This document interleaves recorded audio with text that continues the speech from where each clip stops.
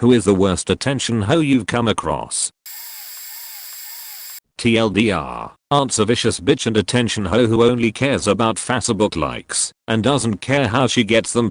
My aunt always has been and probably always will be the biggest attention hoe I've ever met. At least I hope I never meet anyone worse. I'm going to sound awful at first, but hear me out. It started when she got cancer. She'd post on Facebook about how long she was at the doctor's and how she felt, and that the family needed to gather around more. She told everyone she was going to be dead in under 6 months. At the time I understood. Sure, get that attention, get some love from friends, family, and internet strangers in your support group. That's an awful situation. She went into remission though. People didn't give her the same amount of encouragement and support she had been getting when she had led everyone to believe she was 100% going to die in 6 months. The people in the terminal cancer support group slowly stopped commenting completely. So I guess she missed the attention and started making posts bashing the entire family, that we are ungrateful and unappreciative of the battle she went through for us. My siblings and I live too far for normal visits, so we took a lot of fire during this time for not visiting enough. When she thought she was dying, we did visit, but not as often as she felt we should have. Fast forward about a year, and here's where it starts getting bad. She starts posting pictures of my grandmother who is no longer in her right state of mind.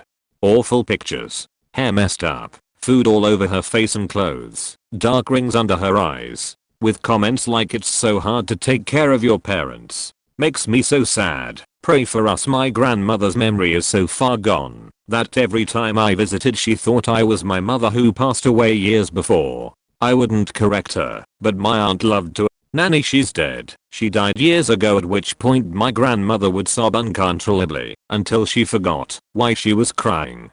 Rinse and repeat 4 to 5 times a visit. Each time my aunt would snap a photo and post about how hard it was to be the one to remind someone with dementia that her daughter-in-law is dead. Then I was in a car accident. It was a bad accident. I broke my neck and had a miscarriage. When I woke up in the hospital I was alone, but she had already heard of the accident from my father, who was my emergency contact. She added the other car's family members on Facebook, posted pictures of the car accident from the news, and lied about my injuries.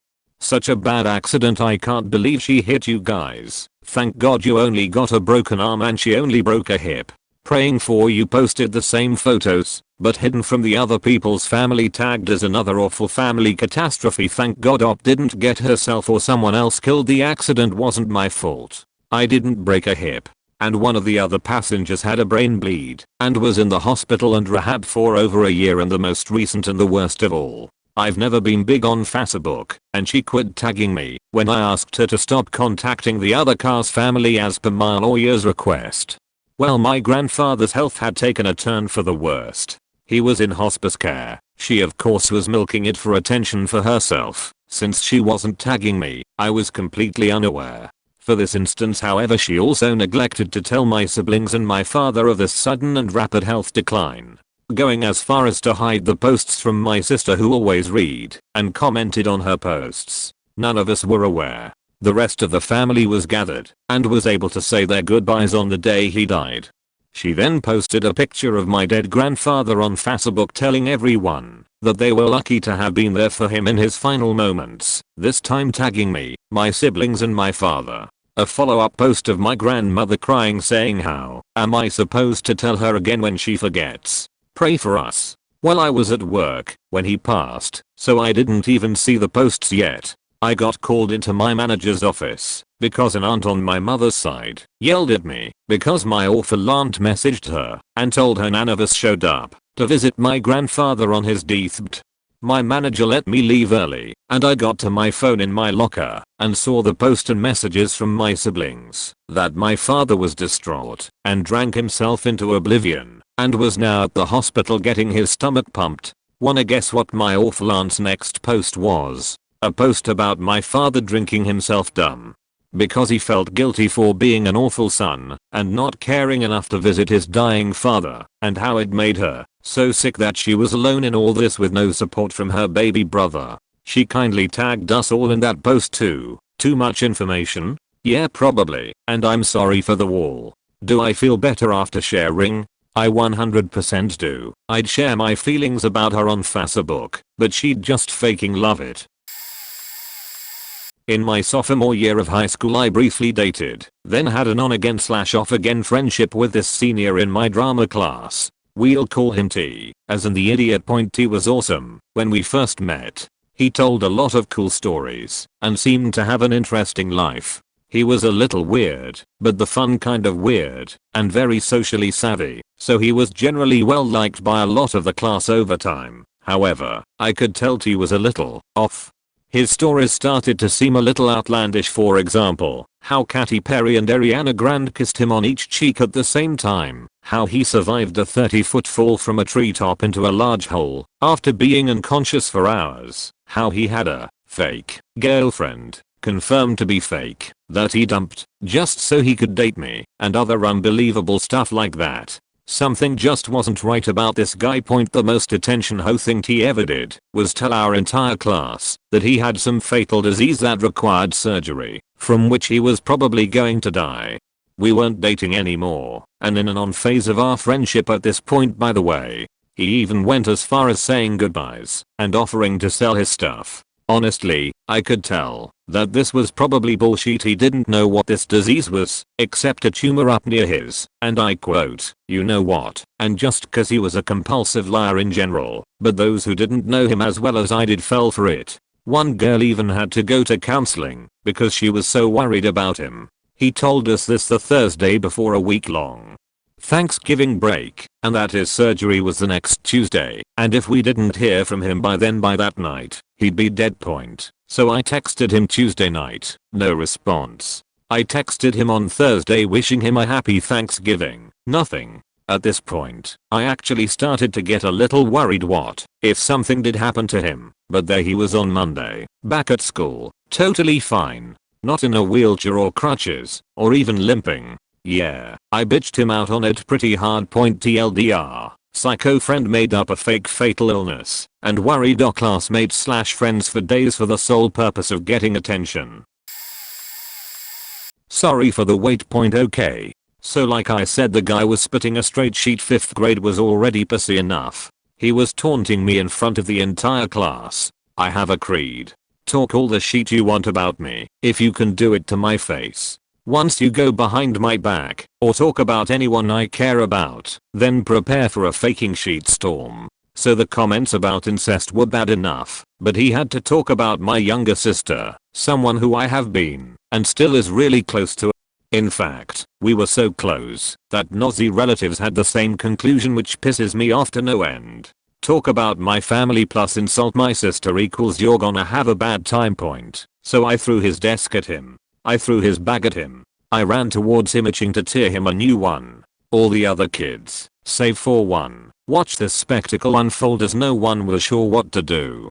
To be honest, I blanked. All I remember after was that he had a black eye and several scratch marks on his arm.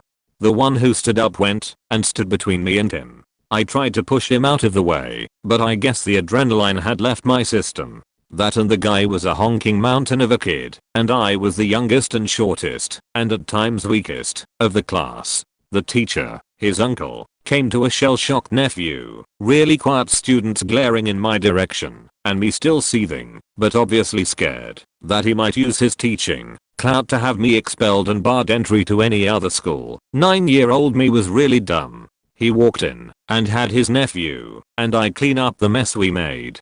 He walked to his desk and sat down, his eyes never leaving the two of us. My cheeks burned in anger, in embarrassment, in fear. That Friday, my parents were called in after school and the teacher explained the fight between us and everything else that transpired. He then turned to us and asked us to tell our side of the story. He went first and spun a tale of a deranged classmate who attacked the defenseless, unprovoking paragon that he was. I bit my tongue as he said this, my parents taking in what he said, saying nothing. When it came to my turn, I slowly recounted the true events. I explained that I was livid, that he dared to go after me, and say all those things. My mother looked at both of us and said, "Okay. So we've heard from both sides. Now are you telling me the truth?" I nodded and stared at the floor like the linoleum was the most interesting thing in the universe. She asked the same of Diva, who also replied in the affirmative. Well, the two of you are telling me two conflicting stories, so here's what we'll do. We'll call in your classmates still waiting to be picked up and ask them what truly happened. And that's what they did. 5 kids walked into the room and my heart sank. They were his crew. They started to reply in affirmative to his outlandish claims and my parents listened in silence. An important side note that I just have to add in was that both of my parents are in the Fiji military and they had come back from a meeting where they had to wear their uniforms. Uniforms that they both really looked intimidating in. What didn't help their case was that whenever their story deviated from mine, thing was I never told them what happened till that Friday. My dad seemed to sniff it out and would just interrupt to ask the rather terrified 10 to 12-year-olds if that was really what happened. After the 3rd time this happened, my mother asked my dad to leave it to her. During this entire meeting, my parents showed no emotion, speaking to us with a smooth, reserved tone. Eventually she got the truth out of them, thanked them for their honesty, and asked them to leave. After the last had left, our teacher got up and closed the door, and my mother turned her full attention towards Diva. Their conversation went something like this. Why did you lie to us, Diva? D. I didn't. I don't want to hear your excuses. Do you know what would have happened if we just listened to you? D. We'd probably go home. My husband would then beat us. Corporal punishment is still a thing in Fiji. I don't like lying. It's pointless. I've never intentionally lied because it's a useless endeavor. There is a God watching over us, and under him the truth is always revealed. I've never lied to my children, so I never expect them to lie to me. D. Where are your parents? D. My father is in his village, and my mother is in Nadi with the rest of my family. Who looks after you? D. My uncle. And did you think of what kind of position you're putting him in because of your actions? D. You know, I had to calm my husband down when we are on our way here. He was planning on beating the two of you until the truth came out. D. A panic look forms on both my teacher and Diva. If we were as horrible as you said we were, I would probably have let my husband do as he pleased. But I didn't. Do you understand why? D. Tears begin to well up. No. Because of the God I serve. I'm both enraged and disgusted by what lies you are able to come up with. If I truly were a bad Christian, like you told my son, I'd probably storm right in here to wring your scrawny neck. Damn the consequences. If anything, I should be demanding the principal have you be severely punished, expelled, or both. But I won't. Do you know why? D. Whimpering as he answers my mother. No, I don't know. Because, regardless of what happened, ours should never have beaten you up like that. There is no innocent party in this situation. My mother then made us sit across from each other and had us apologize to the other, which took a while as Diva started bawling at this point. Afterwards my mother took me aside to thank me for telling the truth and to apologize to my teacher. After that day, Diva kept his distance. He did bother my younger sister once, which got him a swift kick to his nuts. He also got what he wanted, but not in the way he wanted it. All eyes were on him from then on. Many years later, he hasn't seemed to change, but that's none of my biz. TLDR. Diva spits sheet. I throw a desk at him. My parents get involved. P.S. Mad props to Black Bassett. You pointed out the subconscious attention whore in me. I'd off my cap. PPS. Disclaimer. When my mother speaks about what she wouldn't do because she has Jesus, she's not insinuating that non-Christians are the only ones capable of that behavior. She's actually referring to how she'd let go and go apeshit. Also, don't want this to come across as some attempt to force religion onto you. This is just what I remember. My ex's niece, who still lived at home with her parents, pretended she was pregnant at 16. The really faked up part was that her stomach grew for the full 9 months of her pregnancy. She told everyone that she was uncomfortable with anyone touching her stomach, and as she was happy to wear tight clothes that would accentuate her bump, she had everyone convinced the pregnancy was real. Her parents ended up spending a fortune buying a pram, cot, and clothes, etc. Eventually, when the baby didn't appear and her parents discovered the truth, they just never mentioned the pregnancy or baby ever again to anyone. I'm sure they went apeshit at her behind closed doors, but she effectively got away with it because no one else either within or out with the family ever mentioned it again to her for whatever stupid reason. One day shortly after her supposed due date, I went round to visit her when her parents were at work.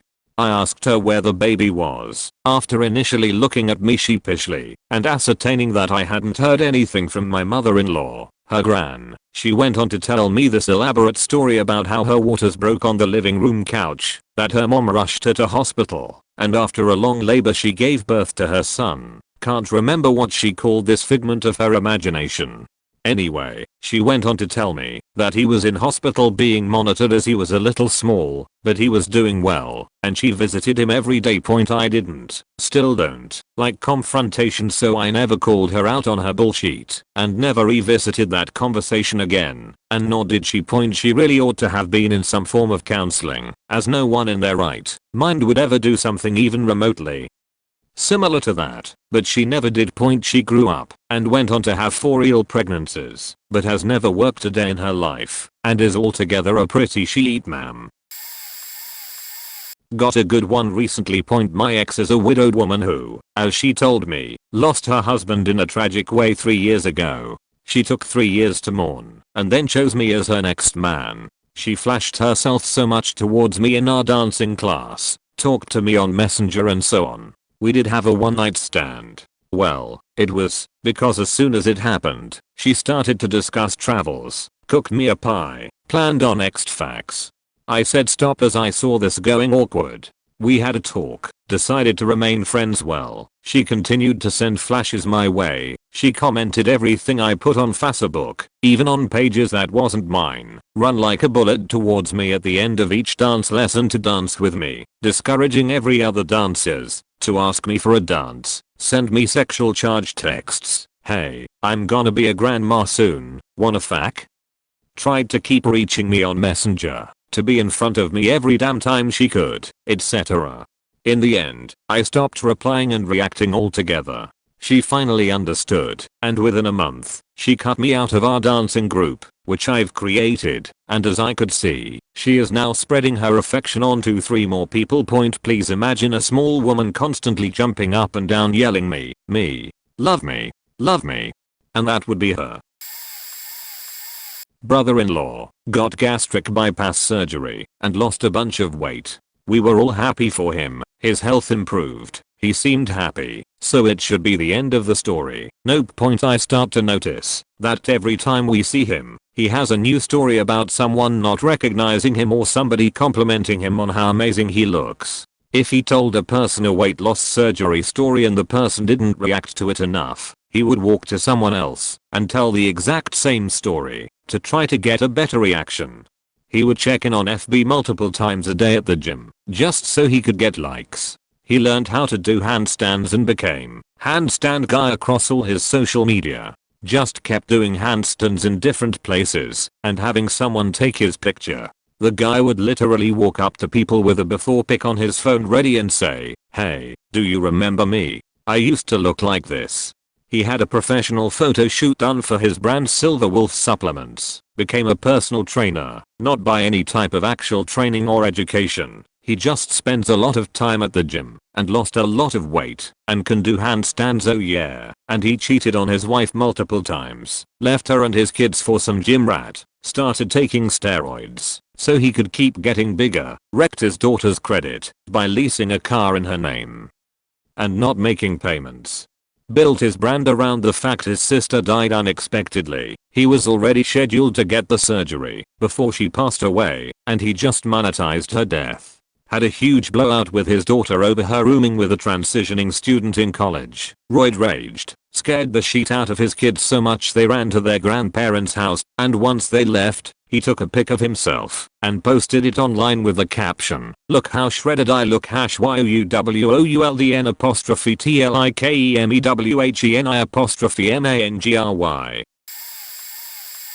I once met this woman my boyfriend knew, let's call her Karen, because she was a Karen, who lives in the same small village I do. My boyfriend had already told me she was always talking about her father dying and crying about how terrible it had been.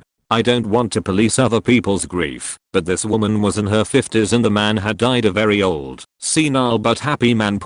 When I first talked to her, she immediately started with me about the difficult time she had had, because around the same time her father had passed, one of her closest friends died of cancer, and it was just so horrible and traumatizing to watch her suffer like that.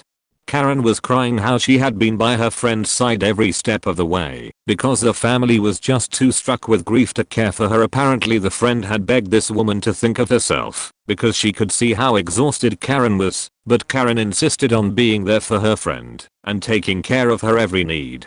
Then she ended her son's story with, "You're so lucky to be young, and not have to deal with this type of stuff yet. It really takes a toll, you know." I did in fact know, because the close friend she was describing was my mother.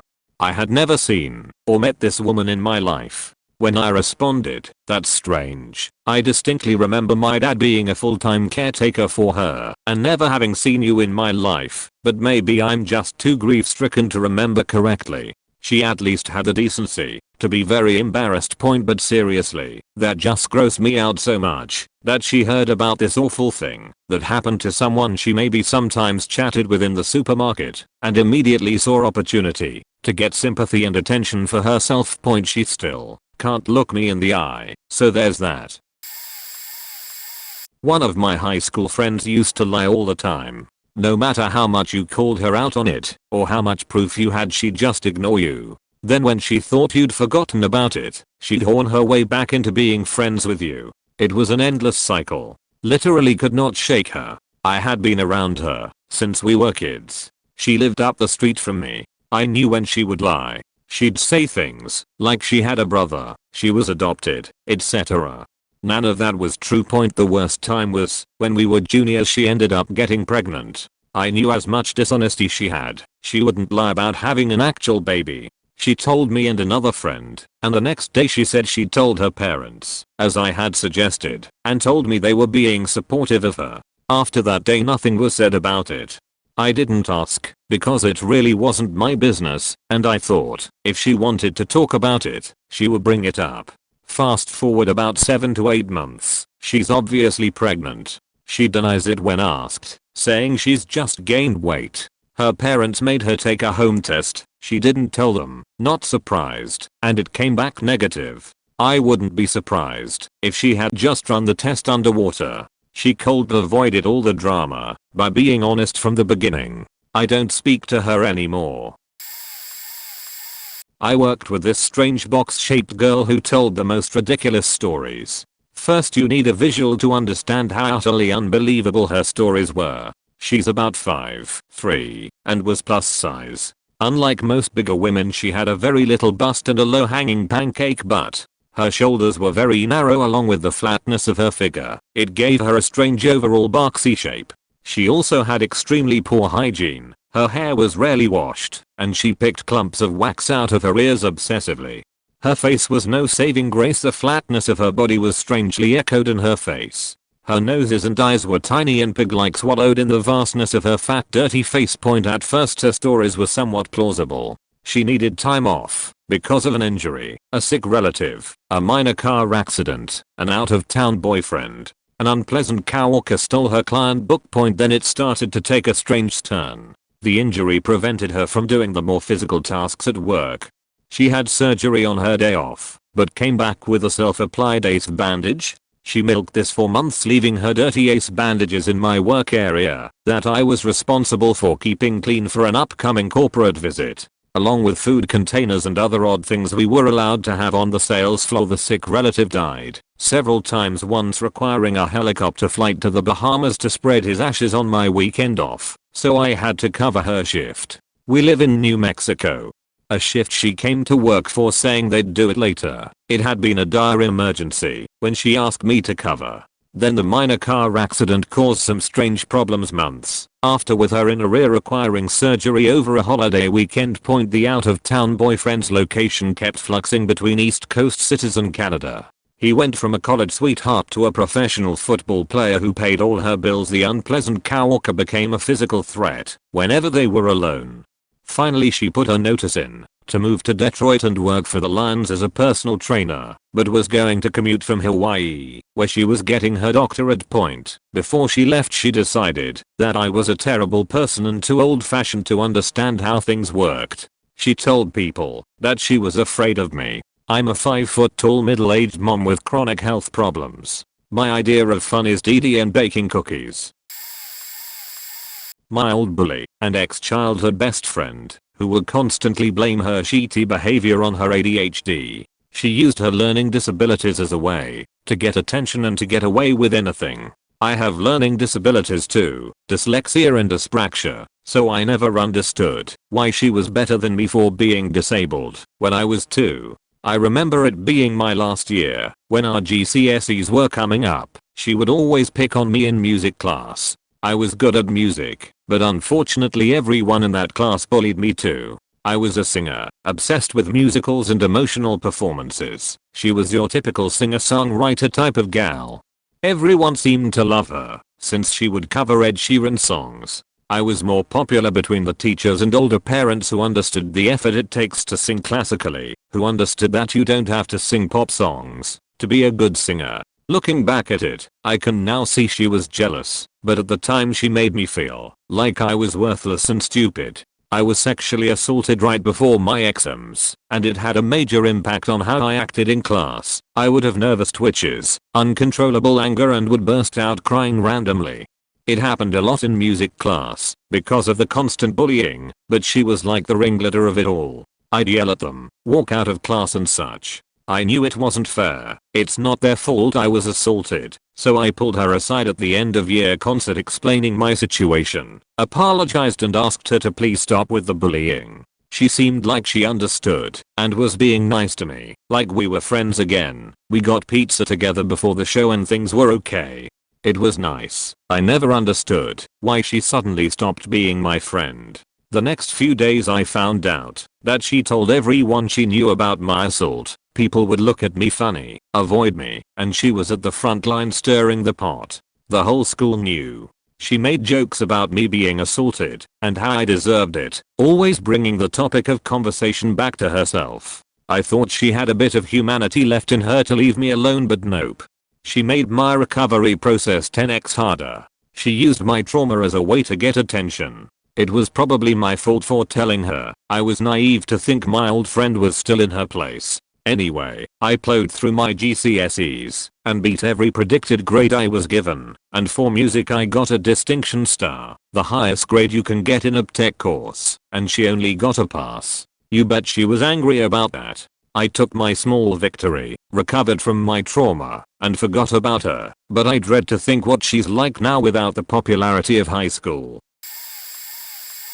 This girl, we will call her X, told me that her dad abandoned her when she was 5 and never saw him again, then told my friend that she was abused by her dad when she was 10, after told another friend that X and her mom moved to Spain, she's from America, because her dad, and was chasing them, that she was scared if he caught them because they were running away from him.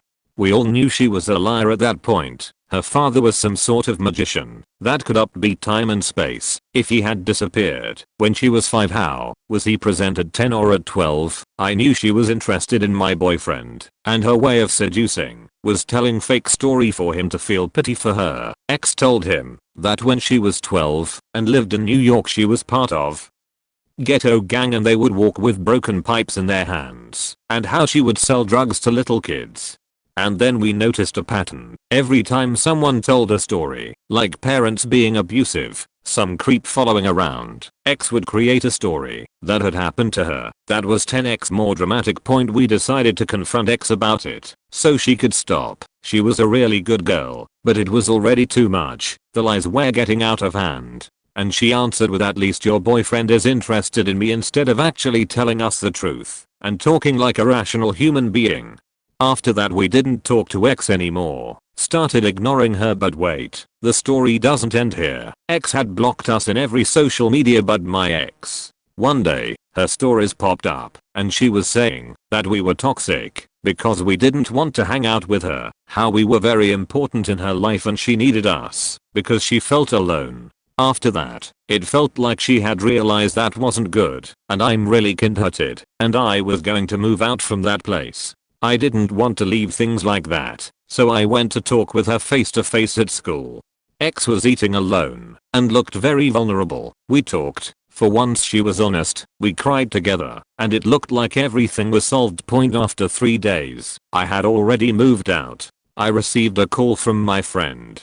She tells me that she's in tutorial. At school there's the principal's office, and then for serious stuff, it's all of the head teacher in a room, and normally police is involved. It had been reported to the office that I was bullying X, and the head teacher of our class wanted to talk to me.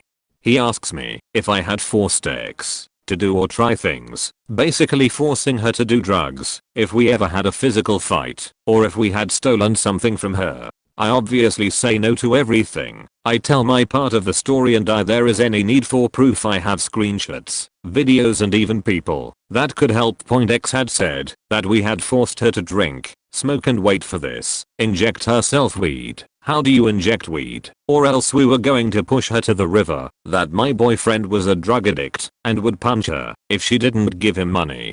Obviously we had a good reputation at school. Most of the students were people I knew. So when they texted me to ask about the situation, I replied that all she said was fake. Obviously people were with us and everything. My friends went to tutorial again to report her for bullying them. X was spreading lies of how we were drug addicted hoes. The teachers didn't believe them or X, so they just believed what the other students told us about the situation. They had never seen us bullying her, but X was always bad-mouthing us. She was expelled some days, I think, and now she's the typical r/not luckier third-year-olds. I believe this was all for attention. I'm not gonna throw roses at myself, but I had the attention she wanted, and what better than copying me, trying to steal my friends and ex-boyfriend, and then ruining my reputation. OHHHH boy. Buckle in kids. You're about to learn why Uncle Remy doesn't roleplay anymore. Back in my Google Plus days, yes, I used Google Plus, File Me, before it was shut down. I met this chick who was a Dragon Ball fan. I don't remember how we met, but god, she was a faking ladybird. She would constantly roleplay everything she typed down, and it was as stereotypical as you'd expect from a 24/7 roleplayer. That is, flies away crying with my giant sword that I never mentioned before, and took criticism about, as well as a glass window takes a sledgehammer. Which made no goddamn sense, because she would ask for the criticism and then freak out when you delivered it, no matter how hard you tried to be nice about it. And her two ox, which she worked so hard on, literally gender swapped Gogeta and Vegito, or Gogeta and Vegeta as she called them, neither of whom had an OC profile, backstory, or anything that's required to make an OC. The straw that broke the camel's back was when one day, she and her friends were doing an open roleplay. Anyone can join, so I decided, gee, I wonder why I stopped roleplaying. I'll join for a bit. It might be fun. Big mistake, not even 5 minutes in, and she's already doing the typical nobody loves me, I have no friends routine. Meanwhile, the people I thought were her boyfriend and sister were in the chat trying to calm her down. A few minutes go by, and she's back to role-playing like normal, when I decide to bring in my own Dragon Ball lock, who she promptly calls a bitch and tells to begone. So I decided to stay in character and told her to say sorry for calling my little girl a bitch. People start getting involved thinking RP fights. Instead, she throws a temper tantrum out of RP and goes back to her nobody loves me routine. At first I thought she was in character, but I quickly realized she was just being a melodramatic attention hoe. I decided that, since this had happened twice already, once when she was asking for constructive criticism on a knock, and I said her ox felt a little unoriginal, and another, when she was complaining about something making her sad, but wouldn't explain what, I decided to just unfollow and block her. I don't have a tolerance for that kind of stupidity. TLDR, I met a roleplayer on Google+, then unfollowed her, because she was a typical attention hoe. Lengthy, but bear with me. Time stamped about 10 years ago. I knew a girl from elementary school to middle school, 5th grade through 8th. Let's call her Hall. Hall was attention deprived, but not really. She had a loving home with 2 parents, spoiled with all the amenities a preteen in the mid-2000s could ask for, and lived in a decent zip code. She's just a narcissist point. If the conversation ever steered away from her, she'd direct back to something completely unrelated, but always centered on, guess who, her. It got annoying real fast. If the conversation didn't redirect like she wanted, she'd throw on a theatrical performance including crying, trudging up old hatchets, and vilifying any person who'd offended the person previously speaking. She had the neat party trick. Remember when I said she had two loving parents? Well, adopted parents since birth. Every time she wanted attention, she'd get all gushy and lament about how her birth mom didn't want her. Real obsessive about it. She even demanded people call her by her supposed given name before her parents signed the papers with her legal name. It switched daily. Hall Monday, Tonai Tuesday, and her party trick. She'd bring this up every time the attention was away from her. It got old fast. We'd, rest of us, she's silent, have a good casual conversation, and next thing we know she's bawling out of the blue because her mom didn't want her. So now we have to stop everything and comfort her for the billionth time that week. Low-key, there might have been some mental things going on. Few of us spoke out about it, but I was more blunt. After too many times, I told her to stop using it as a distracting mechanism to demand attention. There's better ways to go about it, and if it bothers her so much, she needs therapy, not an audience. She's stunned and silent. Next day we are talking about birthdays and I say mine was rainy and early. She bursts in tears again and says something along the lines of, no wonder. You're a devil, mind you. We are all 13 to 14 at this point. She then proceeds to tell everyone in this middle school I made fun of her because she's adopted. And they believed it, because she cried her heart out each and every time. Fun times. 8th grade. The night my grandmother died, the whole family was at her house saying our goodbyes and whatnot. After she died, my cousin fell in the middle of the floor and started having a seizure. We just ignored her. This is the same cousin that has moved to a different town twice because the doctors became suspicious and stopped treating her for her self-proclaimed epilepsy, lupus, liver failure, need for dialysis, etc. Along with the laundry list of illnesses her two children have to get a literal pharmacy of medications.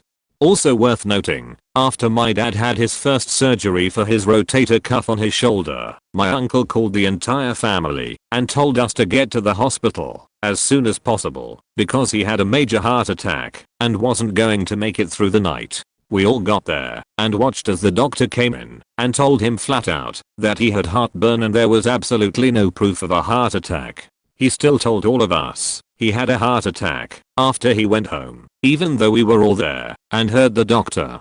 He also called the ambulance to his job because his blood pressure was so low he was going into a coma. He told everyone that there were 3 ambulances, 5 doctors and 8 nurses there because it was such a great situation. He didn't know that my dad happened to be driving by when it was happening. There was 1 ambulance and 2 EMS workers. When he got to the hospital they sent him home 10 minutes later because there wasn't a single thing wrong with him. He's also told us that he's had cancer 6 times. That was the worst case the doctors have ever seen, and the best cancer doctor in the nation had to be called down to personally oversee his treatment. A lot of my family are hypochondriacs. It annoys the shit out of me, especially when there is something legitimately wrong with one of us, and they have to have something so much worse wrong with them. 2 stories, same person. I knew my husband back in grade 8, and he loved Star Wars. This Superboy crazy girl in our class had a crush on him and knew he loved Star Wars, so one time she put on her MSN status, is that what it was called? Watching Star Wars right now. So he would see it and be impressed. Cringe. The same school year, she made up a story that she had a boyfriend who lived near her cottage. Then all of a sudden he died, and coincidentally, he looked a lot like another guy in our class, so she couldn't even look at that guy because it was too painful. So one day she missed an afternoon of school because she said she was going to his funeral. My friends and I, still on the fence about this whole story, went up to her little sister at recess and said, wow, so the funeral's today, eh? And she was like, I have no idea what you're talking about. She's at the dentist. So we let her carry on with the whole spiel, secretly laughing our butts off behind her back. Is that mean? Don't know. but to this day, it is still hilarious to tell this story. I actually have a lot of stories about this girl. Another time we had ice cream with all the toppings at school and she accidentally got the whipped cream all over just the tip of her nose and was all like whoops.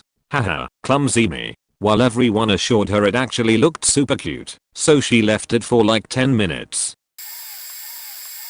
I made a throwaway, because I know I'm a piece of shit for doing this, but I was young. When I was like 10 to 11 I was addicted to RuneScape, and played often enough to find some pretty good friends on there. Well, I'm not sure what sparked this lie, but I told the folks that I had a brain tumor.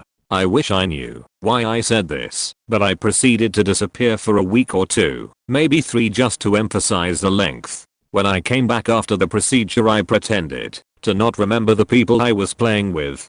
It broke their heart from what I could tell. I went on faking this for another couple weeks. I can't really remember the time frame, but it was faked up. Unfortunately I have a second story. When I was about 14 I was on the website called Wire Club. Again I had made some pretty good friends on the mental health sub. We kind of all struggled together. Well, in a bout of attention seeking I told them a story about how I had shot myself in the stomach. I proceeded to pretend that I went to the hospital, and I got back on Wire Club a day or 2 later as someone else, a best friend of myself, if that makes sense. I then played the victim card as the best friend for as long as I could before my actual self came out of the coma. Well, there were some complications in the surgery fixing my stomach, so that there was a bullet left inside my gut. They had to remove it because I said it was leaning on a nerve or some shit. Well, for the next couple of weeks I milked the shit out of this, and then I disappeared.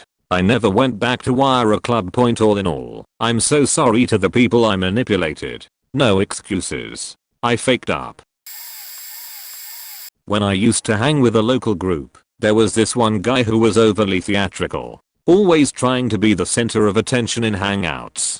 He always pegged me as trouble, little things like using gay as a substitute for curse words. He proved it hardcore the day his home was going to be the setting for a small party. Mind you, we are big faking nerds, so this is going to be board and video games, food, bad movies and shooting the shit, so not exactly the wildest party. But he clearly wanted to be the man, and the life of the party. He's talking about hanging all night, if possible, and the stuff we'll do hanging out. The games come out and everyone wants to play old school Mario Party on the N64. I think 3, not sure. I swear he went from a 20 something to freaking 8 instantly. Anytime he was the target of something he whined. When the 3v1 minigames came out, and he was the one he whined. If it was a free for all game, and one person got him out, we were all targeting him. If he wasn't the winner, the other 3 of us were all plotting against him. Sort of became a self-fulfilling prophecy. If we were gonna hear him bitching, it might as well be, because it's true. Needless to say, he lost badly. Suddenly he had things to do tomorrow and we all had to go. He was packing up anything that was his, handing out coats, looming over anyone who didn't think him serious or not getting out fast enough. The party lasted 90 minutes tops. He was also seeing a girl in the group that definitely deserved better than him. When she decided she'd had enough and broke it off with him, he was spotted at the movies that same night with another girl. Clearly she was just another thing he deserved. Events he tried to plan got no response or reasons not to come. Events he showed up to and tried to make himself a spotlight quickly broke into smaller hangouts. It took a few before he realized in full he was unwelcome. Of course he left the group with a diatribe on our board saying how we all had it in for him and didn't appreciate him. Blah blah, cry and jerk himself off simultaneously. Blah. Nobody missed him. My aunt is one of the most unbelievable people ever. She resented my grandmother for being mean to her when she was a kid and would always try to turn any conversation into a story about how grandma abused her as a child. She almost always made my grandmother cry. My grandmother was no longer the mean person my aunt remembered her as, and was extremely sweet and nice, and it was just unfair to keep bringing up the bad times.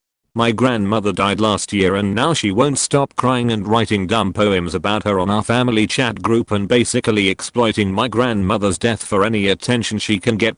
My aunt will start singing out of nowhere extremely dirty folk songs and her voice is awful. She loves singing and will use any chance she has to do so. My other aunt was playing with my baby cousin who was laughing, and when my annoying aunt saw that, she interrupted playtime and started singing some other song to the baby. The baby was looking at her like what the fuck.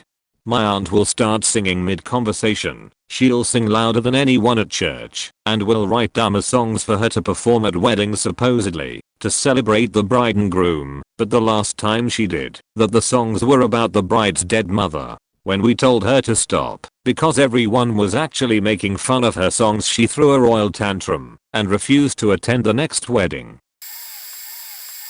This one girl I know at my high school is awful.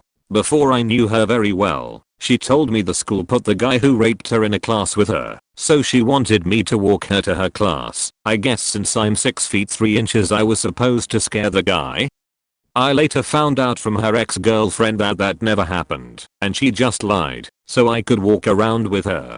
She also faked a nap during the final. While she was sleeping she was poking me and making noises, and when she woke up she asked me if she had made any noises, so I replied no, I didn't hear anything, to which she seemed really confused. She also has a fake laugh. Whenever she laughs it's a combination of a dolphin squeaking and a pig snorting. Thing is, no one remembers this laugh from before high school, yet she claims it's totally her laugh. She has even been caught laughing normally. Also, when her girlfriend broke up with her because she couldn't handle how annoying she was, the girl in question sent suicide threats to the girl who broke up with her. One of the more recent things, she faked a leg injury to get people to carry her stuff. She brought crutches to school and couldn't even use them convincingly. Our English teacher caught her walking on the injured foot several times, reminding her of her injury. She then later got a wheelchair. All the while the nurse refused to give her a note to leave class early because there was no proof she needed it. I'm sure there's more. This is just what has come to the top of my head. Oh boy, do I have a story for this thread. A few months ago, I went on a school trip to India with this girl, Jane. I'll bullet point the highlights. Jane made up a story that all of the food was making her sick, and she hadn't eaten anything for 3 days because of how sick she was getting, because she wanted to go to the Hard Rock Cafe for dinner. She had never been sick, and believe me, if she was we would all known about it. When she was told we couldn't go there, she cried loudly on the back of the bus and wouldn't tell anyone why. Point at the beginning of the trip, Jane said she had no relationship with her father because he left her. She didn't even know where he lived. By the end, her and her father were super close, and he was going to be picking her up from the airport. She would have loud phone conversations with her friends in the early morning, while everyone on the trip was on a small bus about how everyone was being mean to her, and she was having a horrible time. She would also write in her journal about how awful we all were, then would pretend to fall asleep with her journal wide open facing out towards all of us. She said that she had a child who died during childbirth, and that the child's birthday was during the time when we were on the trip, and she spent 3 days in a row crying non-stop. We also were talking about horoscopes, and she looked up what this child's horoscope would be and was bawling. One night we were having a dance party and she came out of her room in complete hysterics because she missed her period. She was 1 day late, which is common when you're on the meds needed to go abroad, and thought she was pregnant. While we were trying to calm her down, the waterworks stopped out of nowhere and she started dancing and laughing like nothing was wrong.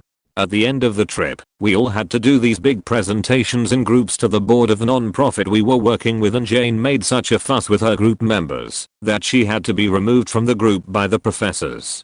So, she deleted her group's presentation 20 minutes before they could present. It was the most amazing and most miserable experience of my life. Jane is a goddamn trip. My grandma is the biggest attention hoe. She was talking to our family friend who happens to be a black Brazilian man. My grandma said that her father was also black. Fun fact, my grandma's family is fully white, coming from the south of France, since forever when talking to my boyfriend, whose one father is Jewish, my grandma was suddenly Jewish. I was raised Catholic and my grandma was never very religious, but does enjoy celebrating Christmas and Easter. When it seemed like my grandpa was dying of kidney failure, my grandma was also dying very suddenly and out of nowhere. Who knew her heart wasn't doing well? and if it wasn't her heart that killed her, she would kill herself, according to her own words. When my mom's friend was telling us about how she was raped in a field when she was working, guess who had something to say? My grandma, who worked in a cork factory and didn't get assaulted. My brother didn't talk to her enough once at the dinner table, so she went downstairs and screamed in his face and broke one of those plastic tables that you would use to like eat and draw in cars. If you ever want to talk to someone else at the dinner table, good fucking luck, because she just has to start either talking over you or start doing things to be loud in general, so you can't talk to anyone. Point to people that aren't with her for long periods of time. She's fine. Those that are lucky enough to see her over and over again, good luck. My sister-in-law. Exhibit A. The first time we talked she asked for my number. I said sure, thinking we were off to a great start. My now husband, then boyfriend, warned me that talking to her too much might cause problems, and I ignored it, thinking he just didn't see his sister as a grown-ass adult. I stand mistaken. First thing she texted me was, "Hi, I want butter, this is Sil, and I would like to be vulnerable with you." Exhibit B. She starts telling me her life story. The whole time I'm reeling and trying to get it to end. But it culminates in her telling me when she was 4 an 8-year-old neighbor boy forced her to have sex with him. I express my deepest apologies, but I'm not equipped to handle this kind of information and recommended that she see a therapist. She got pissed off and stopped talking, but not before she begged me to not tell my husband. Exhibit C. A few years have passed, and I'm meeting with a new friend who knew Hannah in high school.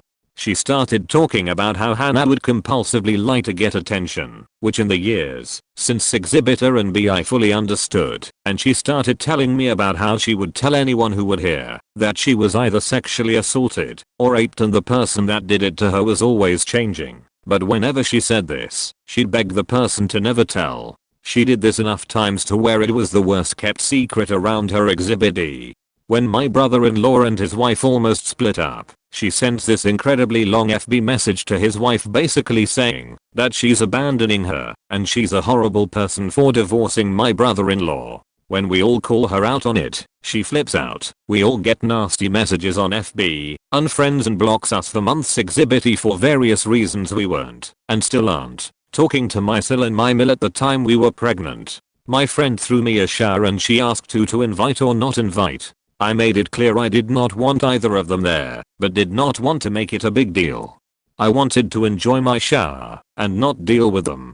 Well, somehow, not by my doing, they found out about the baby shower, and again, my husband gets this long nasty text about how he shouldn't make it public that they aren't invited to his baby shower. Exhibit F. When my other brother-in-law got married, he tried to make her feel included and special and gave her her own invite to the wedding even though she still lives with her parents. He asks a month before the wedding if she was going because she hadn't RSVP'd. She proceeds to say what a shitty brother he is, how she doesn't feel included and wants nothing to do with him. Exhibit G. We still weren't talking to Sil at the time we moved. She hadn't had an actual conversation with my husband in almost 2 years, so we just left. He then gets yet one more nasty text about how he's a faking bussy for leaving her, and then goes on FB declaring how no one in the family cares about her and how she doesn't have any brothers. Okay, I'm really late to this, but here we go. There was this girl in my middle school and we were friends. She started making rude jokes about me and literally nobody else, so I was like, okay, that's weird. I stopped hanging out with her completely because we weren't too close anyway. She and another friend would come up to me during the school day just to call me ugly and poor. I'm literally not exaggerating, that's what they called me. I'm not poor, and I'm really lucky to be going to the school I am, and so were they.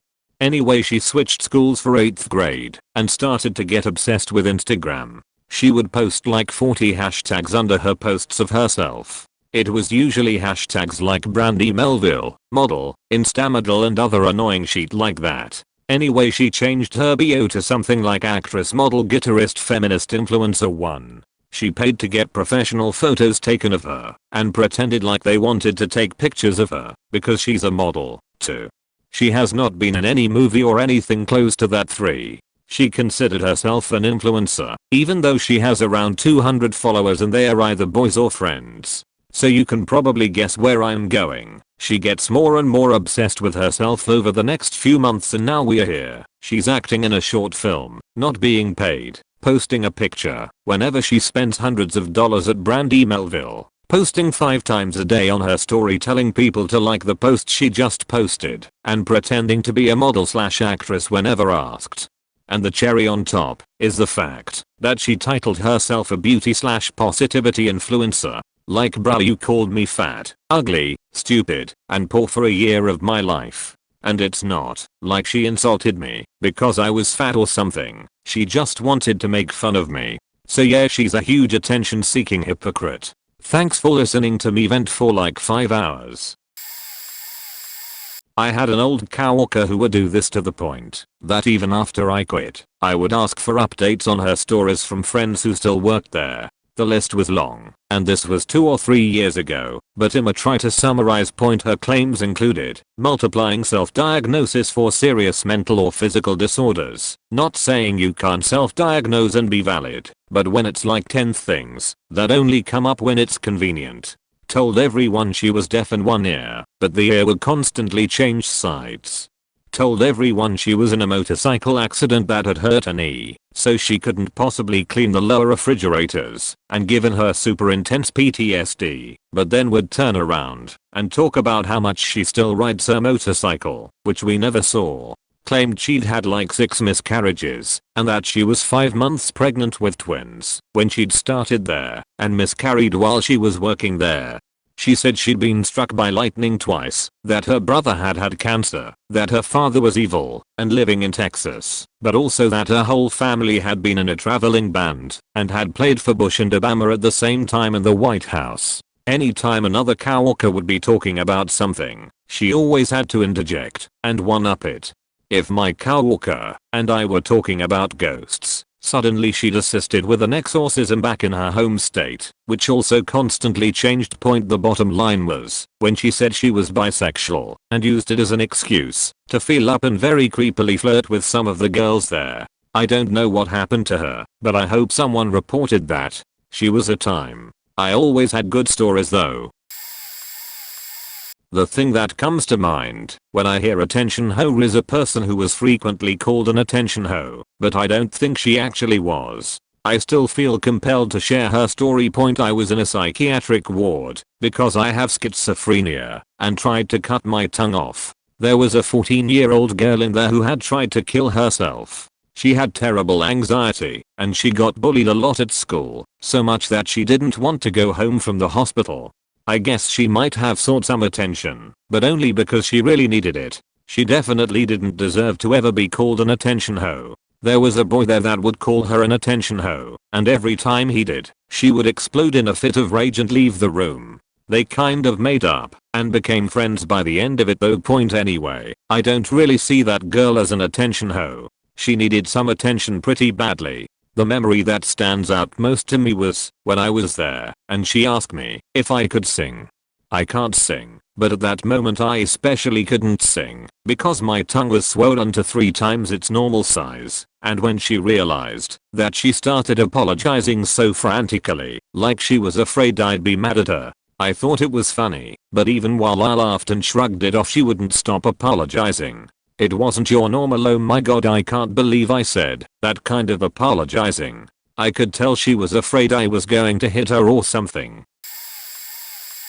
My ex-girlfriend back in high school. I could pretty much write a book on some of the crazy shit she said and did. We met online and started e-dating, and we would eventually meet up once. We only lived like 2 hours apart, but looking back, I probably should have dumped her almost immediately because some of the stuff she claimed was so totally insane and unrealistic that only a dumb teenager, me, at the time, could have possibly believed any of it. Here's just a short list of some of the attention whoring she performed in the brief 6 months we dated. I told her I was 16 at the time. She told me she was 15. Turns out she was actually only 13. She told me her dad was a police officer who had been killed in the line of duty when she was a kid. This turned out to be a lie when her very much alive dad called me and wondered who was always calling his 13-year-old daughter. who I thought was 15, told me that she had an ex-boyfriend who would repeatedly show up at her house and try to rape her, but he'd always get away before the cops showed up. She later confessed to this being a complete lie. Told me that there was a demonic shadowy cat creature that would show up and attack her from time to time. I believed her. I was a dumb kid. Constantly accused me of cheating on her. Every other day she was demanding to know why I hadn't called her by a certain time, or why I hadn't responded to an email she sent me yet, and that these were clear indicators that I was out having sex with other girls. I couldn't even have male friends over to hang out without her accusing me of cheating on her. And I never was. Not once. Almost immediately after I broke up with her, she called me and told me that she already had a new boyfriend and he was super hot and had a huge dick and he got to fuck her every day, and I was really missing out because he told her that she was the best fuck he'd ever had. I told her to go fuck herself.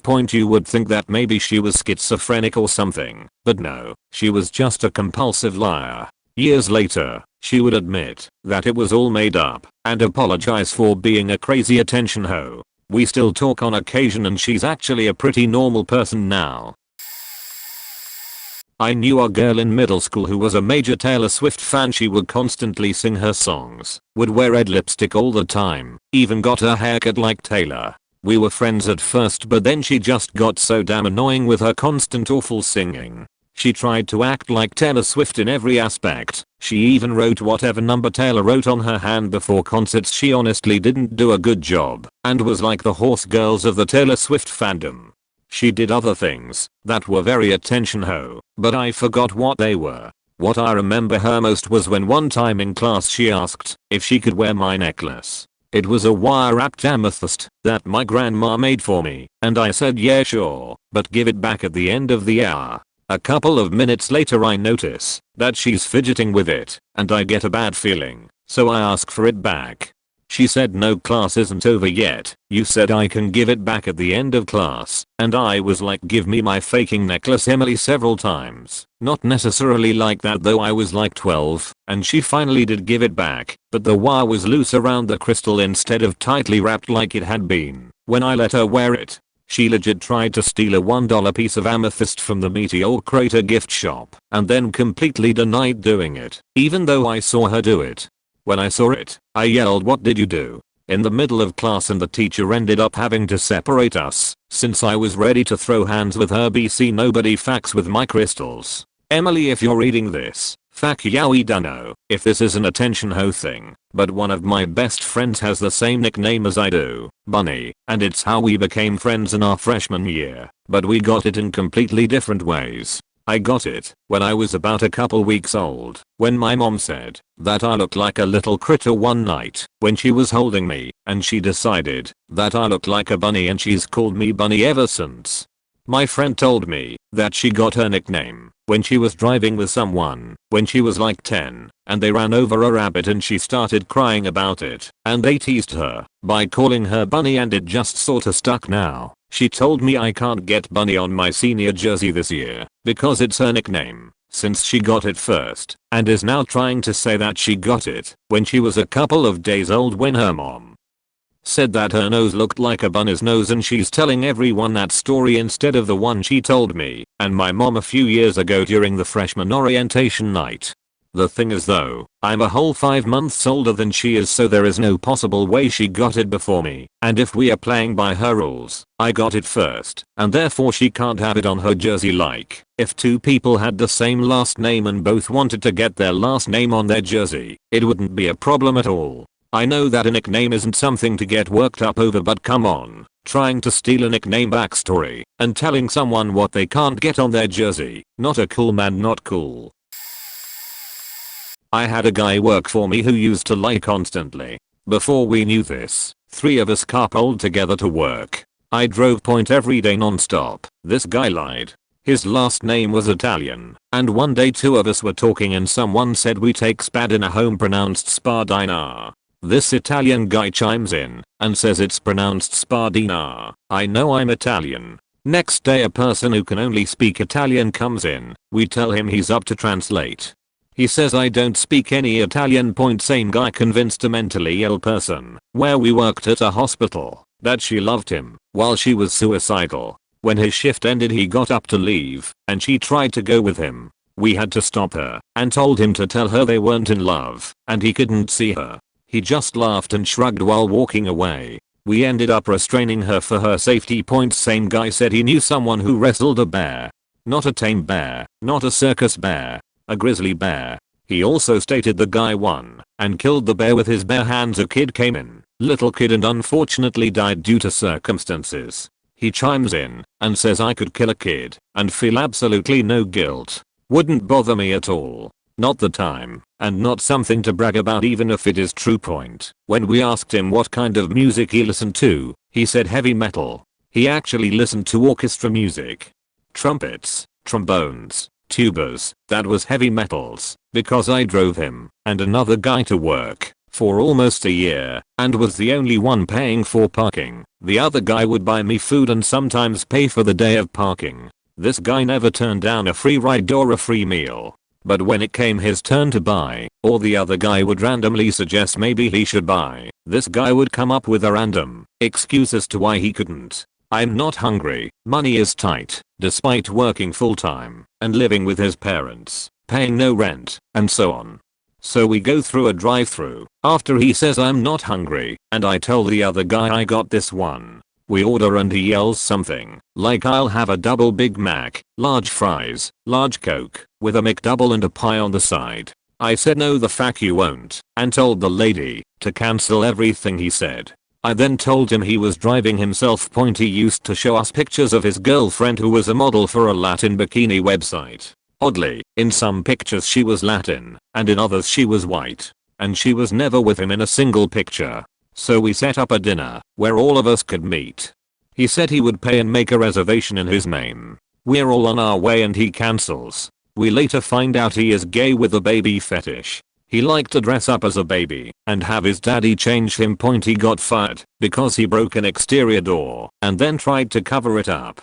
A glass door. Shattered it and said he never saw it, leaving the building unsecured, a cut hazard, which is a great lawsuit for a hospital, and forged logs to hide his fuck up.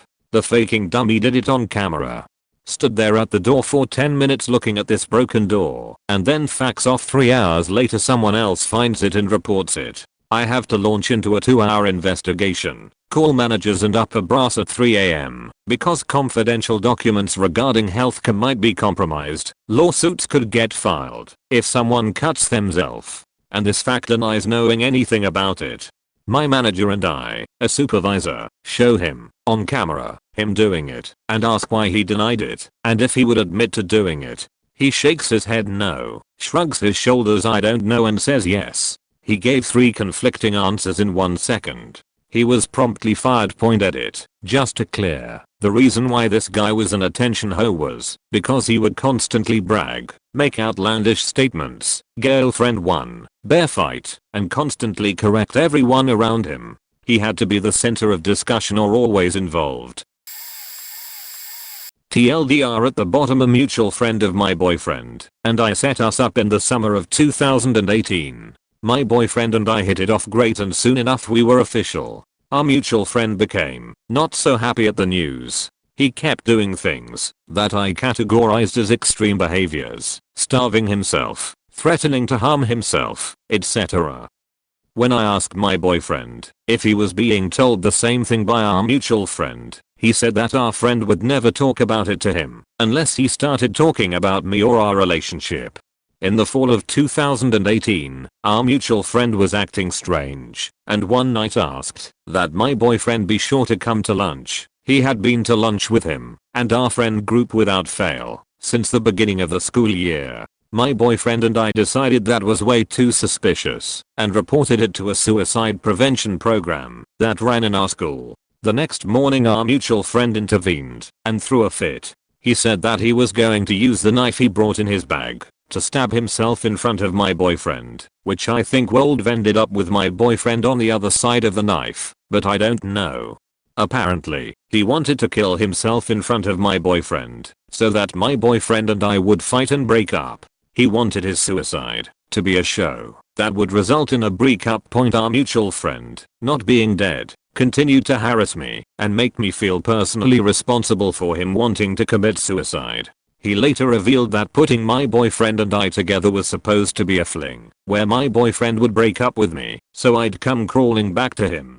The whole thing was a pathetic cry for attention, and when I finally called him out on it, he bitched about needing any kind of attention, negative or no, because of his childhood, which is a shitty cop-out. The entire fallout afterward was pathetic and overdramatic. TLD, a mutual friend tried to commit suicide, so my boyfriend and I would have a fight and break up, just so he could look like my savior. Met this girl for the first time ever in a small communal area with heaps of guys in the room. It was a computer room that I was using to print off a bunch of sheets, so while I waited for it all to happen I was talking to her. Or at least I thought I was. She would start every conversation with a question, like what's the stupidest pickup line a guy has ever used on you, and before even waiting for me to answer she would answer herself. And then it continued into this weird interview style conversation she was having with herself, and when she was talking, she seemed to be getting louder and louder until the boys around us shushed, and she was the only one talking. Then a mate of mine that I've known since I was a kid walked in with a guitar. Yes, this was all in one night. And she announces I haven't sung with an instrument in ages. By this time another friend of mine came into the room and we sort of moved into the corner of the room to have a yarn. This chick asked my mate to play this one song she really liked so she could sing. It sounded like Britney wanted to sing a Mariah Carey song with whistle tones and everything. So she was an alright singer, but she had no talent. She kept messing up and asking him to start again. My mate is too nice and would just end up doing it, but after an hour of this, playing the same frigging song, he's sending me help me eyes. I laughed it off and texted him while he was in the room that he's a big boy that can open his mouth and tell this chick to stfoo. She was just annoying. She enlisted another guy in the room to play drums and another guy to sing backup vocals for her as this was happening. I left with my mate and we were having the best time making fun of this chick when my friend texts me the next morning that he had been playing the guitar for this chick for like 6 hours until about 3 am. Fact, there's so many hilarious things about her, including the time that she bragged that she got more time in an exam than normal people. I remember from our school guidelines that means you've a learning disability. I was like, oh cool with the information. She told me she's severely dyslexic, and I casually mentioned this to a mate with the guitar one time we were drinking, and he goes, what the fuck? No wonder we failed that group assignment. Group of 4. She offered to proofread it and submit it. None of us saw the final product until after she submitted it. He then told me about all the mistakes he saw, but thought that the team did them, and she didn't catch those mistakes. I'll preface this by saying I took a lot more crap from people than I really should have as a teenager. Bit of naivety, a bit of wanting to avoid the conflict of calling people out, a bit of trying to rationalize people's stories with the fact that some people are just dealt a shitty hand in life. But anyway, I had a friend in school who would lie about her health if she felt she wasn't getting enough attention. I tried to drop contact with her once, and she got a mutual friend to tell me she had been brought into hospital with suspected stomach cancer. 70% odds she had it, if I recall. Stupidly, I took her back, and the cancer scare was never mentioned again. How convenient. Some years later a bunch of us were getting ready for a night out when some other girl had a panic attack. Not to be outdone, my friend stood up with a dazed look on her face, collapsed and started crying. We went to different universities and she started ranting at me by text about how I've stopped putting effort into our friendship by not meeting up every week. Her first serious boyfriend broke up with her that year and she took it hard. So hard that I got a message from her cousin saying she'd attempted suicide during the night by overdosing on sleeping pills and slitting her ankles in the bath. I rang her, and she said she was just out of hospital and wanted to meet up. She suggested a cafe near my house and said that her mom would drive her over because you definitely want to let your child out of your sight. 18 hours after she tried taking her own life, I watched her get out of the car and walk to the cafe with an exaggerated limp, but didn't show any pain once she'd sat down. At this point I was still only half convinced she didn't actually do anything, but got my confirmation a few weeks later when she wore heels and a short dress on a night out a few weeks later, and there was no scar on her ankles. I'm still kicking myself for not walking out there, and then eventually she started picking on a mutual friend and I stopped talking to her in support of the mutual friend. After weeks of radio silence from her, she texted me saying that she missed me and wants to meet up so she can at least tell her side of the story. In literally the same text she said, "I can't do Tuesday though, because I'll be in hospital." Not taking the bait, I said, "Sure, does Wednesday suit you?" Not happy with my response, she texted back, "I'm going for chemo on Tuesday." At about that point I finally decided fuck this and never saw her in person again. I have trouble trusting people these days and a lot of it came from that friendship. Looking back, she definitely had something going on, and I can only hope she got proper help for it. My sister-in-law's cousin. TLDR, at the bottom she has, I think, 6 kids, and custody of maybe 2. She lost the first 3 because she wouldn't get out of an abusive relationship, one that she knew was abusive, and had my CL come live with her to help her get out of it. Oh, when I say it was abusive, I mean both to her and sexually to the kids. She kicked my CL out of her house in the middle of the night because pedadouche wanted her out, forcing us to wire her some money in the middle of the night so she could try to get a bus back to us. Maybe 2 years later she's in a different relationship, one that is also abusive, but no kids now. Well, they lost their place because neither of them will work and need someone to take them, and I was living with my brother and his wife, that's CL, at the time, and we both told her she should absolutely not let them come stay with us. She did it anyways because she believed that her cousin was a good person. Trump wrong. GIF. After a week or so of them being there, he started coming home completely trashed from drinking with random homeless people. He found no idea where he found them, as this was a tiny town with nowhere for homeless people to stay. One of the mornings, where he didn't wake up with a massive hangover from his drinking, I happened to be woken up to them talking about me and how they're sick of my sheet, thanks to my closet door for a bedroom door, to which I yelled that I'm sick of his sheet and that he could fuck off. She ended up breaking up with him after he was arrested. We called the cops to get him out of there because he was too drunk to even care what anyone said, only an overpass because he was just drunk and not causing any public problems. Unfortunately, he wasn't tased. When I mentioned that I wished he had been tased, she glared at me like I was Hitler or something. He moved himself into an abandoned shack in the little patch of woods behind our house. She took him back within a week, to which we told her he is not allowed on this property, so she started staying gone all day and coming back to eat once or twice a day, while finding that sad excuse of a shack a better home for her. During all of this, my parents rescued a litter of puppies, pet mixes. She just had to have one of them, so my parents went ahead and let her have one. They never put a leash or collar on this dog and just let her run around all over the place. Parents saw her out on the road one day and took her. We all denied having taken her, but she already hated all of us and didn't believe anything we said after the squirrel incident.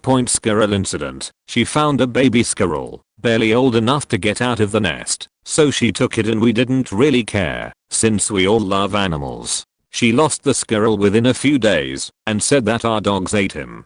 For one, any animal, no matter how old, will attempt to fight back if it's being eaten, and the dogs had 0 scratches on them.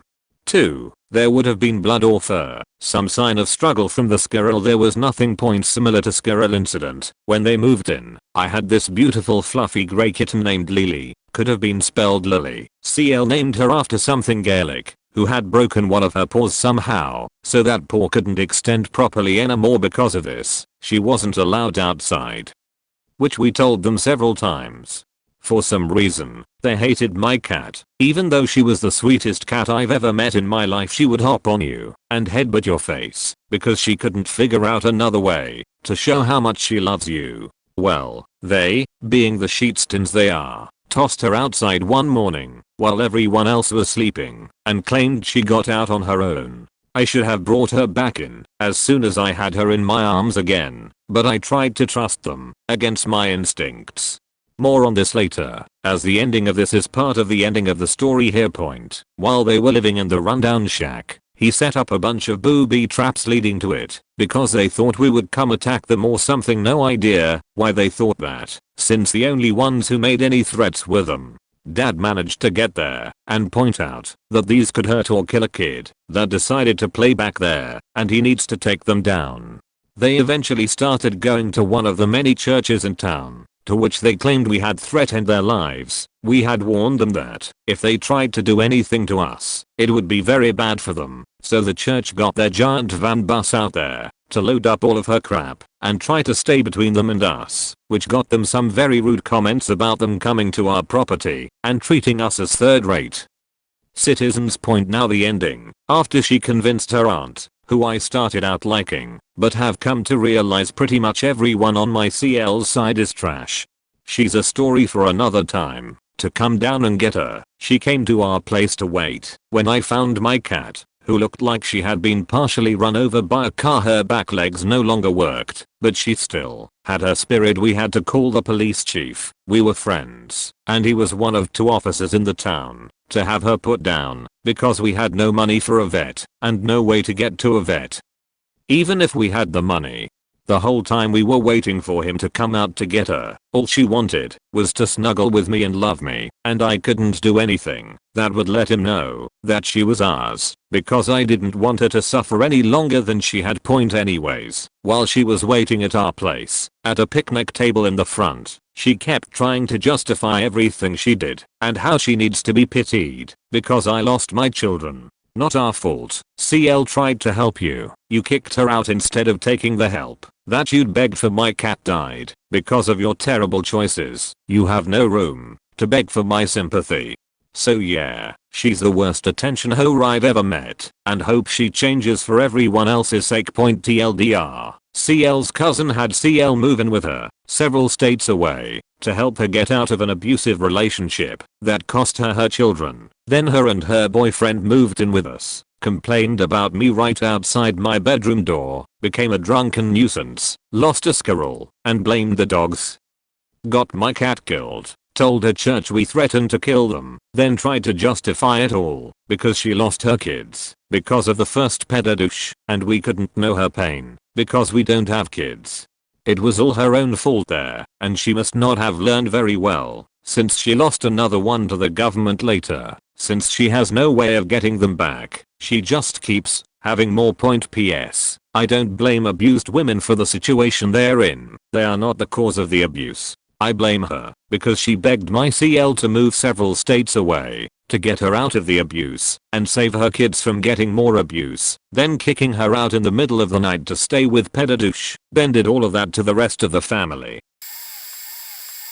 I've probably written about this girl I went to high school with before, but all of her stories got so out of hand that a few people who had classes with her made a document keeping track of all of the extraordinarily tall tales she shared with us. I will share a few with you now. She claimed to speak fluent Italian. She did not speak Italian. She claimed that at her middle school, she got shot in the leg. That middle school had no reports of ever having a gun incident. She claimed to have given the football team at her middle school laxatives before a game, baked into cupcakes. Then she claimed to have done this twice. She claimed to have been sexually assaulted. Now, as an assault survivor myself, I'm reluctant to declare accusations false. However, she claimed to have been assaulted 7 times, and each time she shared her experiences the details changed drastically, or made little to no sense. Most recently, she claimed her boyfriend raped her, then she later scaled back and said he didn't, which is really disheartening. She claimed to have PTSD issues related to race-based lynchings due to personal experience. She is white. Her ACT score changes every time you ask her about it. That wouldn't matter, except she bragged constantly about how good she was at standardized tests and put others down for their scores. She emailed our principal to complain about how people were playing music on Bluetooth speakers in the hallways. It was really fucking annoying. However, her complaint was that the N-words and gunshot sounds in the music were traumatic to her. She once lectured our journalism teacher about how we need to use vector files, even after he explained why they wouldn't work. Our journalism teacher had a degree from an extremely prestigious school, not to mention Had decades more experience than a high schooler. If anybody finds this interesting, I'll share more stories. This is only the tip of the iceberg of how fucking weird she was. Bless her heart. So this was recent as all hell. The story starts off with me getting added by some female I never even met before on Snapchat. Me and my friends were throwing a party at the time. Word got around. My Snapchat was on the banner as a DJ. Needless to say, party got popped. I hit her up, and no more than 2 minutes into the conversation she states she's single, along with sending a picture to me and saying that she thinks she's ugly. Mind you, we are both 18 to 19. About 2 days later we agreed that we will hang out, so I brought her back to my place and we were just talking about life. She tells me how her father had raped her about a year ago and now was in prison.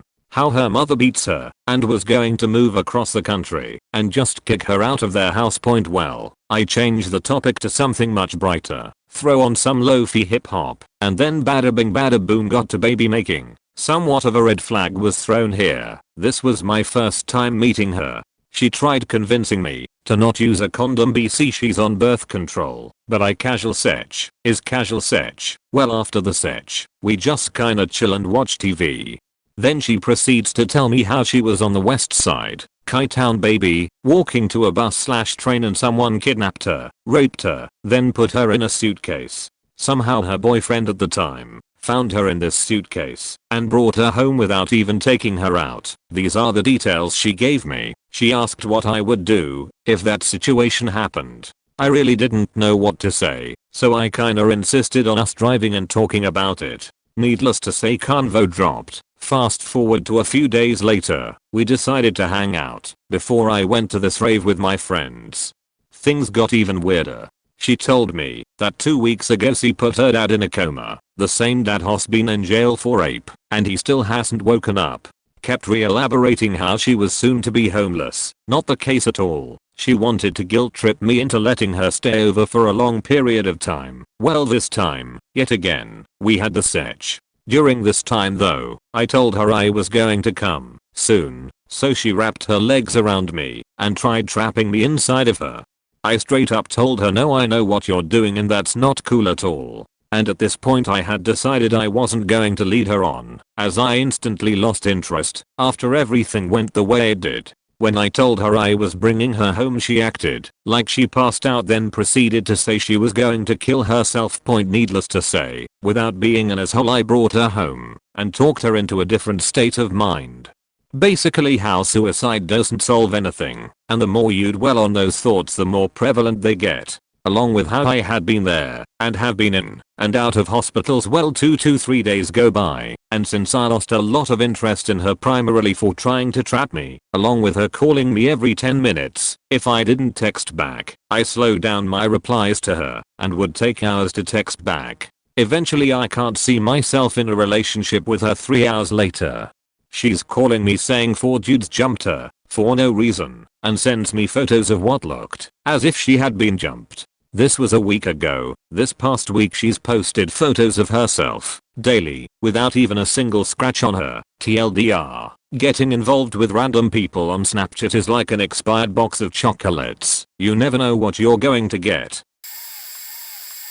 Myself. I grew up lonely. My family moved to the countryside from the city, although we'd only lived in that particular part of the city for long enough that I had learned it and its neighboring suburbs' names. I was barely getting old enough to start attending elementary school, so before that we lived somewhere I can't remember. 5 different homes I can't remember. When we first moved to the countryside, there was one thing that struck me, one thing that stuck with me. How few people I saw. How few people there were here, in this strange green place, where the air is easier to breathe, and the roads are endless. Now, keep in mind, I moved from a city housing 500,000 people to a neighborhood housing around 300 people. It was far away from everything at what I could only describe at the time as the world's end. It was lonely. Suddenly, I was a city boy in a place I cold dreamed of only in my tamest dreams. There was noon I knew, noon who knew me, and for the next, let's say, 8 years I had but one friend and his friends who deemed me an acquaintance. I resorted to video games, mostly playing Minecraft and World of Warcraft, but also dabbling a bit into some other games and platforms. There came a day when I wasn't lonely anymore. I was content. Then I was diagnosed. ADHD. I know. It's not the end of the world. Of course, when my teacher, who had nothing but good intent, stood me up in front of my entire class and loudly announced that I had ADHD, I spent the next 6 to 7 of my teenage years being bullied, left out, not even actively bullied physically, but it reached a point where everyone knew me as fish.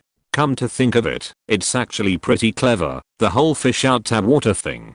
I wish I had embraced it earlier. So, high school ended and bingo. Nobody I went to elementary school with was even going to the same high school I was going to. This meant a fresh start. So I did what any rational person would do in this situation. I lied for the next 3 years. I lied and made every single situation about myself. I found a way each time to make it all about me, which has always astounded me. I'm not like that at all when push comes to shove, but I've later come to realize that the only way to be is to be yourself. And that home is whatever you make it out to be. No longer am I a fish out of water, cause I brought the whole damn ocean to land, bitches. And yeah, also I lost 10 family members and or close family friends over the span of 8 years while growing up. So my constant state of grief didn't really help with my detachment to the rest of the world. I guess also, I just realized that this post is a massive attention grab, but now I've made it, and I ain't gonna waste it. TLDR: before, I lied. Now, no lie. Before, I did drama. Now, no drama. Before, I said boy. Now, I'm still sad, but also sometimes happy. None of the names are real. I had the joy of meeting someone who would be shy and timid, but want all the attention and people to come to for advice. The way Jade did this was by causing arguments and spreading lies about a group of friends with different circles but all overlapped in one way or another. She would always be on the perimeter just before and after causing arguments so no one could pin them on her. This caused no one to realize it was her until Nikki put pieces together and got the common denominator of who it was. People always said he said this, but when he or she was confronted the story was different. But when Jade was confronted she would change her story to cause confusion to make her get away with a goddamn taxi app so no one could see her on her phone. Well, when I met her before all this happened I called her out on her bullshit saying that I have never talked about my friend behind her back cause I'll say it to her face as this is the person I am. But her story changed and I caught her out as the friend I was talking about said that someone who she didn't like said it was Jade who told her about the stuff we both knew. Her story changes, and before she could finish I called her out and said to quit the shit cause if we all put our stories together it's all points to you never seen someone go as red as a baboon ass so quick before. Shouting and screaming saying I'm taking her friends away and it's all my fault. No love, it's your fault. I started with a big grin on my face. She did try and push her way back in by making my friend feel bad about her depression and wait to worm back in. But when I stopped that and she seen Jade for who she was, Jade moved on to Nikki and it didn't take long for it to all start again. In 7th grade my closest friend at the time and I went through an emo phase. I only liked the fashion while she went with the stereotypical self-harm route. Not for any reason in particular, just for attention. She put in no effort to hide her cuts, and she would brag about being depressed all of the time. She also told me her stepdad beat and raped her, and that she was pregnant with his kid, and I believed her for the longest time until one day it just clicked that everything she said was lies.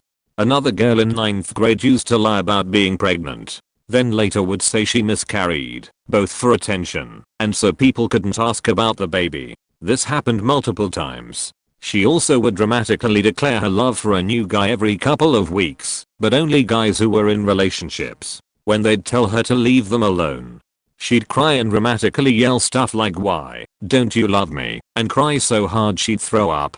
Lastly, one time I mentioned that the water at the public library was gross because it reminded me blood, the metal white taste. If you've ever got blood in your mouth you know what I'm talking about. And from across the library lobby she snaps her head up and goes, "Blood tastes amazing," as if she were talking about a really great dessert that I just had to try.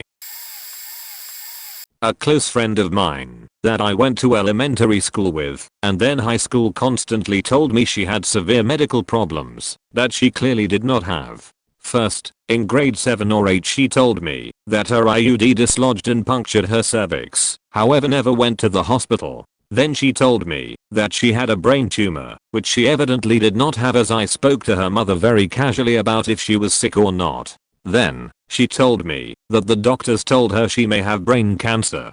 She also told our entire friend group these health problems, and we never received any actual proof. Then, she claimed she had alopecia. This all occurred over the course of 3 or 4 years. I then moved away and hadn't heard anything from her. About 2 years ago she came to visit me in my city and we went out one night. I lost her in the club and she didn't have her phone on her. Rather than try to find someone with a phone to call me, she went and slept in her car. Might I add that I was looking for her the entire night. When I finally found her, she told me she had been raped by a group of black men in an alley, though she could not tell the police where it was after driving around the general area for 30 minutes. When we arrived at the hospital, she wouldn't give her clothing for the rape kit because it was too expensive. None of it added up. I feel terrible saying this, but I do not believe that it happened at all. Anyways, she spent years and years trying to muster attention from individuals about situations that are not, or did not happen. Crazy sheet. We don't talk anymore. I'm a little late, but oh Roxy, what the fuck happened to her? Point 1. She told us she had multiple personality disorder. Turned out to be a lie. Her sibling told us she was lying and exposed a lot of things about her. 2. She would act very depressed and threaten suicide on us. She also did this when a huge drama happened. See 5 for what happened. 3. She'd speak in other languages as her other personality, and I'm pretty sure she just used Google Translate.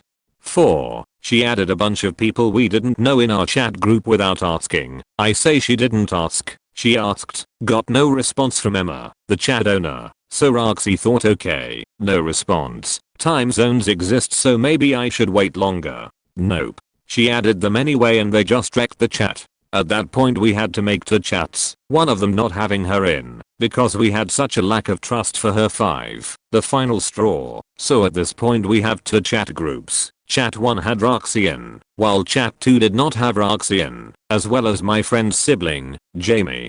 In chat 2, Emma, the chat group owner, texted me, my friend Chloe, Jamie's sibling, another friend called Mary and another friend, who came later, Francis. She said Roxy just texted me.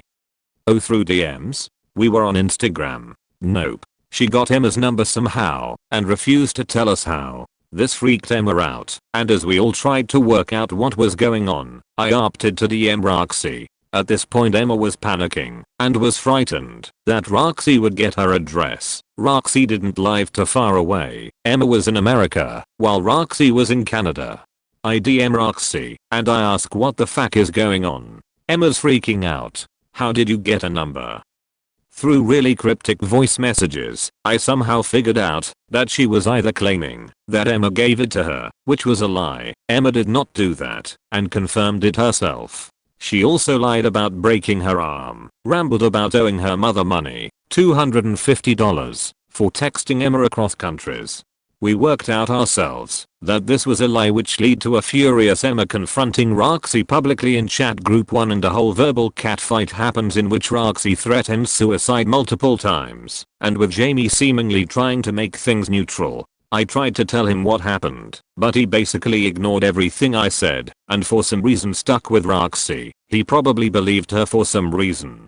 This then leads to Emma basically telling Roxy to fuck off, and that they were not speaking, and with most of us leaving the chat, Chloe and I stayed to monitor Roxy in case she tried anything else on Emma. Other than that, we think that's it. Nope. Barely a week later, Roxy decides to create a chat group that would create a GIF for Chloe and Jamie, who were going through a tough time. I knew Chloe was, but I didn't know about Jamie, since I wasn't too close with him. She thinks it's a good idea to add Emma, Mary and me. Emma is furious, since she wanted to put all this behind her. Then Sheila come in. Sheila was a friend of Roxy's, and whom I disliked, because I found her a little fake. She tries to pull shit with Emma. She tried to claim Roxy had tried to commit suicide over the drama, which messed Emma up for a bit. Tried to break Roxy and Jamie up. Yep. I didn't know they were dating until Roxy's sibling told us, but more on that later, and tried to convince me that Roxy's lies were true and wanted us to talk with her in 2 weeks. Then I met Roxy's sibling during all this. They told me that Roxy had not broken her arm, she did not commit suicide, did not have multiple personality disorder, turned out to be dating Jamie, and had his and Chloe's address. Currently we all have nothing to do with Roxy. She has tried to get in contact with me and also has done other crap for attention, but they're fairly minor and no one really cared. Everyone is still upset from the incident, and it's been a good month since it happened. It's upset me too, but we are all slowly moving on. Names changed for obvious reasons. I knew some bitch in high school. Let's call her T. T was a big pathological white liar. She would tell anything from big lies to little lies. She had surgery a while ago on her, what I was led to believe, spinal cord. She never said what exactly for, but had a scar so something was fixed. But she would milk the hell out of it. That scar was years old enough that whatever she had done was fixed. But she would make up shit like things were still wrong. One day just out of nowhere she said she had spinal fluid running from her nose in the middle of class. And yes, before you ask, none of our friends were in that class, and no, she didn't go to the hospital. I assume if spinal fluid flows out of you at all you should immediately go to the hospital. But she said she was fine. And time someone would touch her head at all she would scream blood murder, as apparently they would kill her.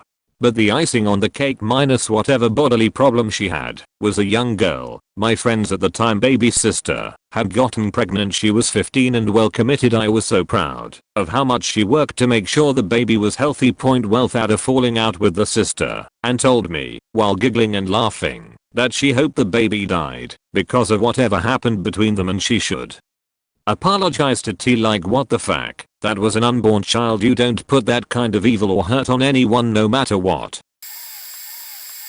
A girl I knew in high school, she would constantly make up stories to get attention. Some included throwing a book at a student for calling a teacher fat. She was involved in a police chase with a driving instructor which included a helicopter, etc. The one that really takes the cake is she claimed she made a video with Manipulative. She went into this whole story about how she stroked his beard, played video games with him, went indoor skydiving with him, etc. I personally thought this was hilarious, so I began questioning her during gym class. I asked what the video was called. She said, oh, it's private. So I asked, can I see it on your phone then? She said no, it was taken down due to inappropriate language. I asked if she could send me the video file, and she said she deleted it after she uploaded the video. Then, realizing she's been caught, said I have Markiplier's number. So my friend said okay, call him, to which the girl replied nah, he's busy. Then blah blah blah. Class ends. She and my friend go into the girls' locker room. I'm a guy, and when I go to my next class I talk to my friend who told me liar is pissed at you. She knew you didn't believe her. I asked what's she saying, and she replied oh how she was gonna beat your ass, end your days, shit like that. I feel bad for this girl, because she probably has mental issues, and I regret making fun of it. Guy at school used to lie a lot. Some of my favorites were, played for a Sunday league football, soccer team that beat a Premier League team 3-0. Was European kickboxing champion 3 years running, and stated on Eurosport TV channel whilst commentating on another match that it was faking shit as one competitor caught the other with a low blow.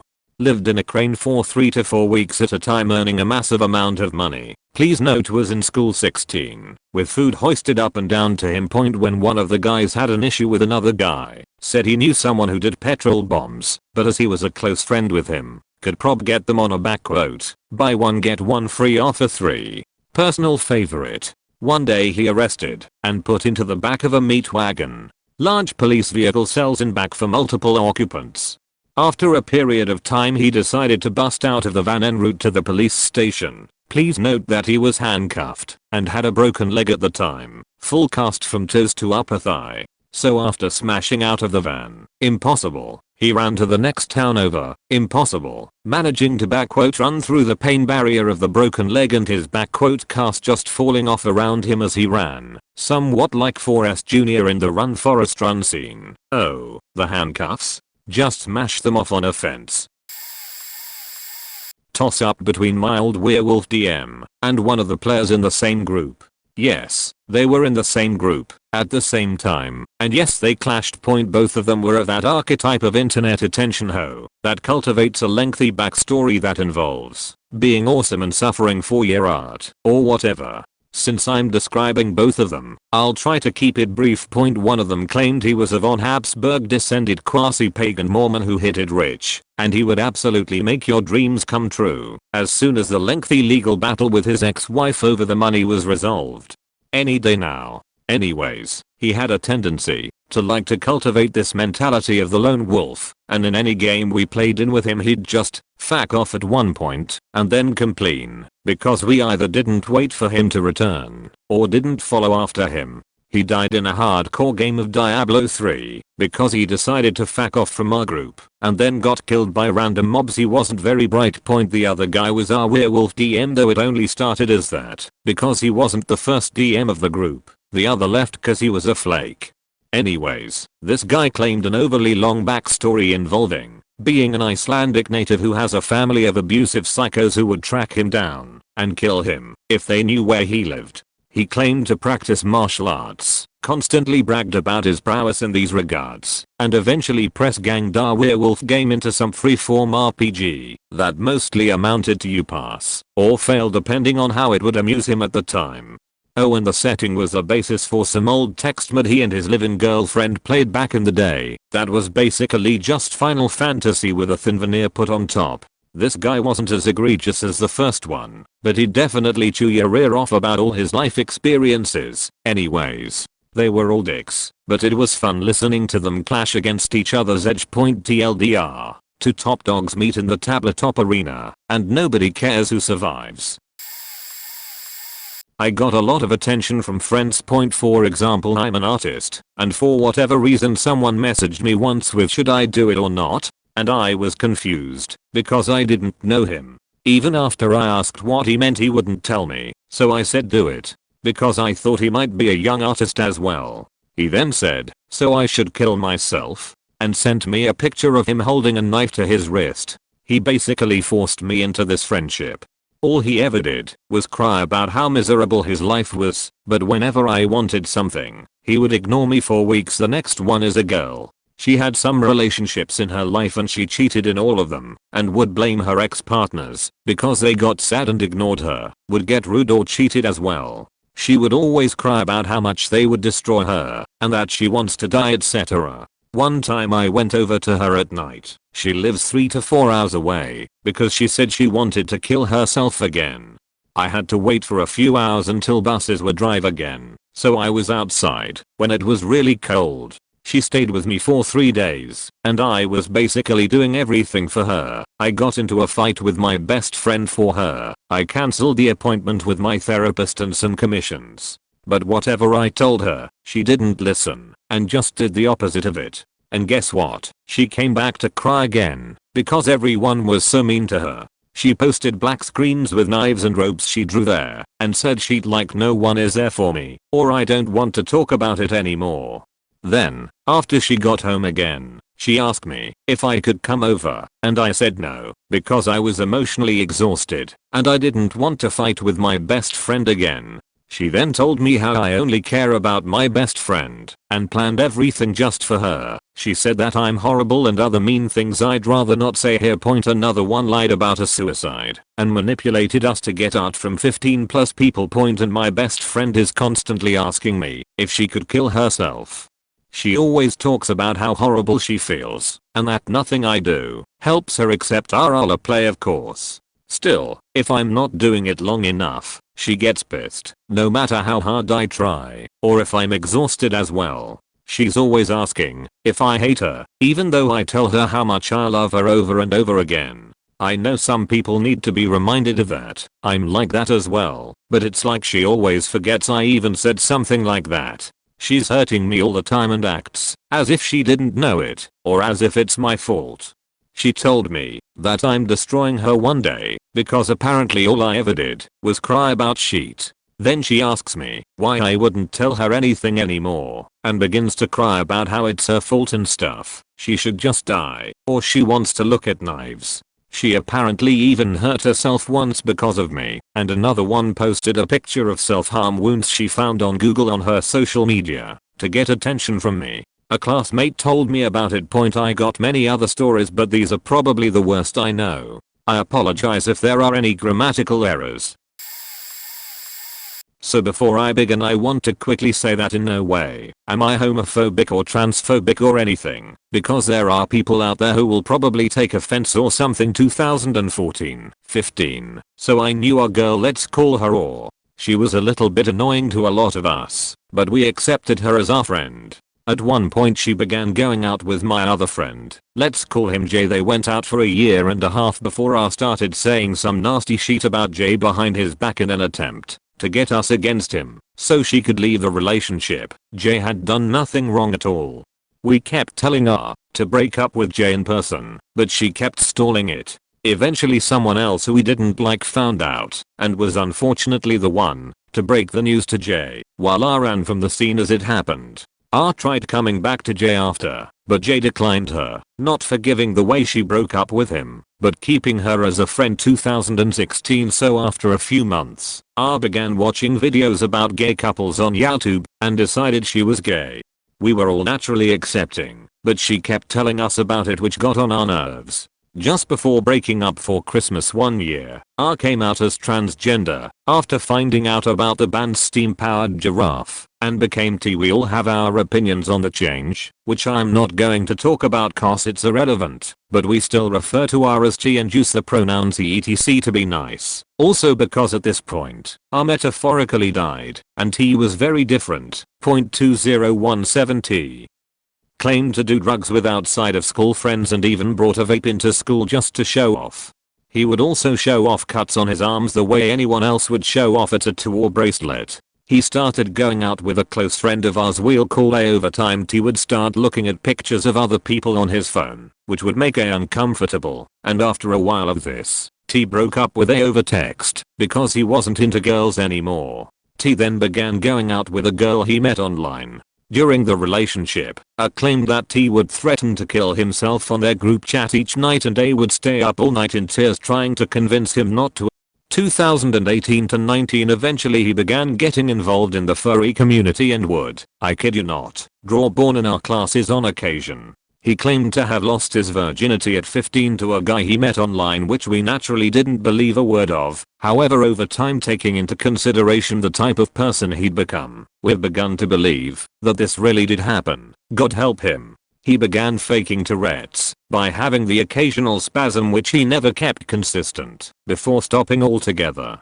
He faked an overdose of paracetamol which wouldn't have been possible with the amount he took and was out of hospital after a day. Shortly after this he was run over by a car and was actually hospitalized for a couple months. When he came back to school, he kept his crutches for long after he needed them to remind people to be careful around him. There's other shit too, but I can't remember half of it. This is a real person and the biggest attention seeker I've ever known. Some of the stuff he claims to have and do is just insulting to anyone who actually has those problems. I might have to put up with him for another 2 years in college, but because he's faked his book says I might not have to worry. TLDR. Female breaks up with J via someone else telling him R becomes G. Male. T goes out with A, cheats, and breaks up over text to then go out with someone else. T shows off cuts for attention and tells everyone he does drugs, fakes an overdose, and is out of hospital after a day. T gets hit by a car for real, but keeps the crutches as a reminder for people to be careful around him.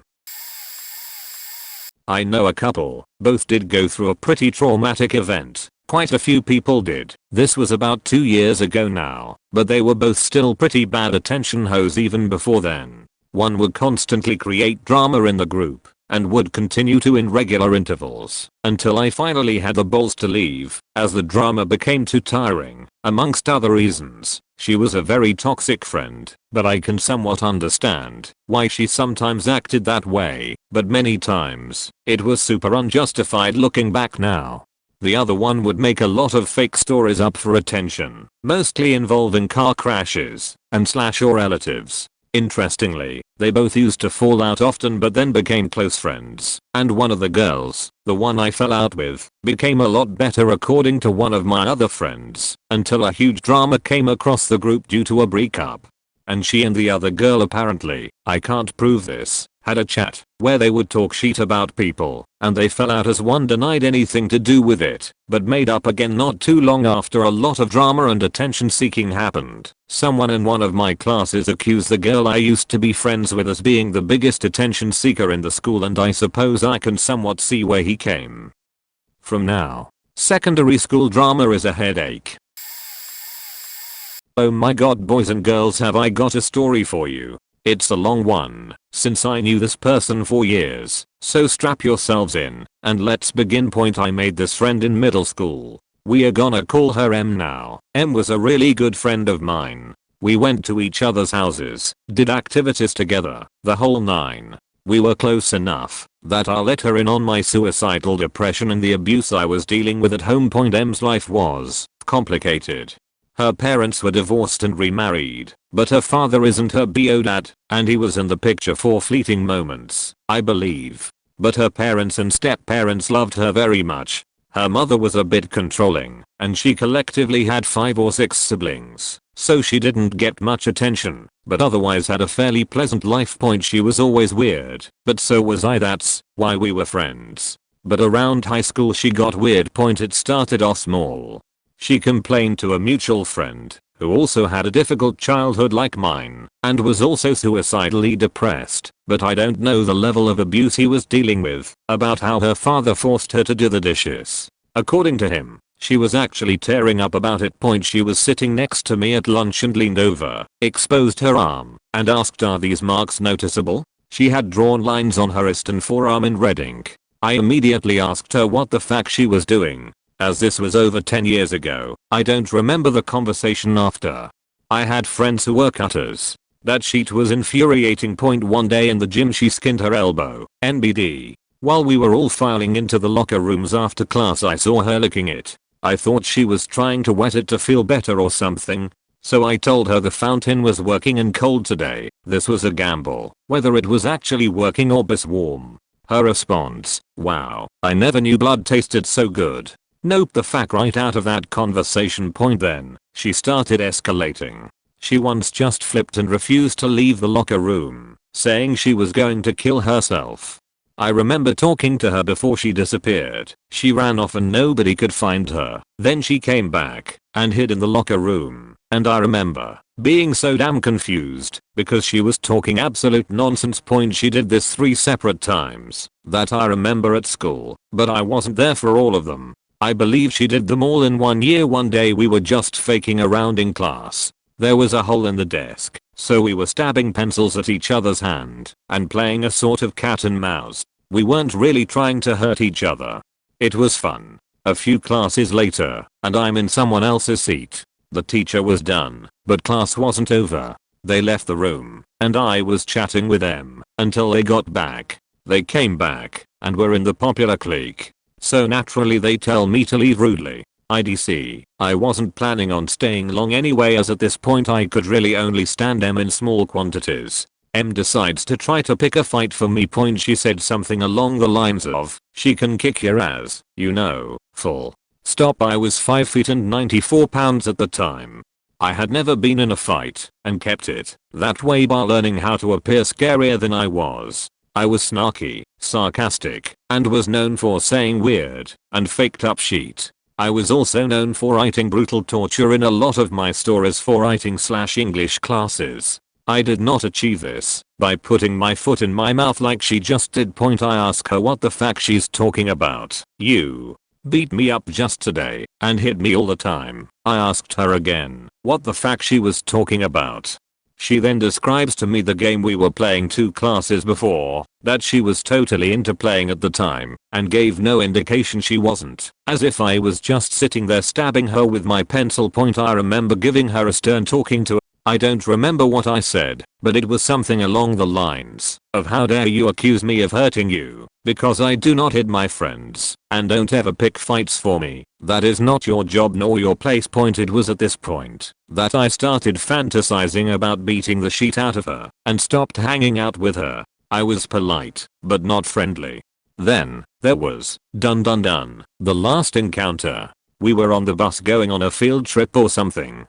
I didn't have anyone else I liked or really knew. I had little to no friends. I kept mostly to myself, so I sat with her. For the most part the ride was amicable. Then, she said those dreaded words, "I wish I had your life." I asked her what she meant. She knew about my home life. My life wasn't one you wished for. Her response was something to the effect of, "Your life is so great. My dad abuses me." I was deeply concerned, as from my experiences at her house her father loved her. He was firm, but he spoiled her. Her environment gave every indication of a family that cared. So I asked her again what she was talking about. She described a tickle fight. Her father tickled her. It was an immediate record scratch moment. I unloaded on her, loudly. I remember yelling at her for comparing her life to mine that way. How it was disrespectful and just faking stupid. I remember bringing up how my father had literally attempted a homicide/suicide when I was a kid. I remember asking her how the fact that was something she wished she had. I used other examples she knew, because I had confided them to her. I was livid. I stopped speaking to her after that. There was a lot more that happened over the years, but those were the memorable events. She tried messaging me a week or 2 ago, after years of not speaking. I was polite and bare minimum caught up with her. But you're damn right I deleted that friend request and have zero intention ever messaging her again. I really don't care if she's changed or gotten better. That was a level of crazy I want nowhere near my life again. A classmate had like 6 boyfriends in like 1 semester. They were usually from Poland, because she is originally from there and apparently keeps in touch with people from there. Here are the boyfriends. The first one died from brain cancer. Now, I'm not a doctor, but I don't think someone dying of brain cancer can go around on romantic dates. They'll probably be in a hospital the whole time. This one was before she moved to our country. The second one killed himself the night before he told her how much she loves her and to never forget that. One who at the age of 15 had a daughter, and apparently they broke up because she didn't see herself as a stepmom. Justin Bieber's brother. Yes, apparently she met Justin Bieber in chat roulette. They got along well, and they usually talked on Skype. One day Justin Bieber was with his brother. He was our age, 1999. We checked that, and it turns out Justin Bieber has no brother of that age. But we didn't say anything, because it was quite funny to be honest. So we let her keep going with the stories. He killed himself in a car accident. She claimed to be too afraid to get in cars for a while. My favorite one, her boyfriend cheated on her with another girl. She found out, we don't know how, because as I said they were in 2 different countries, and then broke up with him. Apparently the boy wanted to make things right between them, so he pleaded with her for forgiveness. She refused. The boy wanted to come to the country where we live to ask for forgiveness again. When he was leaving his house to go to the airplane, he got caught by the boyfriend of the girl who he cheated with. He beat him up to the point he was in coma for 2 weeks. Then one day wakes up, calls her girlfriend, and they get back together. This is a repost from another r/Escalating not working, but during my last semester of middle school, grade 8, an ignorant kid a year younger than me, grade 7, harassed me constantly. One incident I won't forget for a while was him calling me gay. I said that I don't like guys or girls. At this point in my life I had yet to be sexually attracted to a gender. He then said that, since I don't like girls, that I'm gay. This repeated probably 3 to 4 times before I walked away and went to my next class. There were also my occasions in the last 5-ish weeks of class when he would constantly shove me, step on my feet, etc. And then, when I moved or called him out on it, make a huge scene, like he was a perfect little angel. He also constantly made absolutely no sense and flexed stuff like Jordans, Supreme, ECT, basically mini, bitchy rice gum. I think his family wasn't financially stable based on where he lived on top of that expensive clothing. I think he got mostly failing grades too because at the end of the year, each grade goes on their own field trip, and if your grades weren't good enough, or you had bad behavior, I think he was both. You didn't go. I saw him when his grade went, and that trip was fun. Next year I'll be going into high school and thank God people who know him told me that he is going to the other high school which is in a suckier part of town. Lots of homeless unfortunately. U/cat of Andy 472 note, the class was robotics and was for 7th and 8th graders in my U/is and therefore I did videos. I want credit. My mother has a business for teaching kids English. She needed help with all the kids, so she hired me, my brother and my aunt.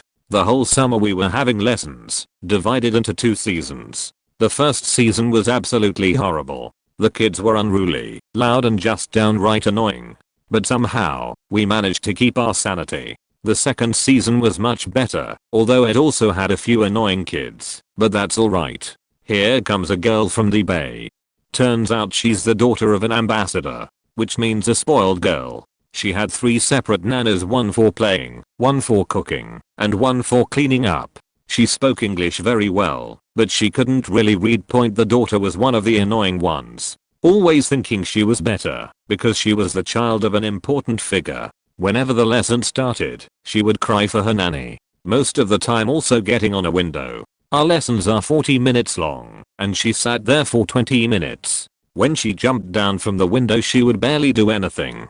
Once the lesson finished she would talk, and I mean a lot. Our seasons are 1 month long. Halfway through she realized that she was not getting all the attention. So she starts crying out of nowhere, and you can't calm her down. When the season ended, when she went to her house, my mother received a call from the girl's personal driver. He said that the girl was crying a lot, and she wanted to go back. My mom said a couple of reassurances, and we thought that was the end. But it wasn't. They called a second time. Now the girl was asking her to come to their house. Absolutely unbelievable.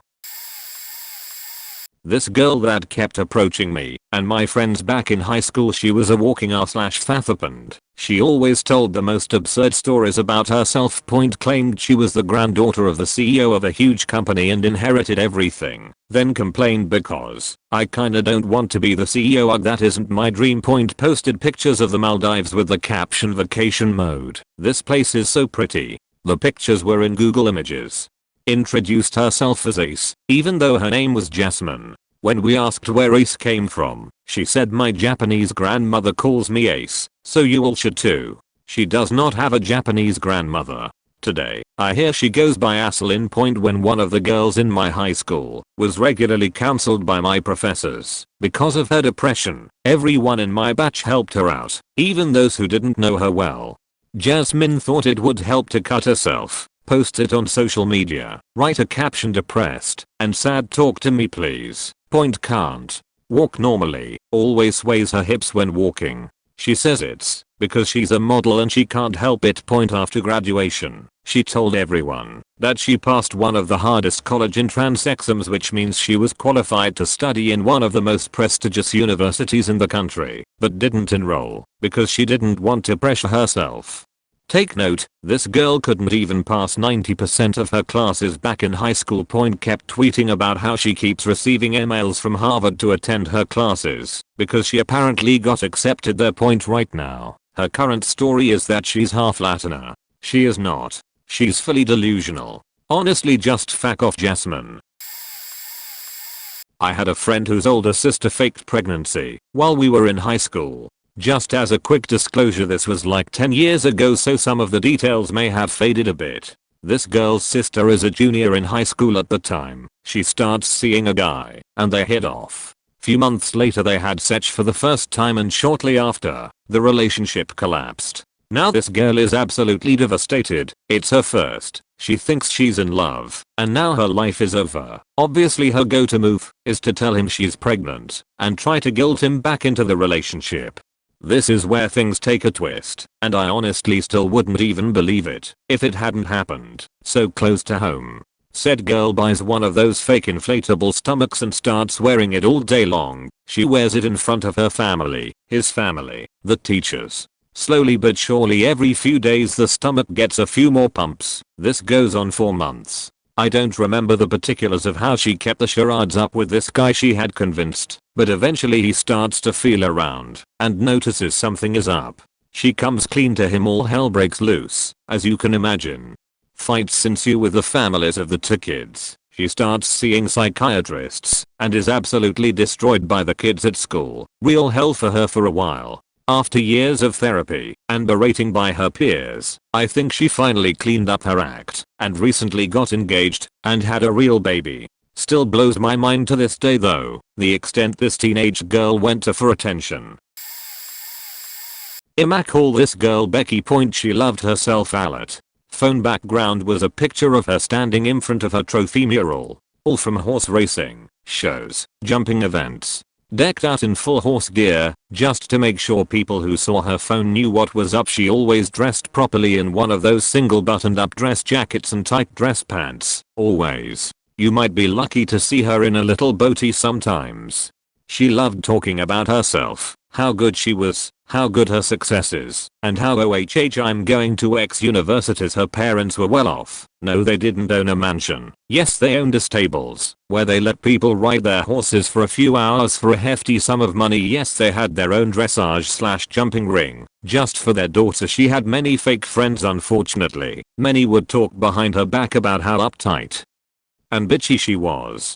She just didn't get that only speaking about yourself gets boring, and it would be nice to acknowledge other people's existence and success sometimes. No matter how small. She wasn't a bad girl, just sheltered all her life and brought up by self-centered hottie-totties. So what would you expect? She's a vet now according to a mutual acquaintance we both have, specializes in horses, donkeys, other animals of the sorts, but has done her fair share of lamb births and cattle births, and has apparently mellowed down / come back to earth a bit. Back in school there was this girl that constantly wants attention and would like to get it. She would lie about absolutely everything. When she first came to our school just before the summer break, we would have been around 7 or 8 at the time. She said to near enough the whole class that she had a big villa in Europe and would live there during the summer holidays every year with her dad. My friend was at her house not long after her saying this, and her mum said to her that she needs to think about what she's taking to her dad's. When the girl was out of the room, my friend, being oblivious to the fact that this girl was lying, dubs her in by asking her mum when she comes back. Her mum looked at my friend confused and asked what she meant. My friend told her what this girl had said, and her mum turned round and said she's a lying little bitch. And there was this time in the space of a month where a lot of people came out. She noticed the people that came out were getting attention and congratulations for doing it. Well, she came out. I said congratulations, I'm happy for you BC. I believed her. I thought she was lesbian for the longest time, but my friend said no, she just wanted the attention on her too. She's also said for attention that her dad is going to buy her and my friend boob jobs. Lmayo, she's enrolled into a really good acting school and has been given an acting role on a soap. She went to a different HS for a couple weeks for some reason. From what I know that is true. She did go to a different high, but said that the school is a really posh private school. You're not allowed to wear makeup and have to wear a certain uniform. She refused to follow these rules and was kicked out. The school was around 10 to 15 miles away and everyone knew it was a normal public school. She argued with the science teacher that the sun is a planet and wasn't a star to get attention, and because she thought it was cute in front of the boys in the class said she had tickets to see an artist. I asked where did you buy them and when. She said a week ago online. The artist had already passed away by that point, so they weren't on sale anymore, and when you buy tickets online they arrive like a week or 2 before a concert. I asked to see the ticket and she said her mum had them with her and she's out shopping right now. She was bringing in £20 each day for high school and buying herself and other people their lunches. Someone asked how she was getting all this money every day and she said her dad was giving her it because he's rich. Police turned up at the school along with her mum because she'd been swiping her mum's bank card and taking money out. She got fired from a job because she has no customer service skills. She would swear, talk about her love life and slag off her boyfriend to the customers. My friend knew a girl that worked with her and that's how she found out she was fired. My friend texted her asking if she was in work one day and she replied saying yeah, but she's quitting soon. She said to my friend not long after that she quit her work and told them to fuck off because they are unappreciative and don't pay you on time. There's loads more, but they're the ones I can remember off the top of my head. I still have her on social media, and she's still bullshitting to this day. Mayo also, Gillian McKeith when she was on I'm a Celeb. Quick bit of backstory, volunteers regularly, and one day at a hospital she met a woman who she later began visiting her house to spend time with her and help her clean and prepare food and whatnot. This went on for a couple years, but as time progressed she began to get more and more needy the less reasons. Little did my mum know she also kinda second person into helping her without even knowing. They found out when they ran into each other at the house one day, and my mother would get calls randomly every day, even when she's busy with someone else, asking for her to go and help with tiny things such as picking up a towel. This woman wasn't helping herself as she really got out of bed, and when she did she just sat on the sofa all day watching TV. She really tipped the iceberg recently when no one was able to come help her do one of those silly tasks, so she decided to call the hospital to see if they would come out. Then when my mother went back to her she said, "Oh, you don't need to worry, I've called the hospital," and she did this with the other woman that she had conned into helping her. Eventually she just thought not a nurse would come out and help her with her task and then make my mother and the woman feel bad. But actually the hospital found out she needed to go in and now she's stuck in hospital when no one can visit her. My mother's tried getting in contact, but can't, and she's just decided to give up. So a bit of karma here and there, but I just think it's terrible using fake disability to get attention, asking people to come over and help. If she didn't sit down all day she would have been very fine and able to do these tasks herself, but she was just being lazy and an attention seeker.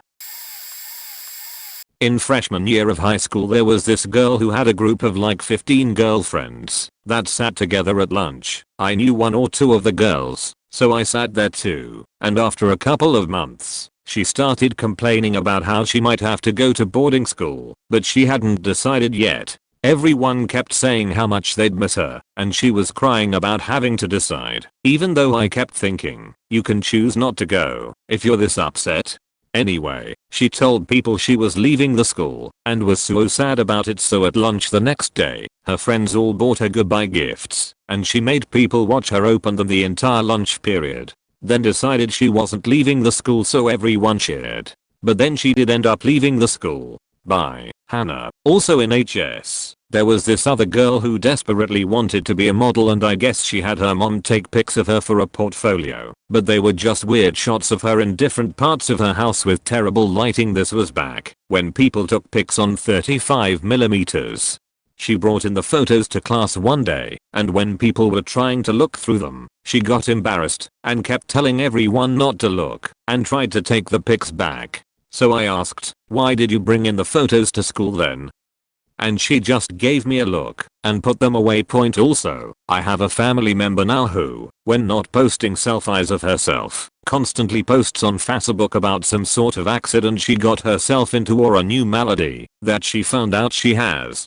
She's not lying about any of these things per se, and she's not as annoying in person, but she definitely posts things to garner sympathy from people. Girl I went to high school with and was in my group. We never got along. She's about 4'5", genuinely looks 12, isn't very bright, and has a super inflated ego. She is under the impression that she is extremely talented at everything she does, and it's mostly because her mother has constantly told her so. She once cornered my mum and ranted for a solid hour about how her daughter has the best voice she's ever heard. She is the most incredible dancer and genius, who is exceptional at acting. She was in my drama class and would deliberately accidentally fall or slip and then attempt a very fake laugh to draw attention to herself. Everyone used to ignore her because of how frequently she did it. So this girl is now mid-20s and believes she's a sex symbol who can sing. She has this over-the-top Instagram account where she posts videos of herself singing very badly and pouting, as well as random up and down body shots of herself. On occasions she will post a video going on about how women aren't objects and men are pigs, and I kid you not, the next video in line is of her wearing a white t-shirt with no bra, panning the camera up and down her body. It's very uncomfortable because of how young she looks. She once went to LA for a holiday, and she acted as if she was a celebrity. At one point she posted a video of her singing "Where Is the Love?" by Black Eyed Peas, just in a random park, very much out loud and out of tune, in front of many people. Some very close high school friends who were also in the same group all follow her on Instagram purely for the wrong reasons, myself included. She doesn't realize a lot of the people who follow her are for the wrong reasons, and she tends to call them out by saying they're jealous and haters lol.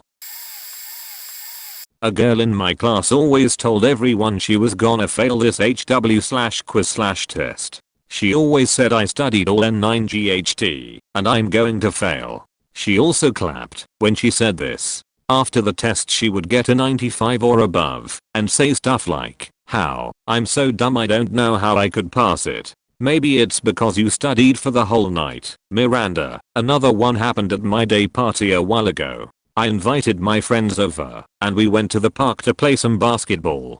For some reason they wanted to invite a girl in our class who lived very close. Long story short, they get this girl to come over and my best friend starts talking about how he has this crush. After half an hour they get him to say the girl's initials. Then after another half hour he says the girl's name, but to only one of the guys. Then they spend the next half hour talking about it. My best friend dragged this out for about 1.5, just for a girl's name. All I wanted to do was play basketball, and they just stood in a circle and talked about a girl he liked. That was pretty tough, especially because that's when I had some depression. Point at it. In defense of my friend, he might have not gotten a lot of attention at home. But I mean, we didn't play a single game of basketball because they were talking about his crush. I worked with a lass who would say all sorts of shit. She had 2 children. First one when 14/15. Has had alopecia, spelt wrong I know. Has a fiance then a boyfriend then single, but still with the guy. Every time she isn't the center of the conversation she turns it into her. You say something about your life and she's done something similar, but better or worse. Point thing is, she went to school with my younger sibling, and we grew up in rural areas, where everyone knows everyone/everything about everyone's business.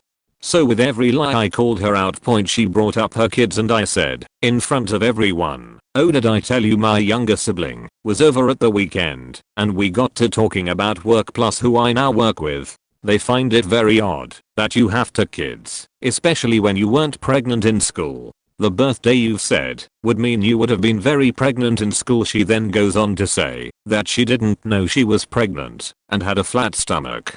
Me, huh? So how come your sister doesn't know anything about them? She says they are your boyfriends. Also that you never wore wigs or lost your hair. Why lie? She then sat there sullen and went to the bathroom not long after I called her out many more times till I left the job.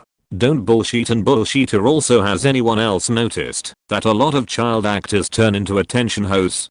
Jamie Lee Curtis is a huge one. Saw her on the Graham Norton show and it had to be all about her. Everyone else was getting super annoyed and Graham had to take control far too many times to get it back to the other guests. In junior high, I used to think I was the attention whore of the school until I met one girl. She made me believe and realize that I just need lots of social interaction, and even mentioned how I always talk to strangers when I'm standing around in video game stores. She made me feel normal instead of needy and outcasted. She was nice, and the very first person to call me Brennan buddy. I felt loved and was in love. Super regret for not asking her out. Kinda spent my entire life thinking I could easily live alone. So naturally I still miss her, because she was the only one who made me feel that way. What a drag. Meanwhile there was this larger breasted girl who constantly said she has had sex with like 50 grown men, and would vaguely describe what they would do with her. Always talking about how they would suck her boobs, that she would always over glorify, like she was the biggest tittied girl in the world. I'm not saying there is something wrong about being proud and enjoying the looks and shape of your body, because I feel everyone should accept themselves. But there is definitely something wrong with a 13-year-old middle school girl talking proudly about her consensual pedophile experiences that nobody could prove were false or true. It was awful how long she would talk about those things. An old friend. I don't blame her for it, because her parents are neglectful and occasionally bordering on verbally abusive, so she's lacked positive attention all her life. But I'll still tell a few stories. She just makes up a lot of ridiculous stories that make her seem more impressive to anyone who doesn't know her on more than a surface level. X1. The time she claims to have taken a fully mixed up Rubik's Cube, twisted 3 times, toss it in the air, and catch it fully solved. X2. The time she claims to have read a Bible cover to cover in less than an hour. X3. The time she claims to have taken down the 3 largest guys in her karate class in under 30 seconds. She's hardly 5 feet 2 inches and can barely balance on her own feet sometimes. There are numerous other instances of stories like this, but those are the more memorable ones. She also does things like dye her hair neon colors, which isn't bad in itself, but then runs around and points it out to all the people she wants attention from. Lastly, she is also uncomfortably flirty with literally everyone, even though she is in a relationship. Part of the reason I stopped being friends with her. There are many other things, but a lot of those are more personal or controversial. I think she may have done them for attention when she wasn't intending to. Again, I don't blame her for any of the attention seeking, but I still don't have to like it. My mother, who I will refer to as BGHM, birth giver, horrible mother. She loves attention and is in fact a hoe. Quick backstory. BGHM is 52 years old now, hasn't really worked, rather, had a legitimate job in 20 some odd years, sleeps around for a place to stay and food. Has been an alcoholic for roughly the same amount of time. Anything you've been burdened with, she's been burdened with worse. If you try to have a conversation with her in regards to any type of hardship or inconvenience. Long story, here's a TLDR. If you want to avoid my opinions on her being a drama queen, TLDR, grandmother has cancer. BGHM once again makes it about herself to me and the rest of the family. The last straw / last time I had contact with BGHM was when my grandmother, her mother, was rushed to the hospital because of a large growth in her abdomen that she had been hiding and putting off seeing a doctor about. Finally got to the point of unbearable pain that she had to be admitted. First thing out of the doctor's mouth was likely cancerous, and the close family that was there was pretty distraught. BGHM conned a last minute ticket out of my grandmother under the guise of needing to be there for her grandmother, even though she had literally just broken up with her boyfriend and was looking for a way back home from Florida. Finally showed up at the hospital not even the day of the flight, but the next day, put on a show about how she was so distraught and how she had to put up a fight with her own cancer, throat related, ended up getting a trach from smoking like a chimney, drinking like a fish for 30 years. Surgery goes well, requires getting a colostomy installed, most likely permanent, and will likely result in indefinite care due to how frail grandmother has been, and even more so after the surgeries. Oldest aunt decides to step up and have grandma move in with her permanently for round-the-clock care and not to a facility. Everyone pretty proud of her. BGHM catches wind of this and gets very angry, says she can take care of her at grandmother's mobile home, where mother decided she was going to conveniently move back into without even asking.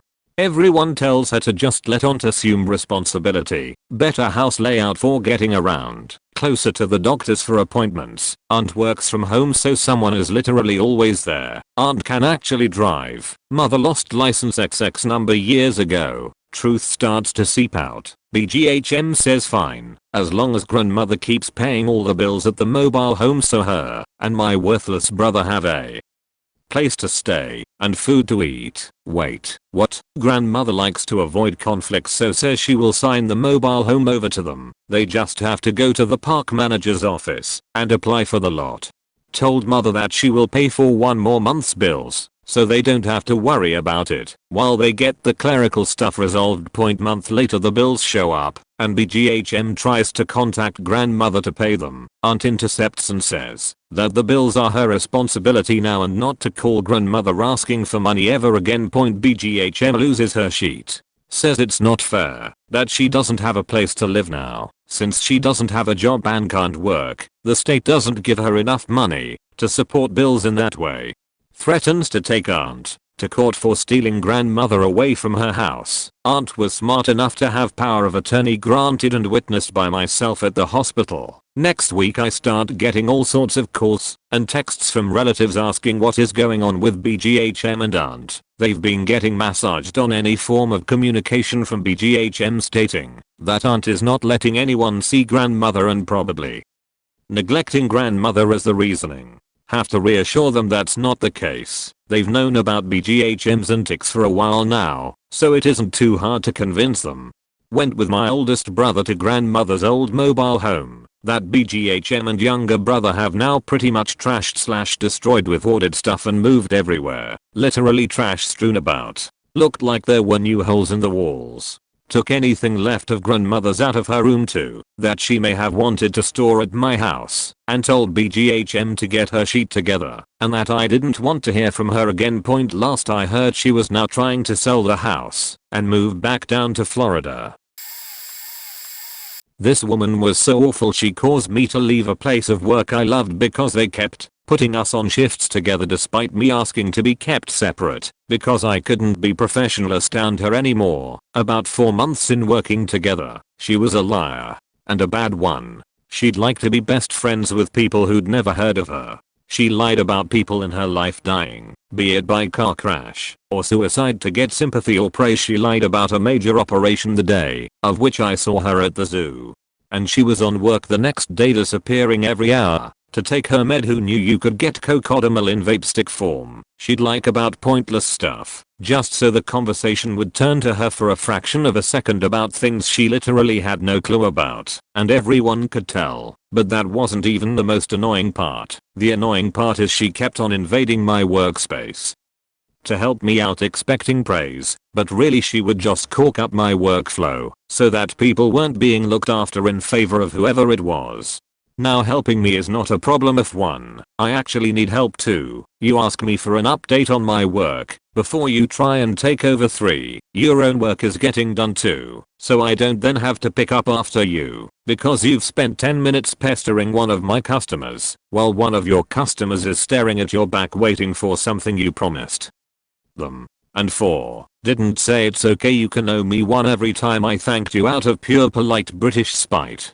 Yeah, she pissed me off despite many attempts at mature conversation about her behavior and heart-to-hearts about how she doesn't need to lie to fit in. Cue shock fake horror face. And what I never lie, I hate liars. You wouldn't believe this thing someone told me that was just a barefaced lie. I hate it so much blah blah blah. She didn't improve and kept pissing me off, so I had to leave. My mother, I could list literally hundreds of things she's done over the years, but let's go with the last time I spoke to her. In 2012. She lived back home. I lived on the other side of the country. I was at a friend's house and we were spending the day doing dumb shit like modding Nerf blasters into guns from Fallout and binge watching B-horror films. I was on civil acquaintance level with my mom because, well, she'd been batshit my entire life and I didn't want to poke the bear, but I was stupid enough to try to maintain some sort of civility. Looking back, my mom very obviously has some sort of personality disorder. My guess would be NPD, and she would alternate between weirdly juvenile behavior and condescending pseudo-intellectual bullshit. I had my laptop open and she'd Facebook message me asking what I was doing. I told her, and I politely told her I was busy and bear with me if I couldn't get back to her straight away. Normal people would be cool with this, but no, she lost her sheet. My messenger started going off like a Karen was slamming the bell at the service counter, and then she started tagging me in posts claiming she was having chest pains and couldn't feel her arm, and she bet I didn't give a fuck, and she was probably going to die at any moment. I'm quite sure she had them filtered only for me to see as none of her other friends were commenting. My friend and I were both what the fuck, so I called the police department back home and asked them to do a welfare check. Reading off the Facebook posts with timestamps and all. They rolled up to her house and saw her through her office window, playing Angry Birds on her computer. She answered the door perfectly lucid and supposedly had no idea what they were talking about. They suggested she leave me alone and perhaps take a break from her computer and have a cup of tea, read a book, or take a nap, and leave. Okay. I even offered to send them screenshots, but whatever. I blocked her on Facebook for good measure and went back to what we were doing. A few hours went by and my phone blew up with calls. I spaced on blocking her on my phone, and then came the texts calling me some lovely derogatory terms, claiming I woke her up by having the cops bang on her door and that she was going to have me arrested for filing a false police report. Again, this is one of literal hundreds. Sorry for the length. I work at a company that sells high-end athletic clothing. A man and his 2 daughters come in usually about once a month or so and spend probably close to $4,000. About a week after their visit, the 2 daughters come back with the mother. Parents are divorced to selectively return items. Some they even have doubles of for gift cards or just extra money. They then spend even more money on the clothing. While this may not seem like attention whoring, they also come in and make such a show about their shopping and demand that we help them with everything. The entire shopping experience is only about them. They want all your attention and all your help. They want us to be their personal shoppers and demand that we even steam their clothing before they purchase it. The mother has also held events and demand discounts and spread gossip about there being a discount, even though that isn't part of the event, just so she can have people talk with her about it and appreciate her for the discount. And then people proceed to be mad at us for no discount, and to top it all off on why they are awful humans, they have a bunch of money because when the parents were still married, they sued a bunch of places for little things to try and hit it big. They eventually struck gold on sausages, they claimed, giving them food poisoning. So they divorced later, and the mother demanded the father pay her country club membership. Still. All this because they had some bad sausage. This girl is going out of her way to get all my old friends away from me. Now some of them are realizing it, but can't really do anything because they are scared. She had a past of animal abuse and wanting to murder children. So they have to stay with her. Every single time I try to talk to them on their own Discord server, this girl gets really angry about it and brings up dumb stuff from my past that I don't like. She's sad all the time, but I can tell the difference between depression and fake depression. She's faked suicide more than 50 times and people still believe it. She scares her friends to death. She also claims her parents are abusive, but those parents of hers are so nice to her. They get her nice things and stuff. Like a boohoo idiot, your parents punished you for doing something you weren't supposed to. Shut up. She also dates everyone in our friend group multiple times, shortly after each other, but they still can't see how she is faking it and doesn't actually love them. Because of her, I have no friends, and for people who used to be my friends, most of them despise me now. So many lies and things taken out of context to make me look bad. I try to warn them about her because I had a past with her. I know exactly how she is. They just get mad at me because they don't believe it can be true. When I was friends with her, there was someone trying to warn me too, and I didn't believe them. Sure wish I did. This one girl from my high school was the absolute worst person I've ever met. It was a public high school that had to wear uniforms. She went there in 9th grade but moved away, came back sometime in 11th grade. Somehow on her first week back, she was able to wear regular clothes, so she stuck out like a sore thumb. One of those days in her uniform last week was her birthday, and she wore a faking crown to school. This is where it all started. A few months later, she threw a tantrum in English. Unfortunately, I was also in that class. Some kid made a stupid racist joke about how Asian people named their children, and then another kid made another terrible joke about how Native Americans get their names. It was a little offensive, but everyone thought it was funny, except this girl. She goes on a rant about how offensive it was because her father was Native American. He wasn't, and we all knew it. So she and the kid who made the joke start arguing. Then he starts roasting her, and she loses her mind. She gets up and storms out of the room, slamming the door so hard it knocks the teacher's nameplate off the door and the teacher from across the hall comes to check on us. I was her target once too. My friends and I would stay behind after school for about 15 to 20 minutes every day, so the parking lot could clear up, so we would just stand there and talk in the cafeteria. She hung out with us one day because one of our friends was getting closer to her. Well, she steps to the side and calls her mom because she's late picking her up. Don't know what happened, but it turns out her mom was going to be even later. She starts yelling and cursing at her on the phone. The rest of us were just standing there awkwardly because we could hear everything she was saying to her own mom and thought it was ridiculous because none of us talked to us that way. When she hangs up, she walks back up and asks all of us if we could take her home. No one offers. So she's like, wow guys, thanks for being so cheap that you can't take me 10 minutes out of your way. Appreciate the help or some stupid shit like that. Well, according to this girl, I laughed at her. The next day a mutual friend found me and told me that this girl wanted to kill me for laughing at her.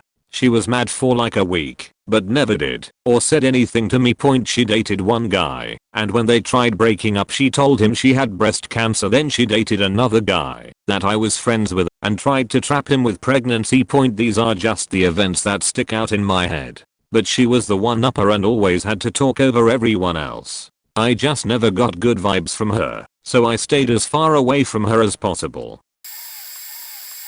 There's this girl I used to be friends with. Let's call her Priscilla, because that sounds like a bitchy name. My apologies to anybody named Priscilla. She used to be the weird kid in elementary school because she was faking obsessed with fairy tales and books and all that. That wouldn't be that bad in normal situations, but there was one thing that separated her as weird, and it was that she ate tape from the tape dispenser, so everybody avoided her.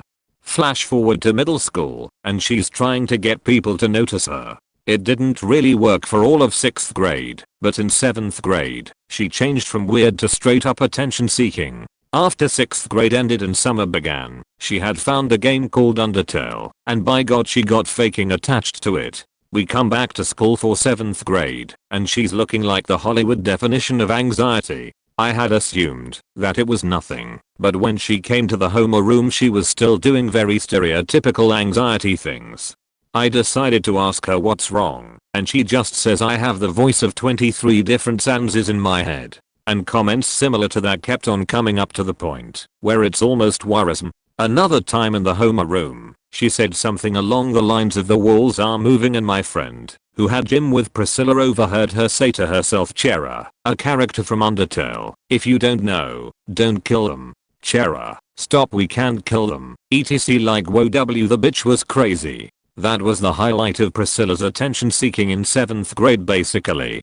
8th grade rolls around, and she was acting completely normal, well for Priscilla at least, and even talking about how cringy she was on the Undertale fandom, like she didn't pretend to have mental illness over it. But oh no, this is just where the attention seeking begins. So basically, she started calling herself Danny, and made her whole personality you woo, I'm a small soft asexual pansexual non-binary being you woo, and that would be all she talked about. Every day. I have no problem with people who identify that, but Jesus Christ, every day at every hour all she would talk about was her gender identity or her sexuality. Somehow, I guess she caught the attention of this nice boy named Eric, and they started dating. I'll just sum up the end of their relationship by saying Priscilla was only dating Eric because he gave her free junk food, even though she had a lunch full of goods her mom packed her every day that Priscilla would eventually throw away at lunch. And she denied that by saying I'm asexual aromantic. I didn't want to break his heart by leading him on, so I stayed with him. Besides, being asexual is a lot more oppressed than being trans, so cut me some slack, yeah. No, I decided to stop associating with her when on the first day of high school, she had drawn red parallel lines up her wrist saying she cut herself.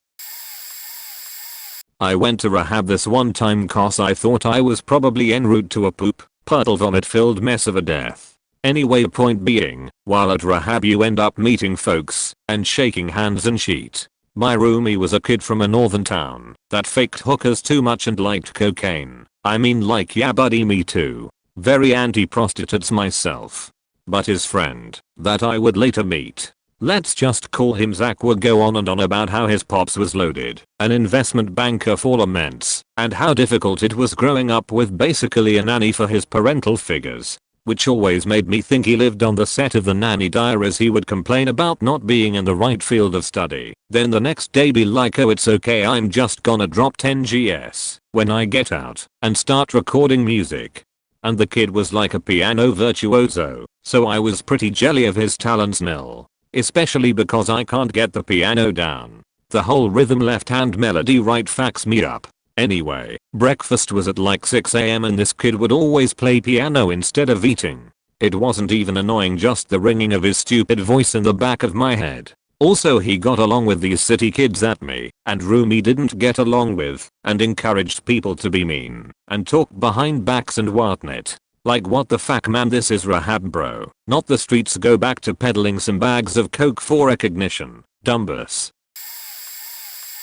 I knew someone in my first year of college who everybody disliked. I at first had no opinion on her as I didn't really know her. However, I slowly began to realize why people disliked her. For starters, she had one of those voices where it just was so loud no matter what. I'd like to add that I'd be up at 6 AM to get on a coach to get to my college. It was a 2-hour trip.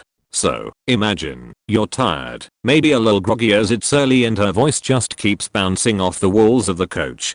I thought I could ignore it, but no point anyway, not the point. At one point, when I had finished up and was waiting for my coach home, she stood next to me. At first it was kinda pleasant, just casual small talk, and then she claims she knows and is close with One Direction. She's met Shawn Mendes several times, has One Direction's and Shawn's numbers, and then claimed they were in a group chat together, but couldn't load the messages or show pictures because of how popular they are. Then she said that Zayn liked her. Yep.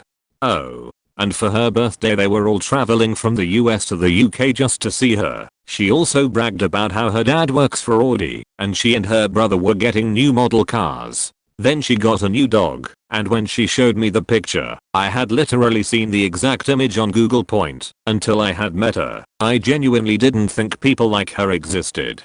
But, just wow. I'm late to the party, but I have a story. At my secondary school in year 9 there was a new girl at school who was adopted in me, and my friend decided to try and be her friend. According to her, not a single thing in her life was good. She said her adopted parents were abusive, but they always smiled, drove her everywhere, and took her to all the parents' evenings, and seemed really kind. But I appreciate you don't know what is behind closed doors. I asked why she couldn't be with her biological mum and couldn't come save her because she too was in an abusive relationship. Then her mum got cancer and a few days later I found her sobbing in the stairwell being comforted by a classmate saying her mum had passed. I felt so bad for her and tried my best to be a good friend. However, somehow her mum died again a month later. Then she was pregnant. Then in a coma while pregnant. Then she gave birth during this coma.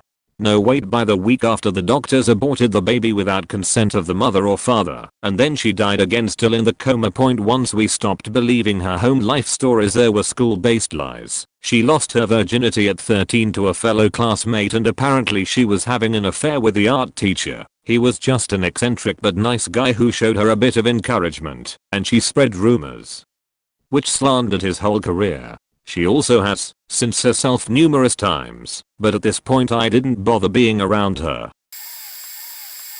Hoof Amanda from middle school. Hands down. She was a massive attention hoe, would have a fit if she wasn't the center of the friend group's attention for 5 minutes. She would insert herself into other friend groups feigning interest, so she would be the center of attention. Also, if your friend happened to also be friends with her, like mine were for some reason, that means you have to be her friend too, and give her attention. It was awful. She'd make up stories, each one contradicting the other, to get sympathy pats and AWW poor baby hugs. She was cutter. No she wasn't. She was a drug addict. Nope. She got raped. Nope. She had abusive boyfriends. Nope. She had a whole list of mental illnesses that she barely knew the name of or knew what they were, and on and on. The real kicker was when she decided to announce she was pregnant to the group to get sympathy and attention. She milked that for about a month before the school got wind of it. They questioned her, and then cops got involved. She ended up saying she got pregnant by her neighbor. All lies. She changed the name of the father like 5 times before and after that. Innocent neighbor got arrested, and his life ruined. They found out it was all lies, and she was never pregnant, except she insisted she had a miscarriage, again to gain sympathy, let the neighbor go, but he killed himself, because people were still calling him a pedo.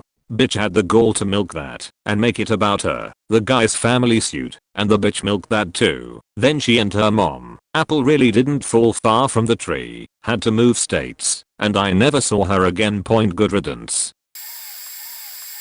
I had a friend in my early 20s who would lie out her ass for attention. The problem was, we had no clue she was lying until our friend group was in too deep. It started with her making up this elaborate story about her ex-boyfriend kidnapping her and taking her to a wooded area where he sat her down and killed himself in front of her. We knew that that guy actually did kill himself, but didn't know any details. Another time she convinced me and 2 friends that her dad had left her house in Oceanside, California, and that we could go live in it. She showed us all kinds of pictures and pulled it up on Google Maps and everything. To the point where I had put in a 2 weeks notice and had most of my stuff packed and ready to go. Right before we were about to move, she texted us at like 3 AM saying she was about to have heart surgery. She supposedly has had heart problems since she was a kid, and we all knew about it, so it wasn't just totally out of the blue. However, I called BS right away because it was 3 AM and no surgeon is gonna schedule a surgery for that time, and if it was that big of an emergency she probably wouldn't be texting. So I asked her which hospital, and she said the heart hospital. So I drove all the way across town to the only heart hospital and snapped a picture of the front and said, "I'm here, which room or floor?" She didn't respond for like 30 minutes. So I texted again and said, "I asked the clerk and they have no record of you even being there." Her response was, "No, I'm here. They just can't give out my info like that." So I told her to send a selfie or a pic of the room. Radio silence. So I drove over to her house and I could see the TV in her room. So I texted her again and said, "Can you please admit you're lying? I'm parked outside your house. Your car is here, and I see your TV on." To which she replied, "My mom drove me, but her mom's car was also in the driveway." I knew that she never locked her car, so I opened the driver's side door and wiggled the steering wheel until it locked. I texted her back and said, "Okay, since you are gonna be in the hospital for a few days, I'm gonna lock your steering wheel and take your backward steering core so nobody can steal your car. When you're out, call me and I'll come put it back." And she started freaking out and instantly admitted she was lying. She left me a screaming voicemail asking what I did and that she couldn't turn her steering wheel.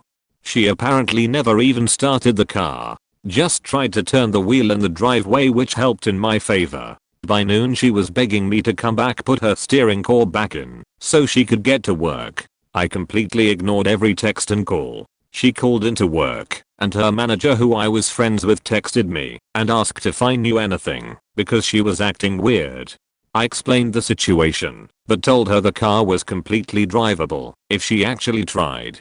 At the end of the day, I told her there's no such thing as a steering core and that her wheel will unlock if she starts her car. None of us ever really heard from her again. She pops up every now and then. According to another friend that had lunch with her, she's doing much better now that she's found religion. But who knows? So in my freshman year, there was this senior who was known around the school to be like a super creep. He would take freshmen and send them nudes when they didn't know him, and he had had sex with 3 different freshmen in his junior year. You get the idea. Gross bad person. You see, I was in marching band, and marching band practices in my school start 2 or 3 weeks before school. At one of these practices, our flute section was super gossipy. So we got on the topic of this senior and our section leader stares us down and tells us to stay away from him. She tells us everything. FFW a week. One of the girls in my flute section is posting memes on her story about him being creepy. Everyone's a little weirded out by this because we joked a little like the day after we heard, but it had been days after we stopped talking about it, and she posted it on a public story point, so this girl never shuts up about him. It's like the only thing she talks about. But, sorta in the background of life, she starts hanging out with him. Lo and behold, he sends her a dick pic. Cause of course he would, but she doesn't complain about it. She enjoys the attention he gives her. FFW another week or two. They fuck at a party. Wowie. She gets her friends to tell everyone in the goddamn school. Along with that, she tells a bunch of her friends and plays the victim when she had consensual sex with him. She even admitted it to me. TLDR. Girl dates and then bangs the school creep to get attention. Girl in my dorm when I was studying abroad was a real one. She was older than the rest of us, but would lie about her age. I think she was 32, and she said she was 23. The rest of us were 19 to 22. She would always have a, usually wrong, answer for things, and cite her mom as a professional in the field. She told me that blue balls could kill a man, and when I called her out, she insisted it was true, because her mom was a nurse, and told her that. Next week she gave some advice on hair care. Her mom was a hairdresser that week. Apparently. She would make up wild stories. She was from Britain. She had an American accent. She had an apartment somewhere in Europe. She was so well known at the chocolatiers that they sent her free chocolates because they missed her. She's 100% American and is just obsessed with British stuff. When I called her out enough times, she decided she had had enough of me and basically took over my little friend group.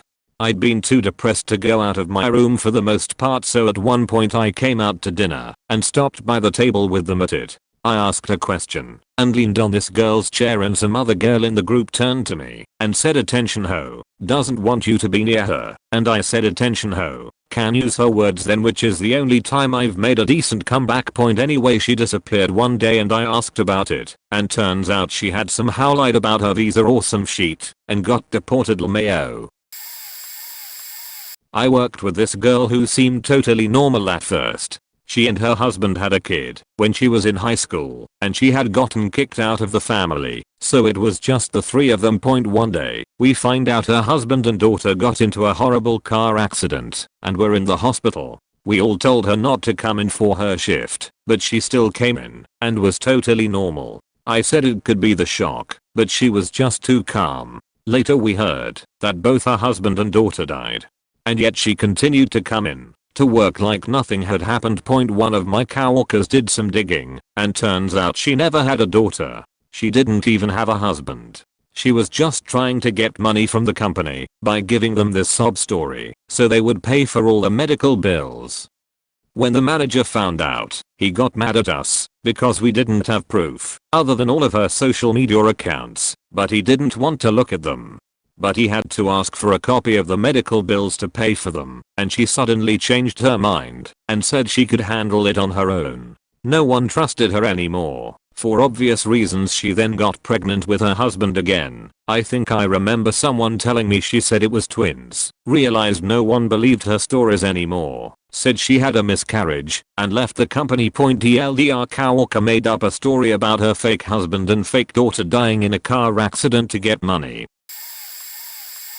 I will put in a trigger warning. If there are those who need it, there are mentions of suicide, depression and self-harm. I'm going to try to keep this less all over the place as I can, but buckle in because oh boy, do I have a story to tell.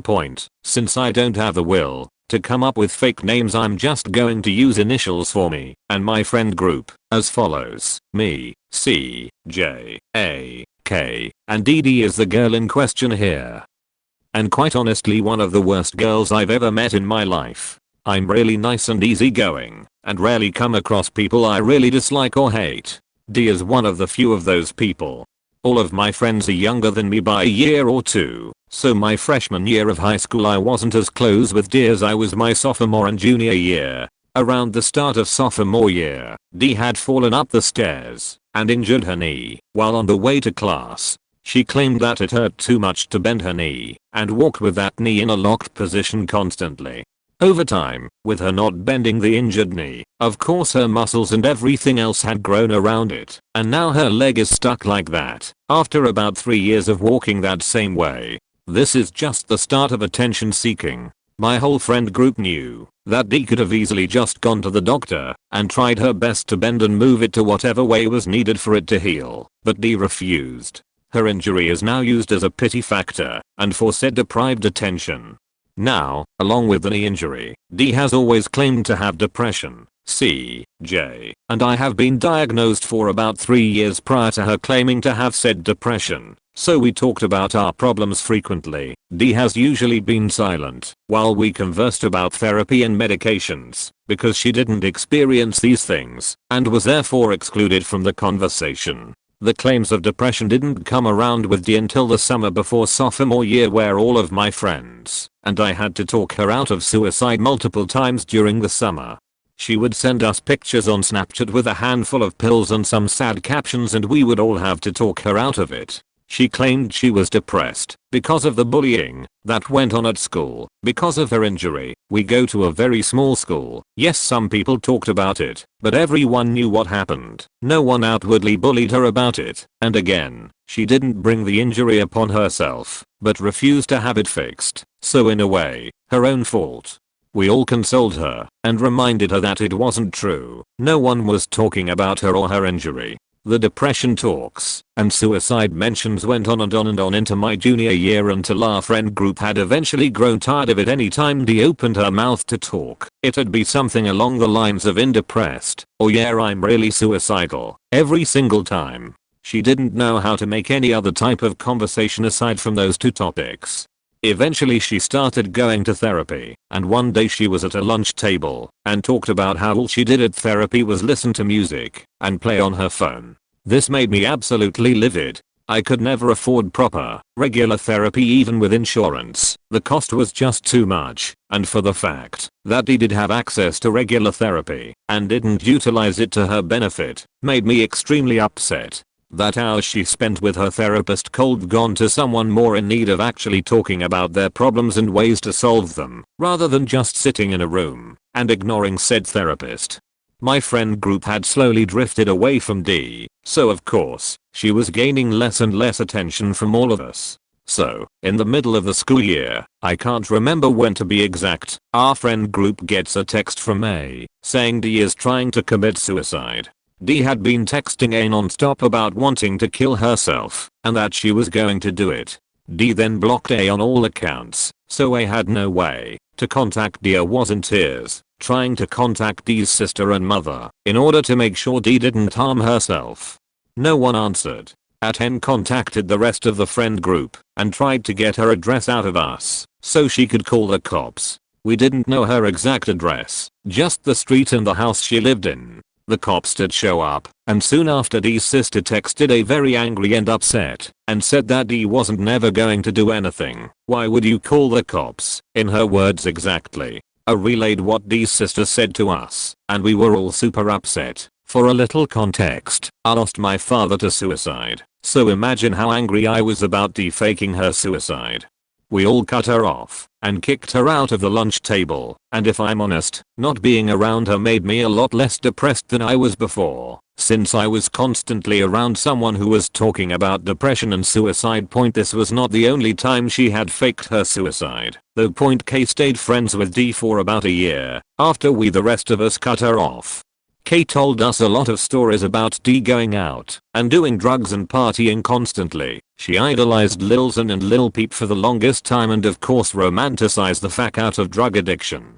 K finally parted ways with her too after her second faked suicide attempt. K was very involved with school activities and NHS, so she didn't want being friends with Dee to affect her membership in those clubs. There's so much little stuff that she has done for attention, but this post is already long enough, so I'll leave it as is. TLDR, a girl I went to high school with faked her suicide not once, but twice, for attention.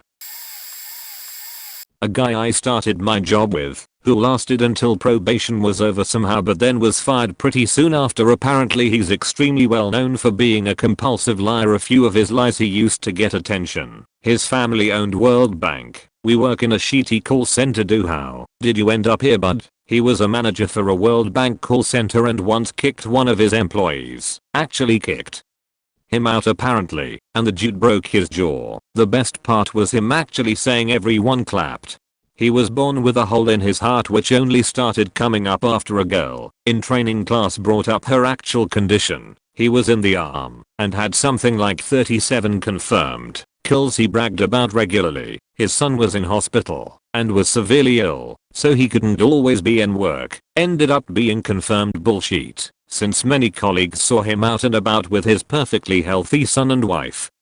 The stress of his son's severe illness and going to the hospital all the time made him ill, so he started bringing doctor's notes which were proven to be fake, which is when he was finally fired. The icing on the cake, after mentioning this to my brother-in-law, he mentioned he actually went to high school with the guy, and he was a compulsive liar back then too. He would regularly tell people he can't feel pain, and at one point told someone to test this shit out. Dude got punched in the stomach, was winded in agony, and then was sent home. TLDR, compulsive liar colleague who came up with the most bizarre stories, which ultimately lead to him getting fired. Raven Valentine, not her real name, girl from my high school, insisted everyone call her that instead of her actual name. She would lie about anything and everything, as long as it drew attention. She said she was adopted from Egypt. She said she worked with both the Bloods and the Crips to move drugs over state lines, and at age 15 claimed McDonald's was paying her over $20/HR, when minimum wage was $7.25. For being a stellar fry cook 3 months into working there. She didn't even work at McDonald's. She even claimed she sewed all her own clothes, but would steal name brand tags and sew them on to make the clothes look more professional. Her and her boyfriend saw 6 pit bull puppies on the side of the interstate, stopped the car, and dogged traffic to save them, and then they trained them themselves, at age 16, while living with their parents, and going to high school, to be certified seeing eye dogs. Once she camped out in the girls' bathroom to tell everyone she thought she had ovarian cancer and ask them to feel her stomach for a lump. After graduation she started a pay-to-view blog of nudes. When she had a baby right after graduation she gave the kid like 6 first names. Luna, Snowflake, Bunny, Zelda, Ophelia, something something Valentine. She didn't have any mental issues that I could tell, and she did well in school. She just needed everyone to be paying attention to only her, all of the time. I met this girl at the start of high school. We instantly became best friends. In a hoe she had this weird habit of always going for the guys I would go for. I hadn't ever been in a relationship with any of them, but it was always weird to me, and she would always say they came to me and whatnot. Even if they came to her, she shouldn't have entertained the situation, while knowing I liked them. This behavior continued for a couple of years. I got into my first serious relationship with a guy. This guy was friends with her before he knew me, so I respected their friendship and never said anything. Me and him aren't together anymore, but we had a really good and healthy relationship for the most part. We only fought 3 times. All 3 times she had started it. I honestly felt like I was in a relationship with 3 people, and there was one time where she was extremely out of line. I was out with my boyfriend and his friends and she tagged along. We were all sitting down and she kept flirting with him in front of everyone. I just sat in the corner staring at them because I just didn't know what to say at that point. Plus I respected his friends, so I didn't wanna get up and fight like a crazy bitch. One of his friends eventually went like, leave him alone and what you're doing isn't appropriate, along those lines. She then has the audacity to say it's not like I'm sitting on his dick or anything. A few months later after this incident me and him were no longer together, but she still calls me once in a while to rub in my face about going out with him or whatever. I eventually blocked her and my life has never been better. Mayo. So there was this pianist in our school orchestra. Let's just call her M. So when M first joined the orchestra earlier this year, year 1, my friend A was doing BO homework outside the orchestra room during auditions. Year 4 in secondary school, as this was the week we only audition new members. M went up to A and went, "Oh, I did this when I was 8 years old." Another time my viola friend N entered the orchestra room and M just found out about viola jokes. She then kept calling N the worst musician ever because she was the principal violist. She then kept boasting about how she's a diploma in piano and didn't need to practice, and told us she was perfect pitch. Then, I would tune my violin, which was horribly out of tune. The string was so loose that it was on the verge of coming out, and she shouted, "Flat." Yeah, no sheet, Sherlock point. Apart from that, on sports day I was dutying as one of the junior paramedics in school and she decided to go up to me because she was one of the junior paramedics too. She said she cut her arm and wanted me to give her a bandage, and so I did. I offered to help her put it on, but she refused and plastered it herself. A minute later M was trying to peel the plaster off, and I said, "Whoa, don't do that," and she said, "What? It's normal." I decided to shove that feeling inside me aside and asked her to kindly leave, but she persisted in staying. She proceeded to complain about how bad of a person she is because she only knows additional math at the age of 13, calling herself retarded. Mind you, math is something we learn only in year 4. She refuses to practice her piano parts with our orchestra keyboard. Instead she prefers the piano outside. She says she hates the feeling of keyboards, but I think she's just trying to flex on people outside. Plus, she's going to have to perform with keyboards either way, so yeah. Might as well get used to the keyboards. She also stabs other people with sharp-ish objects, like pencils, regularly in the stomach. When we turn around and say, "Hey, what the hell?" she says, "What? It's normal. I do it all the time, and it feels good." It is still not confirmed, but I had a friend who told everyone he was going to be homeless. Online friend. Well, it sounded real. He only could get on Wi-Fi on his phone while living in his car. However, about half a year or so later he got back and told me he was fine. Worried me so badly, I even was trying to earn commission money and invited him to live with me until he was fine. His wife lived in a state very close to me, closer than his, but he said no. Many people invited him, but he refused, even if they were in a place above his state point. When he came back he was telling me how great of a job he had now and was getting better. He asked me if I had $1 to start a Minecraft server. I gave him like 8 cents to 50 cents. He and I were going to start it, but it never worked out. He hung up that day. I thought I had a very genuine friend until one day he blocked me and never explained why. Mom said she did get a weird feeling from him. A year of friendship wasted on someone whom I trusted. It sucks. Thank God I only had 50 cents because a bit later he said, "Shoot, it says $10 to get 500 GB or something." Me, "Sorry, this is all I have." Him, "Well, that sucks. I'm used to long friendships to help others out. Never got commissions during this time. I feel like God was protecting my finances. I'm not hurting for money. I thought he was, so either way, if he did or didn't lie, at least I could help a friend out. I feel stupid, but I'm not gonna let it bother me." This thread hurts my heart because people who are attention hoes are still people and they are probably in anguish if they are that desperate for attention. Empathy really goes a long way, my dudes. You could never know someone's whole story. There's a girl in my uni who I'm somewhat friends with, and she is very attention seeking. She's also very self-absorbed and vain. She points out unchangeable flaws in people. She puts people down to keep herself elevated, and she will only acknowledge you if you listen to her first.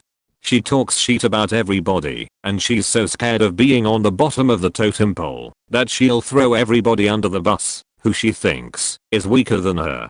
She will complain about virtually anything but do nothing to fix whatever she's complaining about for herself because she just wants people to listen to her. She's a very high maintenance person and a toxic person to be around. But I understand why she's the way she is. Her own mother once told her that she has a bad chin and that the mother would pay for a chin surgery, a complete aesthetic surgery. Same goes for her nose. The mother also degrades this girl frequently, calls her fat, will tell her she looks ugly, and when she's home, her mother nearly requires that she wears makeup when she's at home. The mother is also emotionally unavailable, and I've never heard the mother tell her own daughter that she loves her. And this is just what I've seen with my own eyes. I have no idea what her mother is comfortable telling her daughter when people aren't looking. Is any of this an excuse for this girl's shitty behavior? No, absolutely not. But I have to acknowledge that she's very unself-aware. The best I can do is deal with her when I can and hope that she finds her way in life someday. But I'll never hate her or think she's a bad person, no matter how many times she cheats on me. Dude in my 8th grade class TLDR, Good friend turns into a one-ape depressed gangster harem protagonist player. We were good friends the year before, and he was actually a good guy to hang out and talk with. Then the beginning of 8th grade rolled around. First week he was the same, but then he started using made up slang words like facts and man's about to catch a dead fox or waste you. It started out as annoying, then it became unbearable. As soon as he obtained earbuds he started singing randomly in class when he was done with his assignments. Even worse, we are both weebs, so he sang anime openings in a super high-pitched voice basically all the time.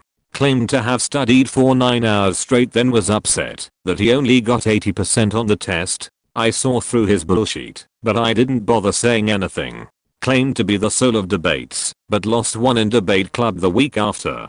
He was like that for basically the entire year. Towards the end of the year, no one was really paying attention to him. But coincidentally, an accident happened involving 2 girls, and he decides to fake being sad and grieving for those 2 girls, just so that he could talk to counselor and get out of class. Later on in the day he just decides to walk out of class for apparent reason. We just left him to it, since he was an annoying piece of shit. A few days later, he decides to scream in a super high-pitched voice at random intervals. Not long after, he starts squeezing random girls' cheeks whilst saying things like yo eri face is so soft and yo eri so crt, and screaming in high-pitched voices. Every time something bad happens to him, he goes ratty ism. Everything he said was hollow and annoying. Thankfully the semester has ended, and we don't have to deal with him anymore. I was pretty angry, because I had to witness this transformation from good friend to absolute douche. He was my only friend in 7th grade and I didn't really have any friends in 8th grade because my school was super loud and annoying. Never really had a crush either because everyone was an Instagram thought who had depression. 7th grade was okay, but 8th grade was just a pain in my ass. I was best friends with a girl who I thought had a very rough and troubling childhood. We moved in together. Within a year she lied about her mum having stage 4 breast cancer, her dad having a terminal illness, herself trying to commit suicide. She would tell people lots of different stories. She got with my ex-boyfriend behind my back. I forgave her because I thought she really liked him. Turns out she only did it to make a boy who rejected her jealous. I'm a scientist and I specialized in cancer for 4 years. I was very supportive of her because of her mum. Then one day I met her mum and was like, bitch, she ain't dying. So I later asked her what was happening with her mum. She said, oh, they found a new type of surgery last week and she's cured. I just stood up and walked off. Like it's insulting that she thought I would believe that point. When she attempted suicide, she came into my room saying that she'd taken an odd and needed an ambulance. I had my fingers down her literal throat making her chunder, screaming, crying down the phone to the emergency services.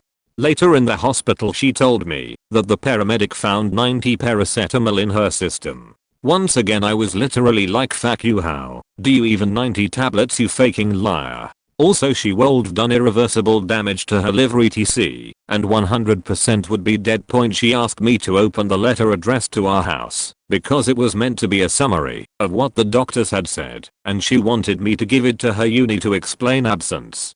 All the doctor had put in the letter was that she had a wheezing cough, but that had me wheezing. I moved out. She messages me twice a month. It's been 2 years now. I don't want anything to faking do with her. She had me missing so much work to look after her and comfort her etc. and it was all just bullshit. She told me she was from a working class family, as was I, which was literally what a lot of our friendship was based on, talking about poverty and shit. Turned out her dad's a pilot. Oh, shoot, I have a story point. So for a little bit of background, I've been studying Korean for a few years now, so I know my way around a good part of the language. Let's call this one Jamie. My first memory of this kid was when I was back in middle school, where she entered her name in a Kahoot as Korean girl.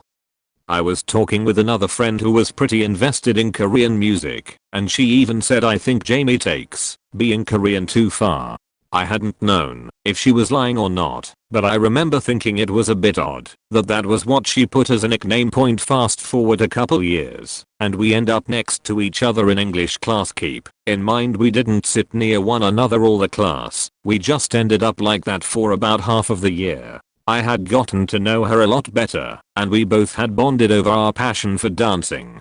She was always a good listener and never really tried to make herself superior. When she found out I had been studying Korean, she made a really surprised face, and I don't want to sound conceited here, but it looked a bit shocking in a giddy way. She went on and on about how she was Korean, and I started to remember how confused I got when she said stuff like that back in middle school. Korean culture would always, sometimes unwillingly on my part, become a topic of conversation. And I remember her saying she was only half Korean. She has 2 last names, and she was like, yeah, one of them's the Korean name, but I pointed out that, and aren't Korean last names, and she froze. She quickly evaded the topic, and brushed it off. She once asked for me to make her a chart with the Korean alphabet. We were pretty close at this point and I decided to do it as a favor to a friend, but when I gave her the chart, she squealed like, fangirl type squealed. I was confused. If she was Korean, I'm not sure she'd squeal at such things. Maybe she was just excited, I don't know. She was one of those fans of Korean pop where she'd say things like I can be girlfriend haha, but usually she didn't say this around me. It was usually via text. If she ever did. Things got messy once summer started, and she started claiming she was a JYP trainee. JYP is one of the most popular Korean entertainment companies. Trainees debut to become idols if they make it far enough. I've grown away from her since, and I'm kind of glad.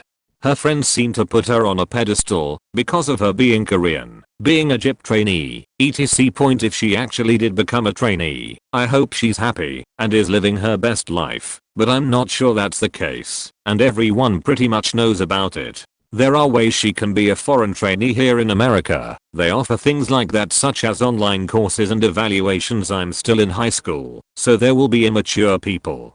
I think a great majority of how she was able to keep this up without getting bullied was because she's fully Asian and could definitely pass as a Korean, or at least a mixed Korean. I don't think she was an attention whore as a whole.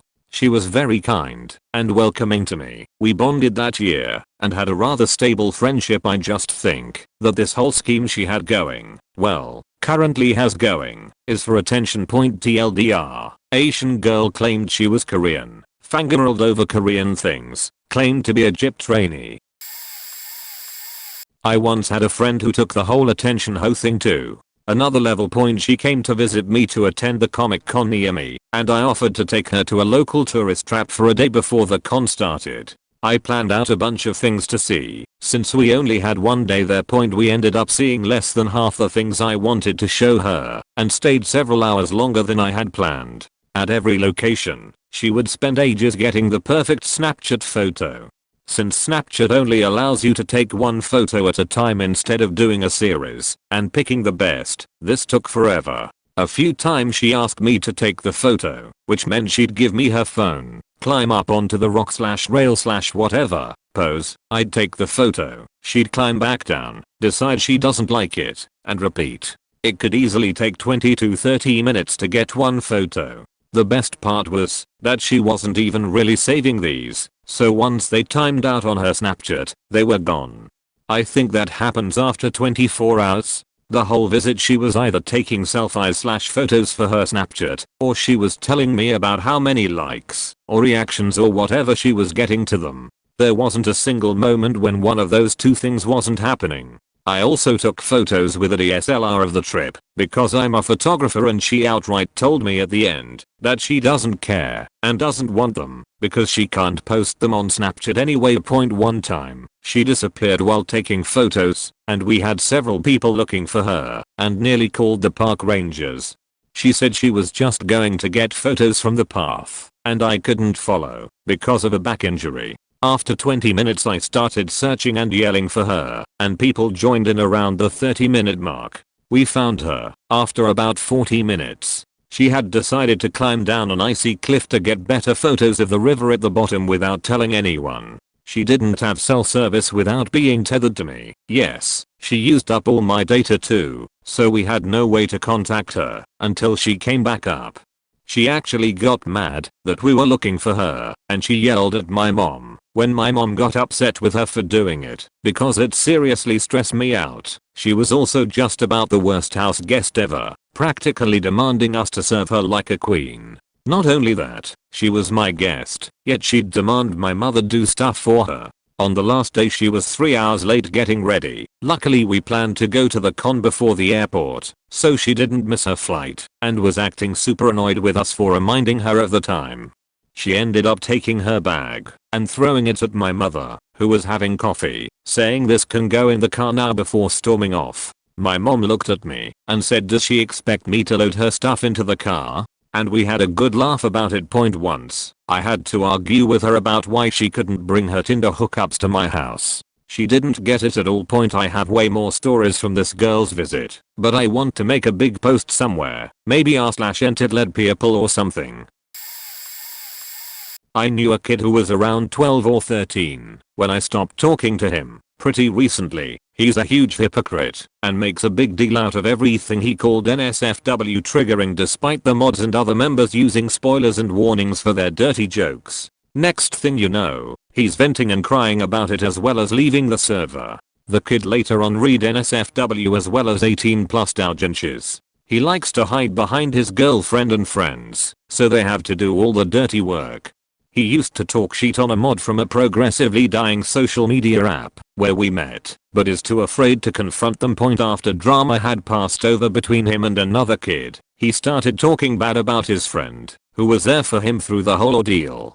Take note, his friend was in a shooting, so they have trauma related to that. He started to insult their vents, calling them back over the top and back edgy. My friends and I confronted him about it and all he said was I should kept my mouth shut. That's not all. He proceeds to swoon over some kid he saw at the pool, despite being in a relationship already. He said this all in front of his girlfriend, who is a bitch, but I still feel bad. Another time, we were doing a joke sort of thing and he just started talking about his abusive ex out of nowhere. Everyone in moderation was pretty worried, but also pretty pissed, because he was mentioning way too much triggering shit without warning right in the main chat, as well as making the whole situation about himself. I could go on, but there's already a ton of stuff showing he's an absolute attention hoe. For reference, I'm female. A long time ago a male friend of mine got a girlfriend. He wanted myself and a mutual female friend to like her, so he arranged a kind of a meet and greet situation. We got along well, but as his relationship with her went on it became very clear she was an absolute attention hoe. One good example was her diabetes. Apparently she'd had it all her life, but growing up with parents who strictly controlled her diet kept it pretty well in control. When she went to college and could eat whatever she wanted, she went into a diabetic coma and was officially diagnosed. Whenever she thought she wasn't getting enough attention from people, her parents, her boyfriend, me, etc., she would intentionally not monitor herself, so she'd have to go to the hospital to get it under control. She was also clinically depressed, but as a lot of depression meds mess with blood sugar, her therapist was limited in the options of what to give her, but she wouldn't take the meds anyway and tried to kill herself a few times while I was still friends with her. Again, it was for attention, usually when her boyfriend couldn't hang out because he had a life and was busy, and I couldn't drive 45 minutes to go spend time with her. She eventually broke up with the male friend, but I stayed friends with her. Sadly she got a new boyfriend who had registered firearms he kept in his car, and one day she took one when he wasn't looking, loaded it, and shot herself.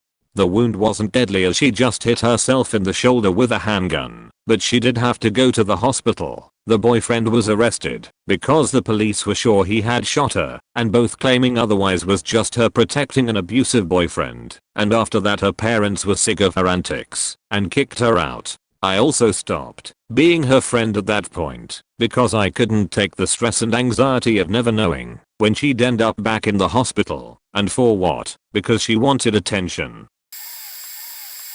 My mom. Woman needs an award. She is currently fighting stage 4 terminal cancer for the 3rd time since I've known her. Bone/muscular growing up, brain now digestive. She doesn't explain what kind, other than vaguely being in her digestive tract somewhere, and the tumors float around. She is going through chemo and underwent a UOFM Mayo Clinic study to shrink her tumors using cryotherapy, which according to her is brand new and just in trials, this being the first human study for cryotherapy to treat any form of cancer.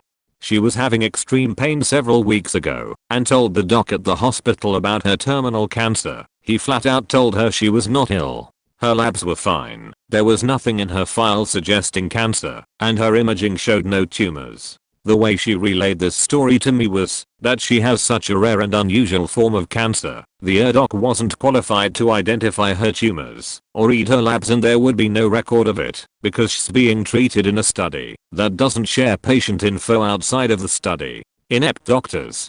This is her third time dying of cancer. This one had been going on for 2/3 years. She's also had a hole in her heart the size of a dime, a few strokes, heart attacks, many broken bones, internal bleeding, blockages in her bile duct. Every few weeks she needs to treat severe allergies to Benadryl, sulfur, bees, strawberries, eggs, several heat strokes, seizures, and a severe TB. Actually, fairly true, from many years ago. And another one recently, so now she can't work full time again, a never ending string of BS that makes her excellence and know-how undeniable. Claimed lawsuits against any job she lost, all of them, claimed she had a clear win, she was expecting a windfall. She's always seeming to be treated in ways she can sue about. The perplexing part is she is adamant she's never dealt with mental health symptoms. She's never been anxious or depressed, etc. She actually works in mental health. Is it her job?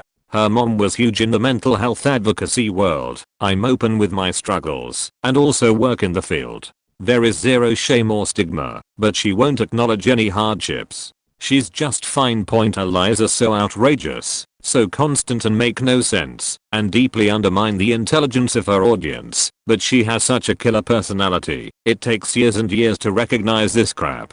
Her old coworker / friends finally, after 10+ years knowing her, saw through it all because her behavior nosedived 2/3 years ago. People were like, what the fuck? It's a tough situation and frustrating beyond comprehension, but I like her as a person. She's a great friend to me. She's crazy, abusive, and has a lot of great qualities, those and are brutal. I was friends with a girl via a group of friends we mutually knew. She and I became very close, but there was always something off about her. She claimed her family owned land in NC. She had gone on about it for years. When she found out my family is from NC, she became hush hush and never talked about it again. She was allegedly paying for 2 mortgages while making about $13/HR and still having money to go out and blow on clothes and buy a new car. It turned out dad was supporting her. She constantly put down her looks and sought compliments. This girl is knockout beautiful, like sickly beautiful, and was constantly told by strangers how beautiful she was. I'm not saying she couldn't be insecure, but I do feel she exaggerated her insecurities for further attention. She lied constantly about little things. But the kicker, she told us she was several years younger than she actually was. Timelines started to not add up. She would have had to have bought a house when she was 16. Finally it came out that she was older than all of us by about a year. It was a strange lie to keep going for years. I mean, we were super close, so it definitely bothered me a lot. I sort of took space from her after that, and about the 4th time she told us she moved / was moving and didn't. I wish her the best, but she is an energy sucker and just very draining. In my current friend group, there's a girl who does everything for attention. She's said so many things that, honestly, I'm not inclined to believe her on anything anymore. But here's a potentially bogus story anyway. Wound up being adopted away from all her siblings at a young age. She was raised by an abusive Spanish father and a kind mother. Wound up being abused in every sense of the word until she was around her early 20s. Now she's in a relationship with the sweetest guy ever, her fiance, and she doesn't love him, but she loves some guy who lives thousands of miles away and, I believe, groomed him into a relationship. He was not 18 and she was over 25. Poor guy is still a kid, for sure, even though it's been 3 years. She thinks she's in for open relationships, but doesn't understand what she's getting into at all. Now the guy she may have groomed broke up with her for some girl he actually liked, and she's been throwing a tantrum about it for about 3 months. Not to say that guy didn't fuck up, because he did too, but the punishments she's dealing him, along with the other people were friends with and she had tied around her finger, have been over the top and ridiculous. They have, to say the least, very much so exiled him from a place we all had fun in. Poor guy can't even be on VC anymore, because he triggers another member. Like, what the fuck? Latest installments she took a break, and wouldn't you faking know? The whole group has been happy, and without a single incident. Goes to show how much of the problem she was. This girl in 6th grade at my old school, now in 7th. Let's call her Lee. She had the case of the fake depression, and this other girl, we'll call her Kai, she had/has depression, and was telling Lee how to cut herself with pencil sharpener blades. Like, this is sad, but keep reading. Lee asked Kai if there was anyone there Lee knew.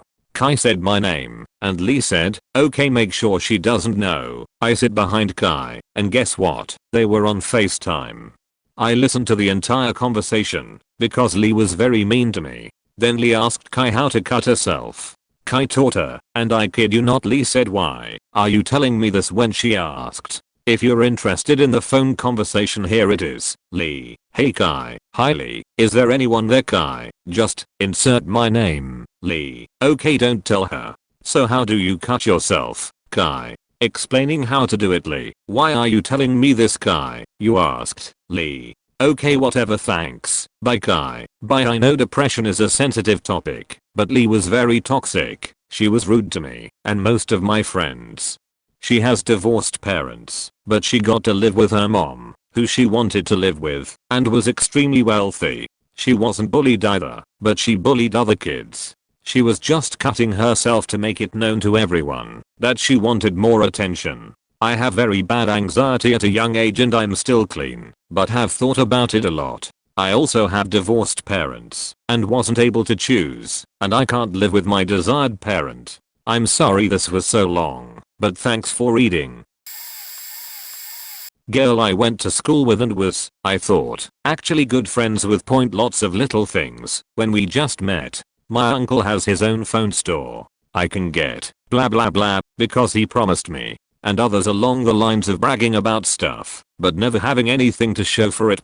At one point she didn't come to school for about a week. We, our friend group, were concerned. When she came back she seemed fine. Didn't wanna say why she left, but nothing wrong with her physically as far as I could see. But she was getting a lot of calls from every teacher and had no due dates on homework. All of a sudden. A few weeks later she said that she was gone for her mom's funeral. She didn't seem sad when she came back to school, and she had bawled her eyes out during lunch a few months before when her cat had passed away. Gave my condolences, but something felt off. After this she was using the fact that her mom died as a means to get out of everything from detention to being a bitch and lying to people.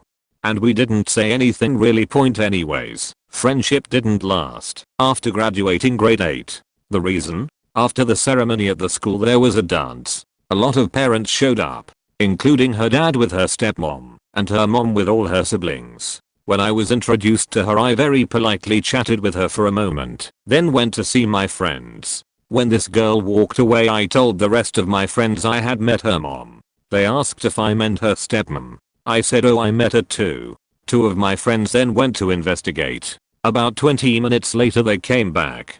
The mom was talking to her dad at a picnic table. Two friends saw the stepmom nearby with all the kids. They went up to her, pointed at the picnic table, and asked who is that with. Bad friend, dad. Oh, that's her mom. Anyways, the reason she had left for 2 weeks at the beginning of the year was for a vacation. To visit her mom, who lived about 4 hours away. We were pissed to say the least. After we confronted her it was all avoiding answers and playing dumb from her end. Followed by anger, then sadness, but no apology or remorse. She just wanted us to drop it. Then it was making us the bad guys and walking away. A few teachers found out about her whole situation the same way we did. A lot of them were pissed because they went on her word and gave her special treatment. When she was confronted by the teachers, her exact response was, I just graduated. I don't have to answer you anymore, and walked away with her nose up. This was in 2009. Fast forward to 2016. Last I heard she was trying to claim that a mentally handicapped kid who was 13 years old, she was 21 or 22 at this time, and was supposed to be babysitting, had raped her. I knew this kid. He thought the idea of sex was icky. The story on his side, she lay down on my bed and made my hand touch her chest. I didn't like that. He was a sweet kid and didn't like anyone touching him. And now he has a record at 13 because they did a full investigation. And before he was cleared of any and all charges, the investigation showed how averted he is to physical contact, as well as character witnesses against her, and no physical evidence. She went around telling everyone who would listen. She ruined that kid's life. Girl in my HS. We were pretty good friends till last year, then on my sheet she used to say she was a lesbian. But, not even 6 months later she got a boyfriend, who was one of the most popular guys of the school. Totally not believable. And she started saying he bullied her over her musical taste, or that he wouldn't let her go out with makeup, or that she couldn't have male friends. I didn't even try mentioning it when we were with other people cause I'm pretty sure it's not true. It would be funny to see what she'd do though. They faking kissed, and the next morning she was at school literally faking shouting around that he took her mouth's virginity. And no, I'm not joking. Yikes, talking about musical taste, she's a huge poser. She goes around telling everyone she's a metalhead, and then she listens to Black Veil Brides. Again, I'm not joking. She's exactly the type of person that wears a band t-shirt and can't name one single song by that band. She said they broke up because of the reasons above, and that she already cheated on him anyway with a girl. I'm actually bisexual and this annoyed the shit out of me honestly, cause the last thing we need is to be seen as a huge group of hoes that will cheat on you with everything that breathes. She still has the courage to complain that she's alone. She plays guitar like me and she shows off all the faking time, even though she's absolutely not good, and even after years and years playing she still sounds like someone who barely knows how to hold a guitar.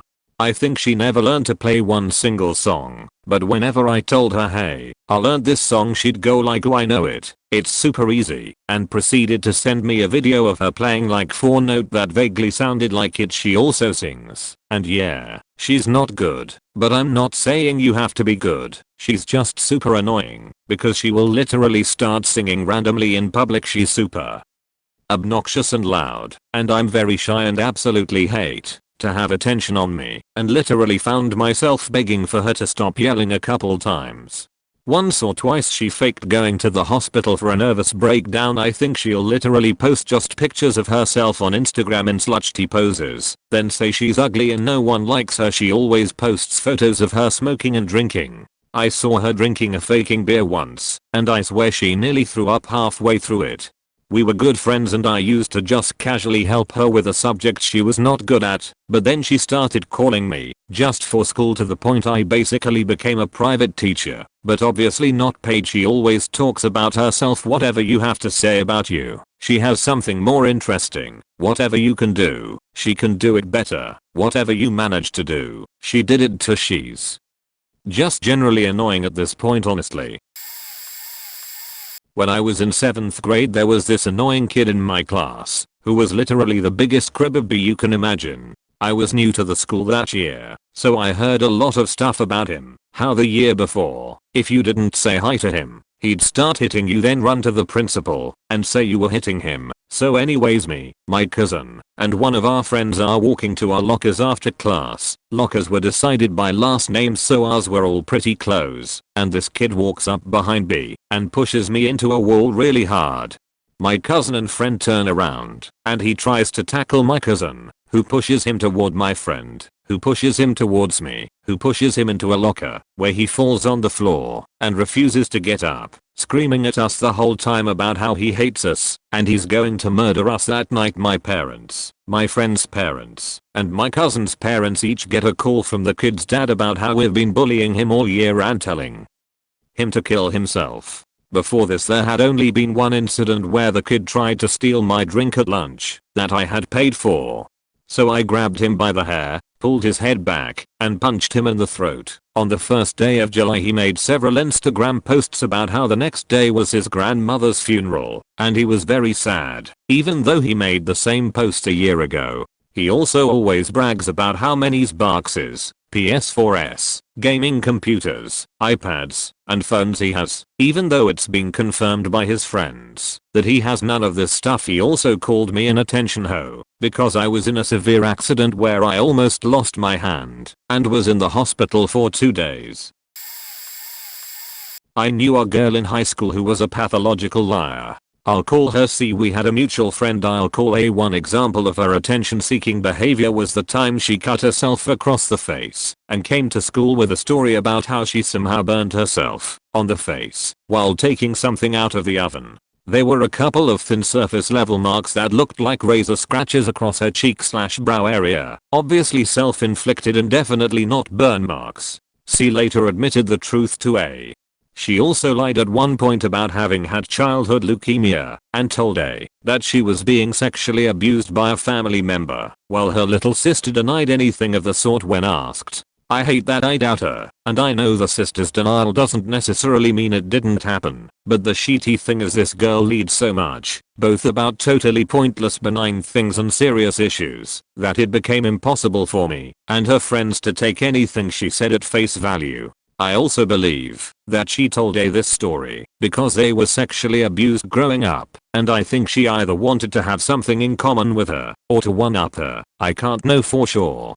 She also had a creepy obsession with one of our teachers and they would text back and forth, and she loved that she was his obvious teacher's pet and would go out of her way to defend him if he was being shitty, which was often. She babysat his kids and knew his wife and yet would go on about how she and this teacher were meant to be together, and she very nearly chose a low-tier school that was in his area instead of a much better one that she was accepted into, which was further away. She did not end up going there. Instead she went to the more respected school, but she got married at 19 or 20 and started having kids immediately and dropped out.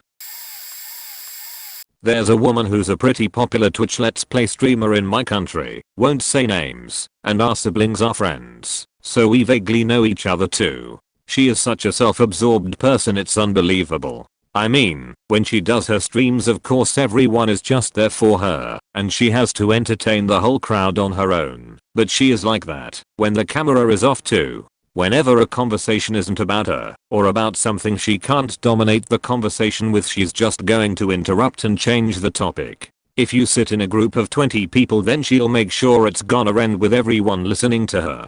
When you're out at the beach, or in the city with her, and a man vaguely enters her ADS, the show begins. She suddenly has to very dramatically shove her bra into the correct position again, tuck on her panties, or she just talks or laughs way louder than before to make sure he looks at her. She has a boyfriend by the way, and no, she's not a stripper streamer or anything. Her streams are 100% SFW. Whenever she has the tiniest ouchie boo, the world is set ablaze. She is an absolute drama queen. For instance, she had her wisdom teeth removed, and not only whined about that for maybe 3 weeks before the appointment, but once she was done she kept posting about how it was an incredibly difficult special procedure on her, and how she almost died, and how she cannot eat solid food for the rest of the year. Cut to 3 days later, when she's at KFC. What I hate most about her is her treatment of pets. When a pet is trending, she buys it and posts about it until it doesn't get enough likes anymore, then throws it away, either giving it away or just go on vacation without giving it food. Yep, she did that. And again, I don't want to give her identity away, so I'm not going to list the pets she's had in the past, but she usually doesn't keep a pet longer than a year.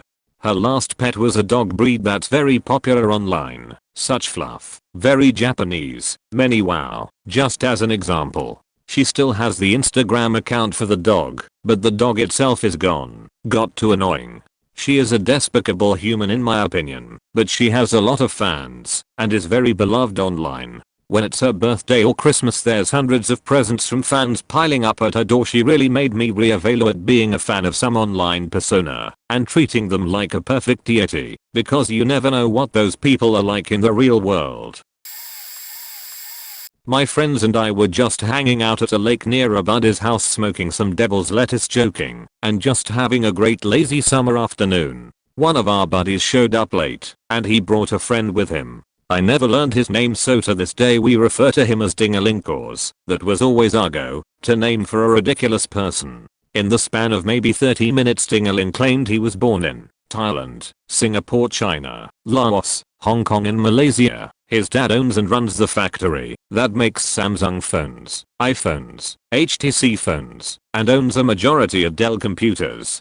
His mom also had quite a portfolio on her as well. Somewhere the same flex he had for his dad. Point, he sees us smoking and asks us what we are smoking. We say pot, and he starts flexing about where he's from, wherever that may be. He could get sentenced to death if he smokes it, but doesn't care cause apparently he's also the kingpin of all cannabis traded Southeast Asia. He asks for a puff, so whatever. He's an adult. Well, physically he is, so we oblige him. We pack a tiny hoot in our bung for him. He takes a puff and starts asking for a solid goddamn hour. Is this high? Guys, is this high right now? Is this high? We roll our eyes, go home, make some Kraft dinner, mac and cheese for non-Canadians, and just force feed it to him to sober him up. Sobers up a bit in an hour or two, talks about how the stuff he has is better, but we can't have any cause it's in a secret warehouse somewhere in Asia. Rolled our eyes and told his friends to take him home, and that was the last I conversed with him. Point, TLDR, multinational Asian dude whose family should be on the Forbes 500 list, and as a cannabis kingpin can't handle mid-grade Canadian pot. TLDR at bottom. Oh man, there might be too much for me to get in one comment, but I have a cousin who constantly bitches on FB about how much her life sucks. Anytime someone offers a suggestion for a solution, she has an excuse for it. But the real attention hoe came out when I was 37 weeks pregnant with my first son. To preface, I was told at 17 that I might not be able to have children, or it would at least be a struggle to conceive. So when and I got it on the first try, I was elated and terrified, and after I announced, I'd posted a cute little status about having a bad dream about the baby, and in his sleep, my had gently laid his hand on my belly, and it made me feel better. Anyways, back to the story. I was getting ready to spend the night at my mom's for my baby shower the next day, when I checked Facebook, and saw she posted a picture of a negative pregnancy test. Yes, negative. I sent her a PM and told her the test was negative and she should see a doctor to confirm what's happening, but definitely shouldn't have announced she was pregnant. The next week or so FB was filled with statuses about her pregnancy, looking for a crib to buy, what car seat. Then I see a status from her that said something like this: when you have a nightmare, but your boyfriend puts his hand over your uterus area. Yes. She said uterus area. I was like, sounds familiar. A week or so later, she posted that she went to the doctor and was informed that she was in fact not pregnant. She'd been experiencing a hysterical pregnancy. She also said they told her she may not be able to have children or have a hard time conceiving. Used the exact same words and reasoning that I'd told her they said to me when I explained why I was so scared of being pregnant. That was weird. In a hoe. Fast forward 2.5 years. I had given birth to my second son, but he had some health complications that we were unaware of, and he passed away 4 hours after his birth. While I was making funeral arrangements, she was messaging me about how upset she was that no one would drive her the 1 hour to where we lived for the funeral. I had to message her from the hospital and ask her not to post about the death of my son on her personal FB. I ignored her messages because obviously I had more important things going on. The big one was 7 months later, I'd decided to return to work. She got hired in the same place at the same time, and one day I was talking to some friends at work about my kids, including the child I'd lost. She spoke up and started talking about how she knew how I felt, because 3 years ago, when I was pregnant with my first, she had a miscarriage. Okay, hold the fuck on. For 3 years, she said that was a hysterical pregnancy, until I went through a traumatic experience, then it magically turned into a miscarriage. She admitted to me later that she'd lied to our friends about having a miscarriage. I didn't call her out just then, but one of our friends asked me if my husband and I thought about trying again. I said we'd been discussing it, but I was really scared. My cousin shouted, "I'll surrogate for you." Hell no. I called her out on everything right then and there. I haven't spoken to her since, and it's been almost 2 years TLDR. Cousin had a hysterical pregnancy while I was pregnant with my first child. Pretended the hysterical pregnancy was a miscarriage after my second child died. Offered to surrogate when friends asked me if I wanted to try for another baby.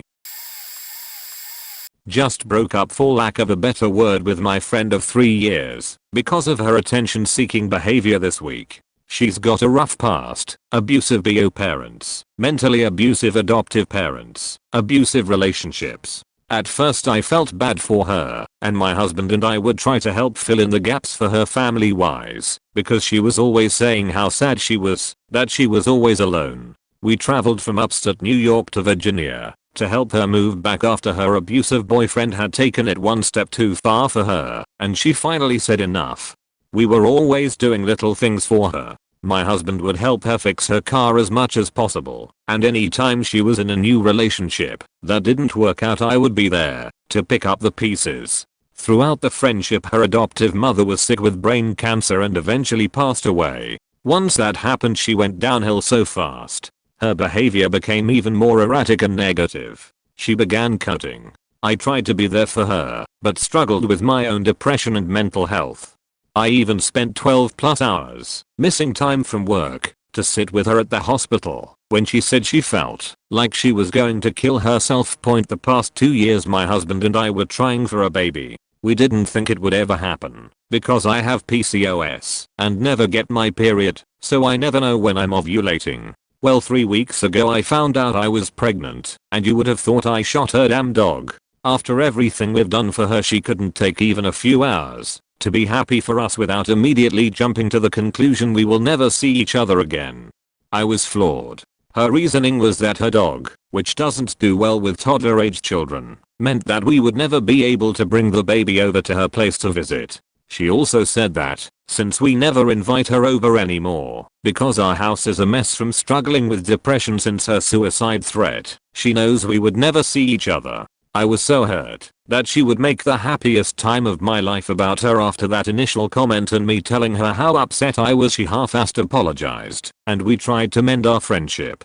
She tried telling me about a guy she was sleeping with for months that was actually cheating on his girlfriend the whole time, and I tried giving her advice, but as usual she wouldn't take any of my advice. I told her I was tired of her never listening and causing more drama for herself. She got upset at that point. Then we found out we had to put one of our senior dogs down. We were devastated. She briefly reached out and asked if I needed anything, and I said no, because honestly she was the last person I wanted to talk to. A week after that last conversation about me not wanting to hear about her drama anymore, and 2 days after we put our dog down, she messages me and all she says is, "I'm guessing you're still mad at me. I just don't know what I did wrong." I was going to ignore the message, but decided to let it all out. Everything that had been building up into a raging fire of resentment. She immediately got defensive and switched right into attention-seeking mode and threw in a thinly veiled suicide threat about taking me off her emergency contacts at the hospital, so I won't be bothered by her anymore. For good measure, she threw in a comment about this just being another time she's been abandoned by someone she thought she could trust. Ugh. She was such a drain on my energy, and I'm so glad to be rid of her. Days later she posted a status on FB about how people, me, who advocate for mental health, and then ditch people when they need help the most, are garbage humans. I do advocate for people to take control of their mental health, and that's exactly what I was doing for myself. She just couldn't accept that she wasn't our baby anymore, and she'd actually have to start being responsible for her own actions now. I knew a girl in high school who was constantly pregnant in ways that made no sense. She was friends with my friend who also for some reason faked a pregnancy, but she actually was pro at it. I'll get to that later. I sat with her at lunch because I sat with my friends. The amount of shit this girl made up. The first time I heard she was pregnant I thought she was serious. Then shit started getting weird. She lost the baby and then came back a week later saying she was pregnant again. Then suddenly a few weeks later she was 7 months pregnant, then 5, then 3, then 4. Then she lost the baby again when her brother beat her with a bat. Even though she seemed completely uninjured. She came back pregnant again shortly after with wildly inconsistent trimesters and lost the baby by falling off a roof. Again, no injury. She also claimed she was allergic to salt. So one day she said she wanted to test if she still was. She salted her fries to oblivion and started eating, saying, "Oh, I guess I'm not allergic." Then, choked up, she made a small show about how she was still allergic, but didn't have any outward signs other than disgust for having eaten half a pound of salt. I don't know how many times she claimed bullshit afterwards, because I lost count. But I do remember walking back from lunch once and confronting my friend about this. My friend, who I knew had faked a pregnancy, but she didn't know I knew, and who was also pregnant again, but she waited a good month or so at least after losing the baby. I told her, "Your friend is full of it," and she admitted she knew, and none of her stories made any sense, and she knew everything she said was a lie, and that she just didn't bring it up. Kind of like I did with her. It was kind of ironic, the pregnancy faker calling out another pregnancy faker, but at least she was good at it. And now I don't know why she faked 2 pregnancies. Probably for the same reason, but really, she had like everyone fooled.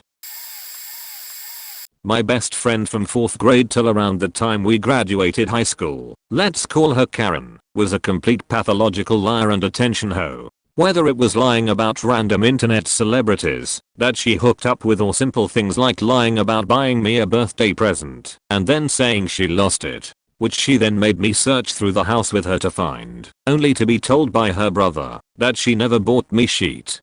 Karen would do anything she could to be the center of attention at all times, even if it was for something bad.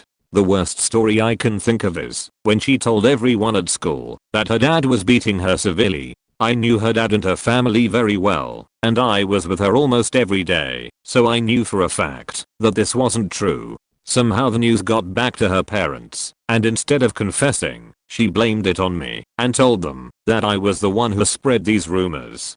She then told me, with fake tears in her eyes, that we could no longer be friends because her parents wouldn't allow it. I was incredibly confused as to why they would suddenly do this until one of my other friends received an accidental voicemail from Karen. The voicemail was of her and her mother discussing the fact that I had told everyone about her dad abusing her. Karen claimed that this was a but dial situation and that no one was supposed to hear the conversation. At that point I was done with her shit and ready to move on with my life. I was fully aware of her lying and attention-seeking tendencies prior to this event, but it seemed that she regretted trying to blame it on me and wanted to be my friend again. To solve her problem, Karen decided to blame it on another one of our friends who was conveniently moving away, so she wouldn't have to deal with her own lies that caught up to her in the end. Overall, she was a terrible friend, and I was so relieved to have finally gotten rid of her when we graduated. I've heard that she's now on to better things like taking her dog's Xanax and making lots of other horrid life decisions. Good riddance, crazy as. There was this guy in my class who would lie constantly for attention. I'm pretty sure he was a pathological liar. His biggest lies were playing in the National Football League in his free time, having served in the army, being the father of 2 kids, having been in court for a false rape allegation, not 100% sure that was a lie, that he tried to commit suicide 5 times, and that his entire family got murdered by a gang when he was a baby. In the beginning I figured he just exaggerated stories before he told me the story of how his family got murdered, explaining the incident in vivid detail. He was supposedly 1,5 years old at the time, and I realized he straight up made shit up. He got caught when one of his friends at school met his ex-girlfriend who warned the friend about his lying. Even after getting caught he tried to tell the lie about his murdered family to my friend, at which point I confronted him. I said I knew about the lying, but could forget about it if he didn't lie to me in the future. He said he'd never lie about such a serious thing. I guess at that point he believed in the stories himself. I did feel kind of bad, because I don't think he was a bad person. He had a hard time making any real friends, so I guess he had started lying to seem more interesting. Some of his behavior was pretty manipulative though. After school ended he said he had feelings for me. Hard pass there. I lived with this crazy bitch who we'll call JJ. Seemed chill in the beginning of the year, a little uptight, but whatever, people are like that. She has a food allergy that our school doesn't really have anything for, so instead of saving herself $1,400 a semester, she bitches about it all the damn time and how she can't get food. Okay, that sucks, but you literally need a doctor's note and you'll save yourself money.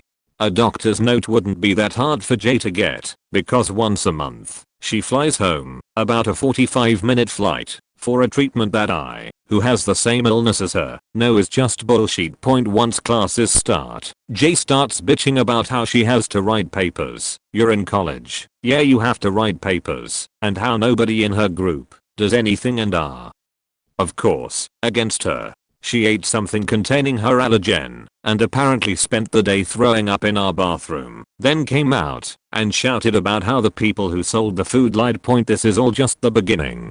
At the start of second semester, Jay decided I'm a horrible person, and that she absolutely hated me. Some shit happened, and we ended up having a meeting with our ad during which she pretty much shouted about how I didn't do what I was supposed to, and how she had to teach me how to do it. Then, at a meeting the next day, she stormed around, on the phone with her mom, refusing to say what was wrong, instead saying we'll talk about it at.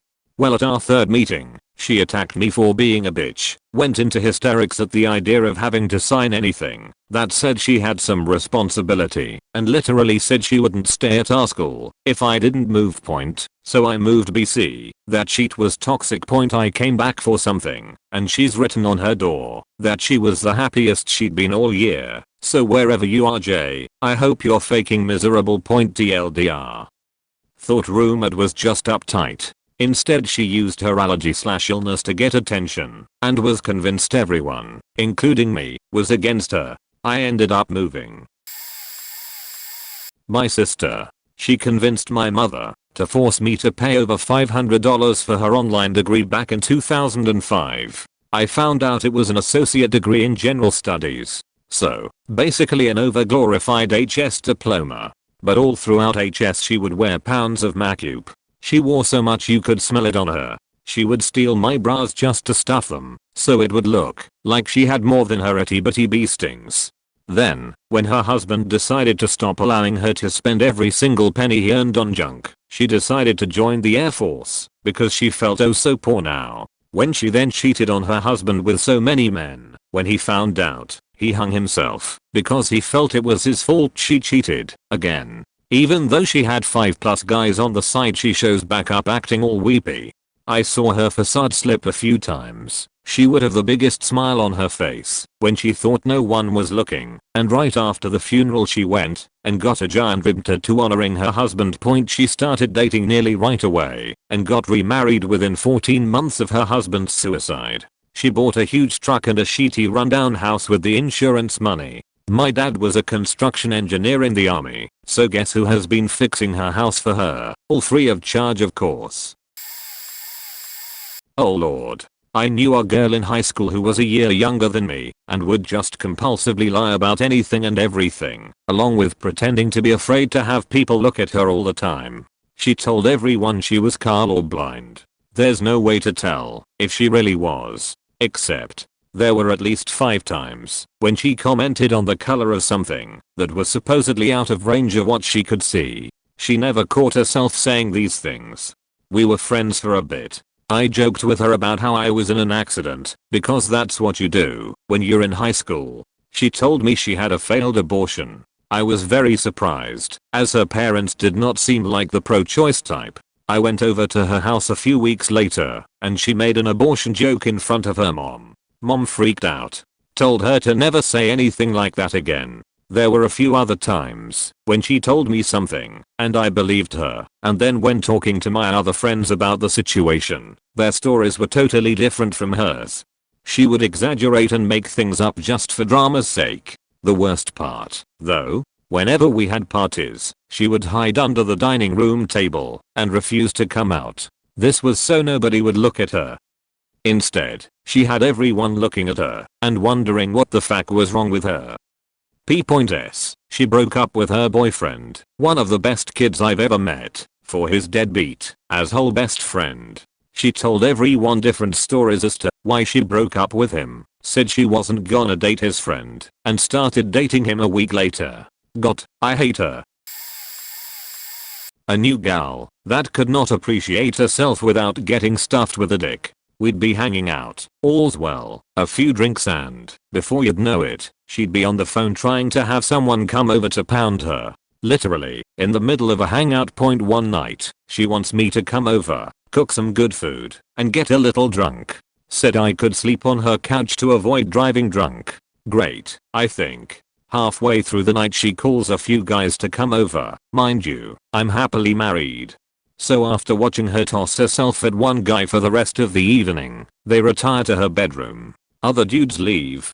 Gross. It can't be that good. Such sounds are rattling the window panes. I went outside for some air and relief from the nonsense, only to realize I had locked myself out of her apartment. I bang on the door, only to be answered with more grunting. Thankfully I had my keys, slept in my car until I could drive and went home. When she called the next day I was annoyed as hell and told her I was sick of being ditched for dick. An hour later I get a call from one of the guys that had shown up the night before that my friend was in the hospital for a suicide attempt. This was not the first time I got this call, by the way. Turns out she called the guy, told him she swallowed a bottle of Tylenol. He called 911 and she was rushed to the ER for a stomach pump. Guess who faked the whole thing? No pills in her system.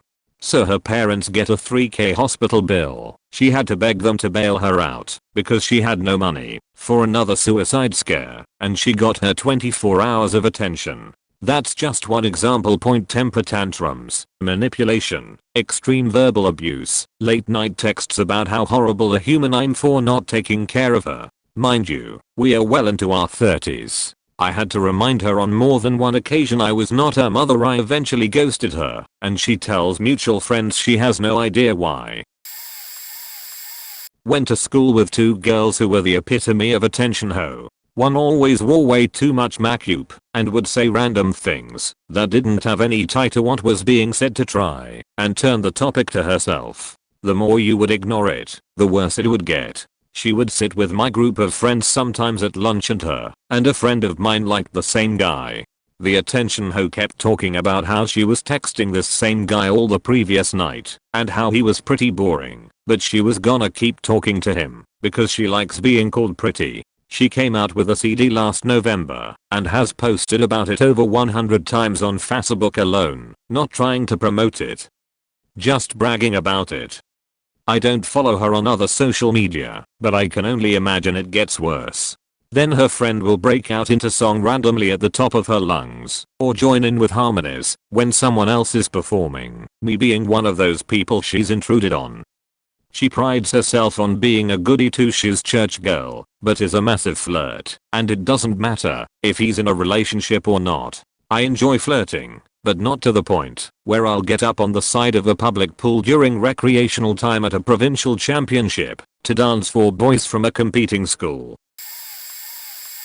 There's this girl in my friend group who nobody likes much. She has an Instagram account that's mostly followed by her friends from her old school. So she and my best friend had really high marks and were competing for top form. My best friend won, but the girl posted on Instagram that she had received the award.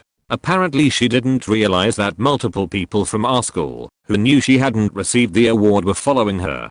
She was already fairly disliked because she would interrupt people trying to help others in class and always insist on helping people. Multiple times she would pretend she completely understood the material and give people completely wrong answers totally confidently. She was also really skinny, and she would make comments like, "Oh, I can't be your canoeing partner, we have to pair with people our weight," and I'm like, really light.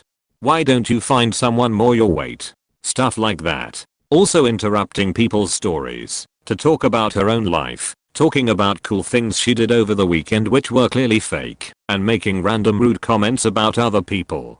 She also lived playing up injuries. She tripped and bumped her head while singing and got a minor concussion.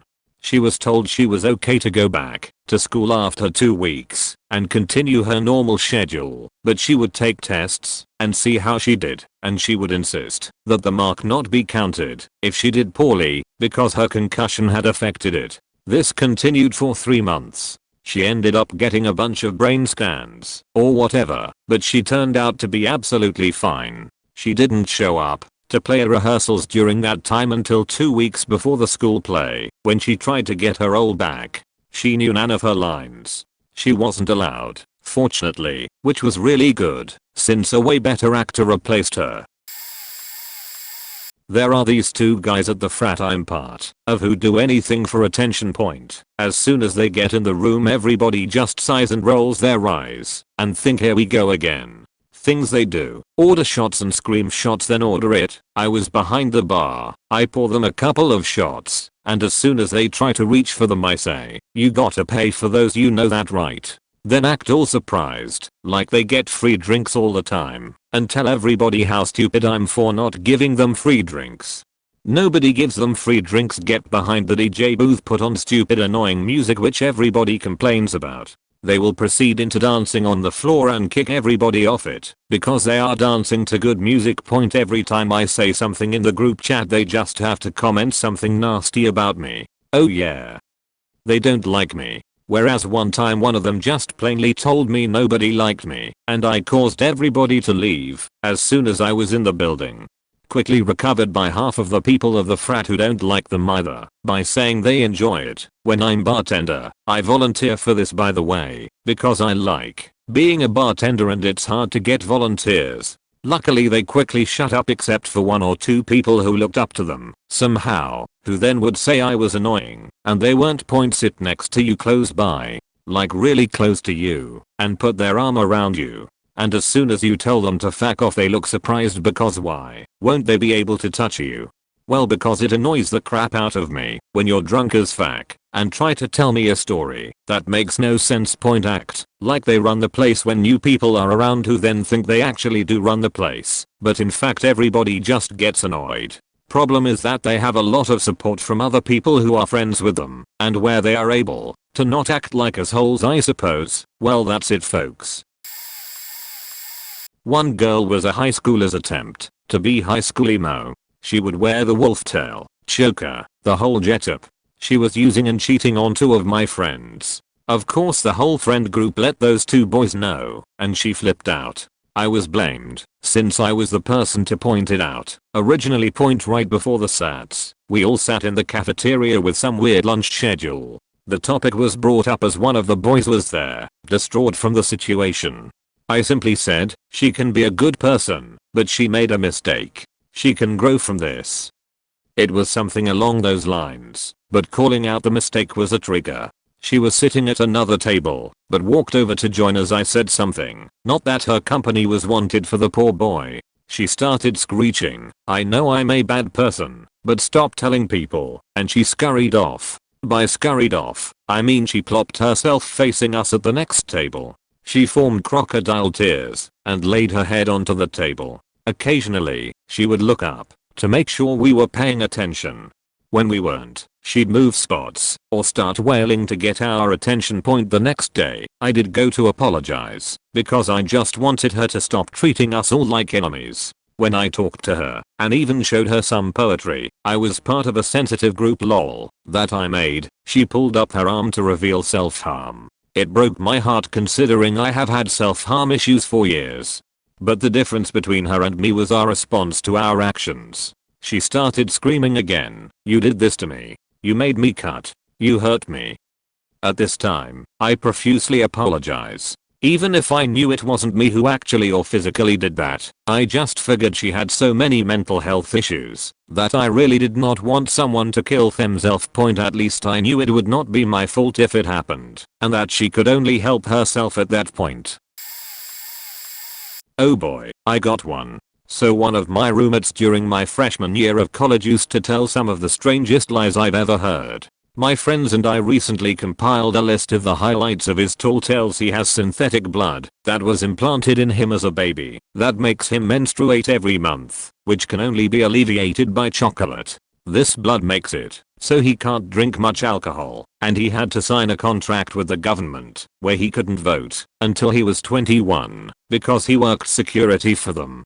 He is a prostitute that works at a host club in Pittsburgh called the Swallowtail. When we looked it up and asked him why it wasn't on Google, he said I don't know why that would be, and gave us the address. As expected, the address did not lead to a supposedly above-board host club called the Swallowtail. He also would shift between calling it the Swallowtail and the Swallowtail Cafe. He has a friend who is a Russian national named Vlad who is currently in the Navy SEALs and did his training for the SEALs somewhere in Colorado. Vlad is the subject of many odd stories which make no sense.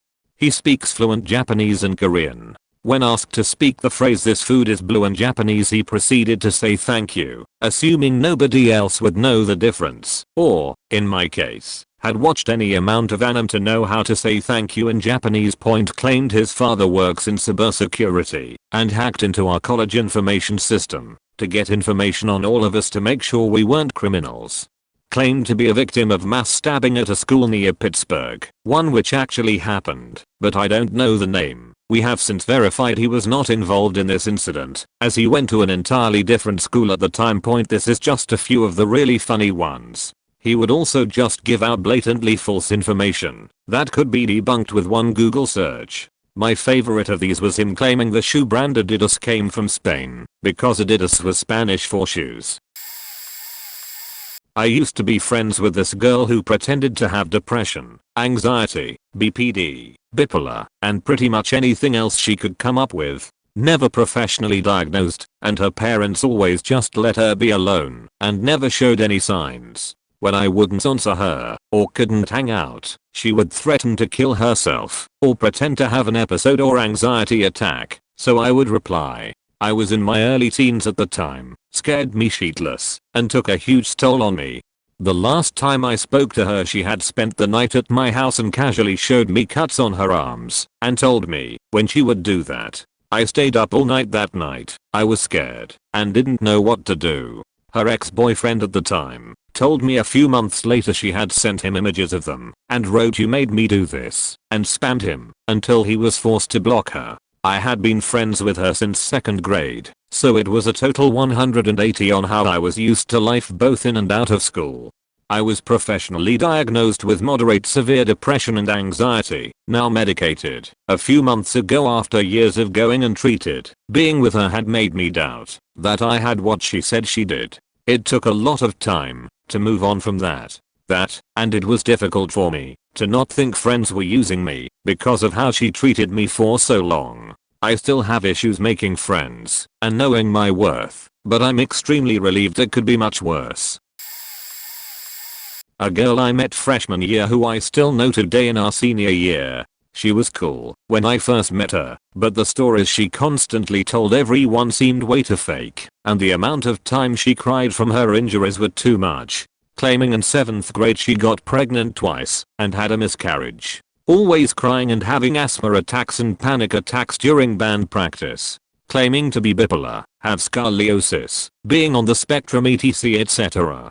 She would always have a sort of injury and always sit out in practice, and even bragged about marching with a messed up ankle despite her doctor saying not to. Surprise surprise, she ended up bawling at the competition because of pain she was feeling. Even with relationships as well, she always makes sure everyone knows there's something wrong, at one point screaming bloody murder, chucking her phone, and throwing herself onto some chairs. No one actually has her attention though, because we all knew what she was doing. She lies about her exes, claiming she helped one of them ask his new girlfriend out to prom, when in reality it wasn't the case. As proof, he texted her confronting the claim, to which she blocked him.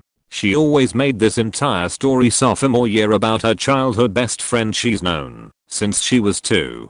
Claiming he died from heart failure. Of course we all felt bad, but the things didn't add up. She left a picture of him as his wallpaper, but the photo seemed to be professionally taken. So we asked her if there were any other pictures of him, to which she responded, "I have pictures of him in the hospital, but looking at those makes me sad." How do you have a childhood best friend, but only have one picture of him? Through some digging we found his picture online. When we brought it up to her, she claimed he was a model. One of our other mutual friends kept on asking questions to make more information, but she just stopped answering. There is still a lot more, but mostly small stuff like lying that me and her have the same period cycles to how every boy is in love with her. Or how a 22-year-old alumni from our school is still waiting to date her, even though he's had a girlfriend. How she has tattoos, but refuses to let us see, because of how personal it is. Or faking being wasted at homecoming with spiked vodka, that no one saw her drink at all. No one believed what she said anymore. She has gotten better since freshman year, but she still loves the attention. This is crazy, but an old friend of mine with severe mental health issues I used to know sometimes used to phone the ambulance early in the morning randomly to say she was going to kill herself and that she was standing on a roof saying she was going to jump. She actually wasn't on a roof, just sat calmly smoking a cigarette in her living room. She was actually fine when the ambulance got there, and she did it so much they eventually had to blacklist her for time wasting. She also used to accuse guys of rapping her too when nothing had happened, and she had no evidence, basically just to create drama. Last I heard of her she had to move to another town with a guy who uses cocaine and heroin. She's out of my life now, and I plan to keep it that way, but unfortunately some of my friends still hang out with her as I think they are too scared of cutting her off for good, especially as she's lost a lot of friends recently. I can understand she has severe mental health issues, which explains her erratic behavior, but she isn't getting help for it and has burned bridges with a lot of people in the last few years, especially me, as she betrayed me extremely badly, as well as her parents. I wish her all the best though. I wouldn't wish her mental health problems on my worst enemy. Edit. Also, she told her close friends she was going to commit suicide randomly for attention when she thought everybody was ignoring her. She expected everybody to be there and call for her, but if you had problems, you were overburdening her in her mind. One of my classmates, 13-year-old, yes I'm that young, shut up, had about 6 or more boyfriends from the start of 2018 to 2019 year. She was together with a poor guy that, whenever they were walking down the stairs they were holding hands and cheating just because. This guy was the crush of one of her friends. Also, none of the reality on shipes lasted more than 1 to 2 months. Also, one time she texted me like, where do you know current boyfriend's name, which we are gonna call him George for the sake of the story, from? And I reply with, we were classmates in an art class. Why do you ask? I'm just asking. You don't know what's happening with me and George right now, and I don't see a reason to know. Then don't tell me, cause I don't give a shit. I wasn't going to tell you anyway. Then don't tell me about that, because you are just trying to get me to ask you about what the hell is happening with you and him just to say no. You wish. By then, my god, just to know my mother language isn't English, and I know that most of you won't find anything wow in this story, but she is fucking annoying. I hate her. One time she stabbed herself. I can't find the equivalent word in English, for no fucking reason, just for her friends to comfort her the next day. Wish you never find something like that in your life. An ex of mine. We dated for 5 months, then she broke up with me out of the blue and refused to even tell me why. Not even a week later, I overheard her at work telling some coworkers how I broke up with her and how sad she was. Also, it turned out the entire time we were together, she talked shit about me to our mutual friends. A couple weeks later, she met some guy over the phone at work. We worked at a call center and gave him her phone number, which was a huge work no-no. Without meeting the guy face to face, she made plans to move in with him despite the fact she has a kid and he lives on the other side of the country. Her parents tried to talk her out of it, since obviously she is endangering her child, and in response she told them to fuck off out of her life, and she threatened to sick a lawyer on them. For what? I don't know. Through this, she maintains that she is a victim somehow. She then proceeded to fly out to meet the guy, slept with him right away, and then at the end of her trip, he told her he wasn't interested in dating someone with a kid. A couple months later, she ran into my best friend, who I lived with at the time, at a funeral, and tried to talk him into going home with her. He, of course, being a decent friend, told her no. A couple months after that, she let a guy move in with her after just one date. He didn't have a job and proceeded to mooch off of her for the next year and a half. Did she try to get rid of him? Nope, she begged him twice to marry her. She only kicked him loose when she found out that he had been blowing off job interviews the entire time they were together. So what did she get out of all of this? The chance to bitch to everyone on the daily about how bad her life is. She just has this habit of doing shit that will obviously cause all kinds of drama. It's sick and feels really bad for her kid who had to put up with the parade of losers my ex brought into her life. My sister and her so were ruined by him. Any signs of someone being an attention hoe terrify them now, all because of him. They're paranoid, to say the least. I watched them break a few relationships off just because they were acting like another attention hoe. They gave him a few too many chances to make things worse for them. He lied about everything under the sun basically. He tried to tell them he was raped. He popped pills, faked depression and paranoia very poorly too.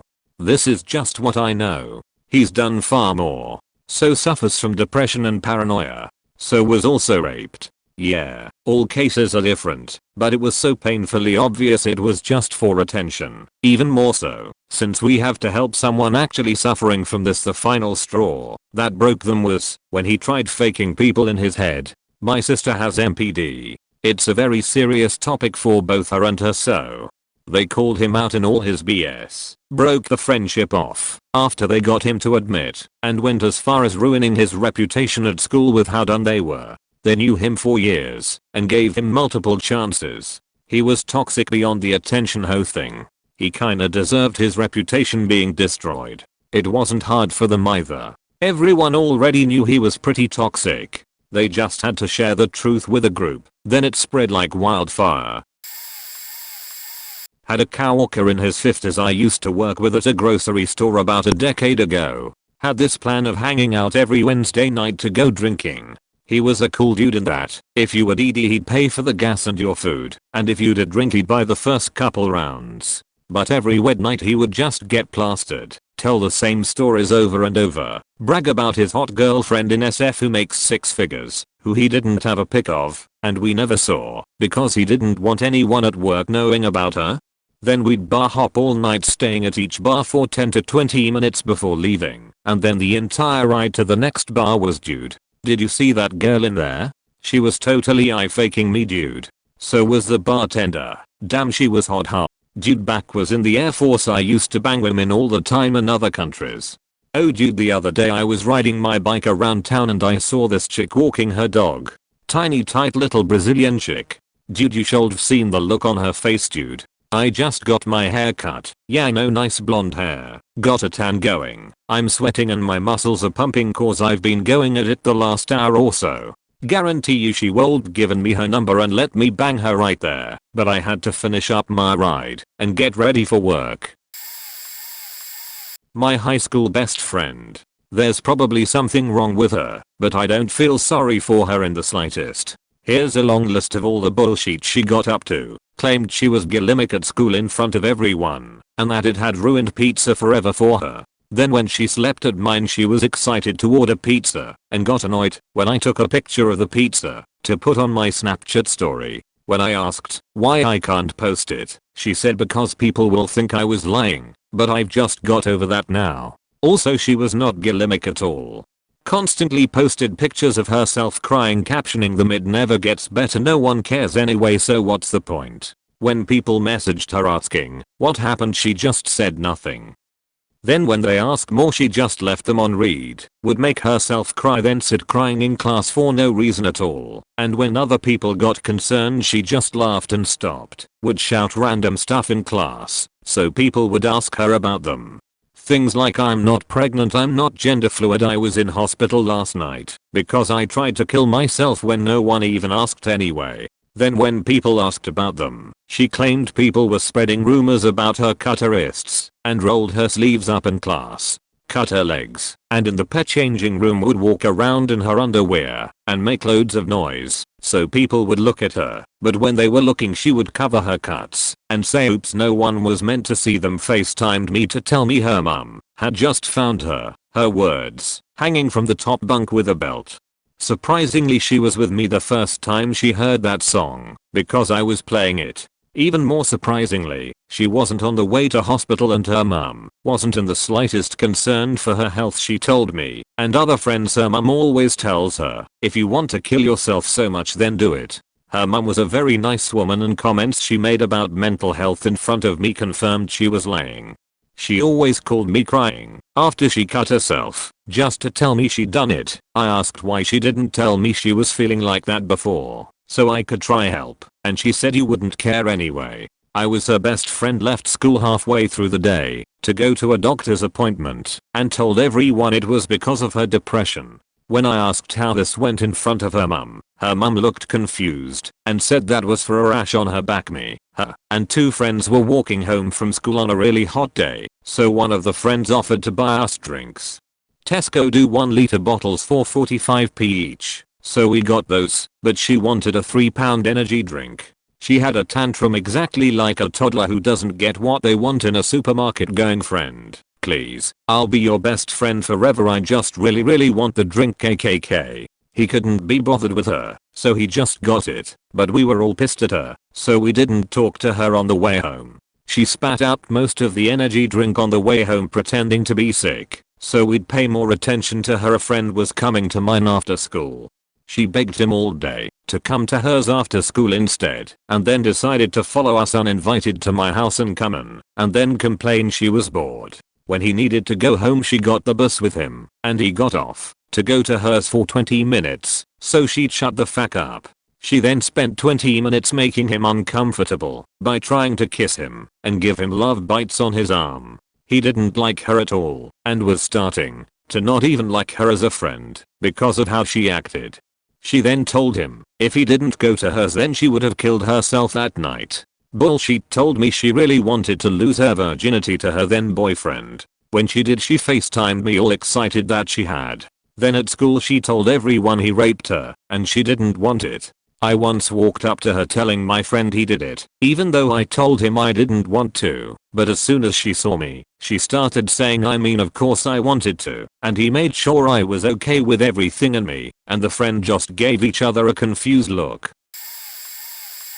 This girl probably won't be part of our friend circle for much longer. I need to start by saying that she legit has it rough. Won't go into details for privacy, and while we suspect some of the other awful things that have happened to her are likely embellished, she truly has been hard done by. But she's so hard done by. Every little inconvenience or mishap is something to be pored over and cried about and complained about continuously. That cashier might have given her a dirty look. An ex from 6 years ago was in the same pub. The hair dye looks fine, but didn't come out a specific shade. And so on. Last year, on the day of my BFF birthday, I briefly met with BFF, attention her and two friends for a lunchtime tea. BFF was excited because we were all going out for her birthday later. Attention ho, or from here on out, was upset about an argument she'd had with her mum. It wasn't even the first time BFF and I had heard about it the day before, but the other two hadn't or had a captive audience as she burst into tears and talked about how hard her life is. BFF, managing to be far kinder than she wanted, we both exchanged eye rolls, suggested or stay with her for the weekend to have a break and clear the air, or accepted but spent another hour talking in circles about the argument. It was very tiring. Later that evening we were all dolled up, but BFF and all were late. Eventually they arrived, and BFF was trying not to be angry, or had continued to talk about that same thing for several hours straight, and then got into the same argument with her mother on the phone, thereby making them late. BFF and I tried not to engage with her the rest of the night, because she was just sitting there with a face like a slapped ass. Anytime I overheard her talking, she had pinned down some hapless unknowing victim and was ranting at them about her issue yet again. We all went back to BFFS at the end of the night, drunk and happy, then or started on again at another victim, this one becoming so upset for her that she cried too, while I'm sure BFF and I looked cruel to the uninformed as we got frustrated. In the end we insisted on going to bed. The next morning I woke to find my chronic pain condition had decided to flare up, so I was in a lot of pain. We all went for a coffee, hoping the walk might help my joints, but I was really suffering. Even when seated I had to keep readjusting myself as I gasped in pain. Meanwhile, or was constantly making comments like, well at least you don't. Something about her argument with her mum.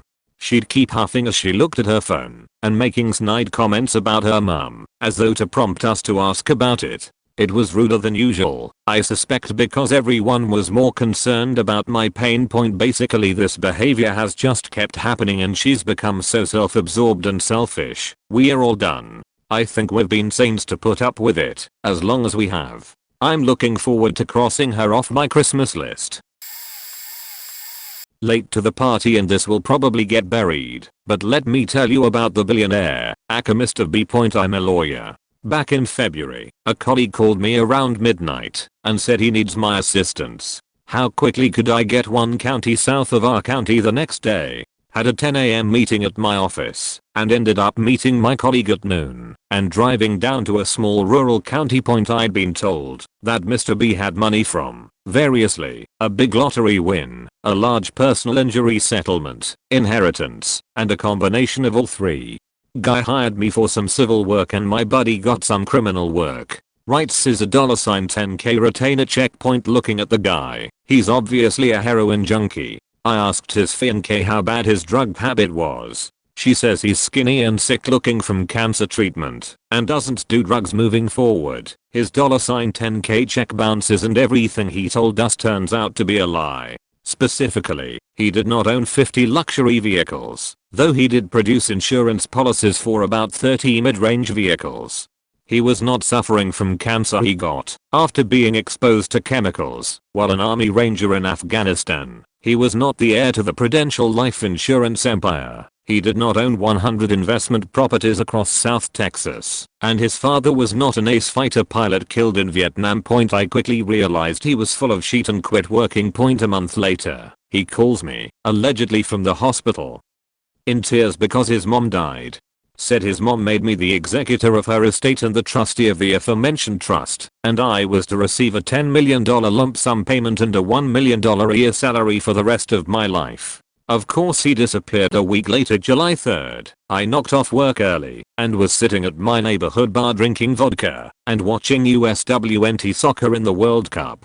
Phone rings. It's Mr. B. He had all the paperwork from his mom's estate and he's waiting for me at the bank. I just need to get there by 6 p.m. to sign the papers and pick up my lump sum payment, which has now grown to $14 million. Of course I'm 30 minutes away, it's 5:15, and I'm kinda buzzed, but I say fuck it, and drive to the bank. Got there just before 6 o'clock, and the branch happened to have closed at 5 p.m. So he obviously wasn't in the bank at 5:15 waiting for me. He gives me his usual bullshit and lies, and asks me for a drive back towards the north side of town. I say no, and go on my merry way. The next 2 weeks, he called or emailed me every other day, promising to hand deliver a cashier's check to my office. I told him the second he paid me, I'd start working for him again. Sitting here in mid-August, still don't have my $14 million. My sister-in-law has to be involved in everything, then spin it, so that she's the center of attention. Some background, she's my dad's child from their first marriage and she's about 12 years older than I am. My entire life she resented me for being born and living with my dad. My parents would try to include her in family vacations, events, etc. But the second they turned their backs, she would literally do anything she could to make me feel horrible about myself. She told me I was fat on my birthday when I was 10. She was 22, causing me to sob at my special Disney World dinner my parents busted their asses to afford.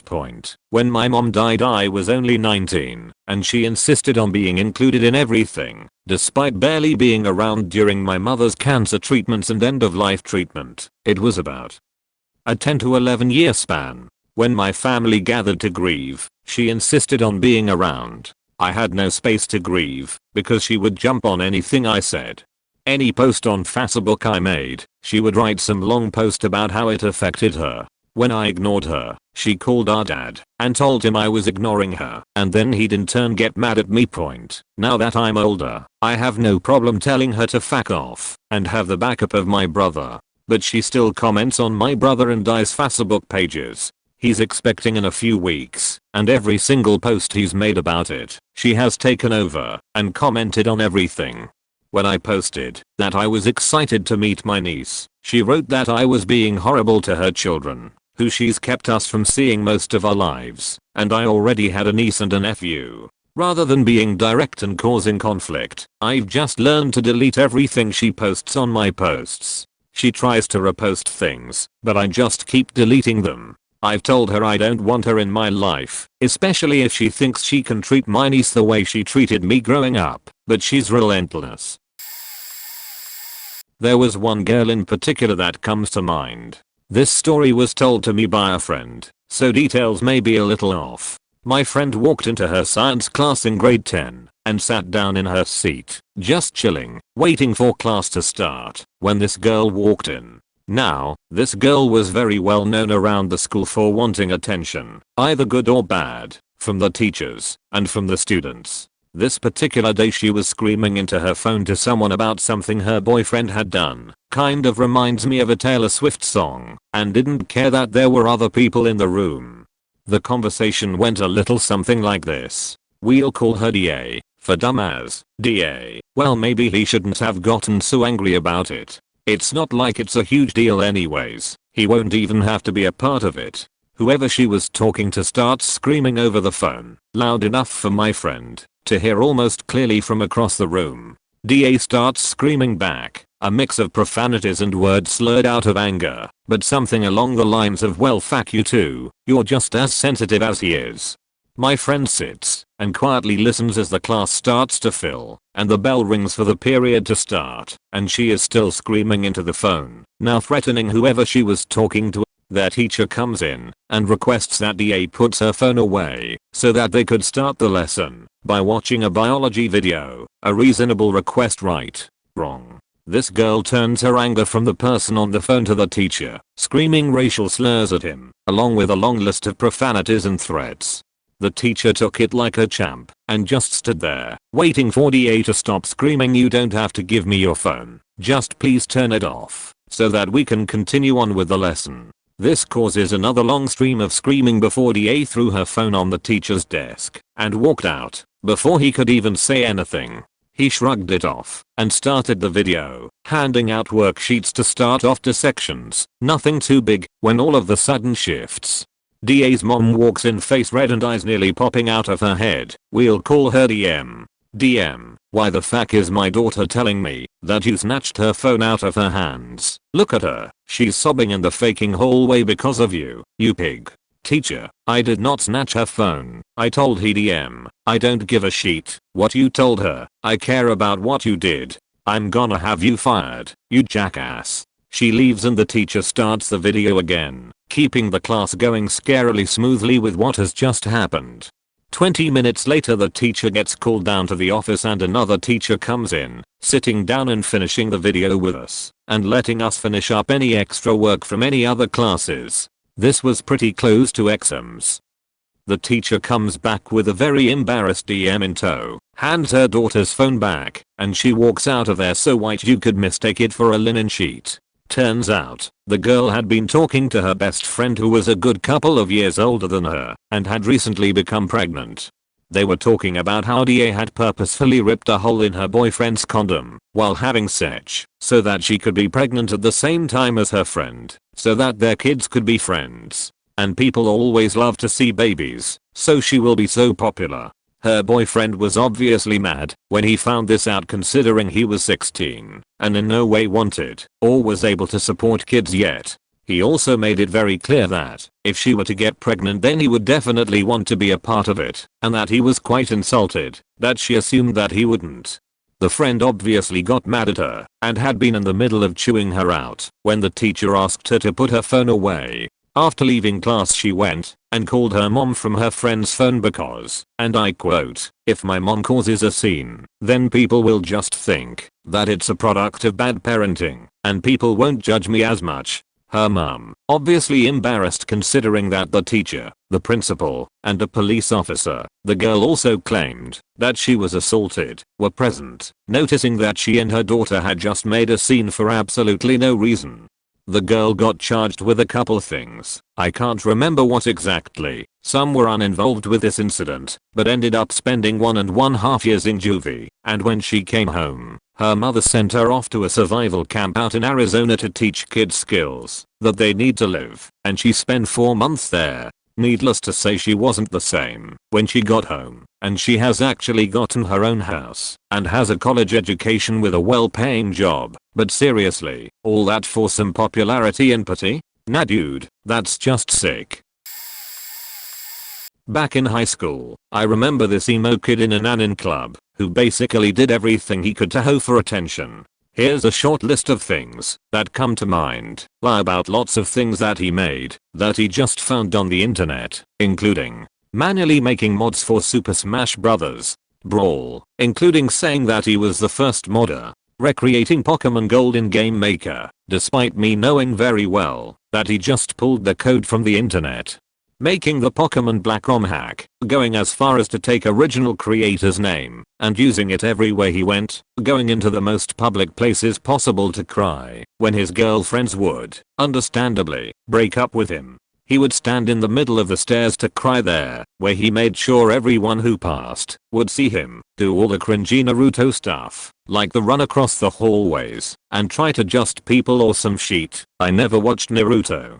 Go into rants about how emo he was, and would go as far as to get a speaker so everyone could hear his shitty music. Point: he was not liked by anyone except the Anim Club, because the Anim Club was full of assholes that would actually bully those who did not like Naruto. My high school was pretty faked, and I'm glad it's being torn down. But yeah, I got a little off topic there. In short, this emo kid was just the worst, and would do everything he could to make sure you knew he existed. I don't even know what he's doing nowadays. Probably snorting crack up his ass or something. A girl I knew when we were both in high school. There is no way to put this nicely. She was not a pretty girl, but she somehow found this guy who was in his late 20s to pay attention to her. She told me that the friendship was completely platonic, but she would tell other people that they were in love and would be fabulously wealthy and famous and travel the world. Nonetheless, I know that behind his back, she acted like he was her boyfriend.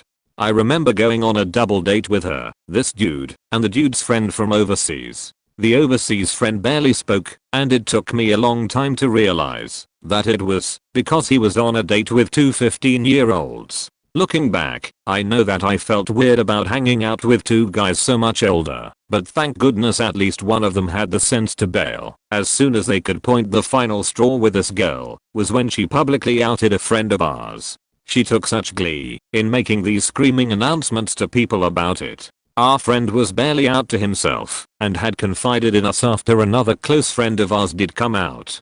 He was from a religious family though, and wasn't sure how to tell them or any of his friends from school. The 90s were still a scary place for a kid who is figuring out who he is. I confronted her about it and told her our friendship was over. I saw her about 10 years later at the mall and ducked into a store just in case she recognized me. She also used to pretend to be British and had a terrible fake accent. She really thought she was fooling people. Used to be friends with some guy who I met through a sorority sister who was kind of weird but pretty fun to hang out with. On a couple of occasions, we made plans to visit each other, and every time he would visit he came up with the worst excuse. The first time we made plans, they fell through because he claimed he had to have gallbladder surgery and that raised eyebrows for me because at his age it wasn't common, but I'll let it go. We were 21 and young.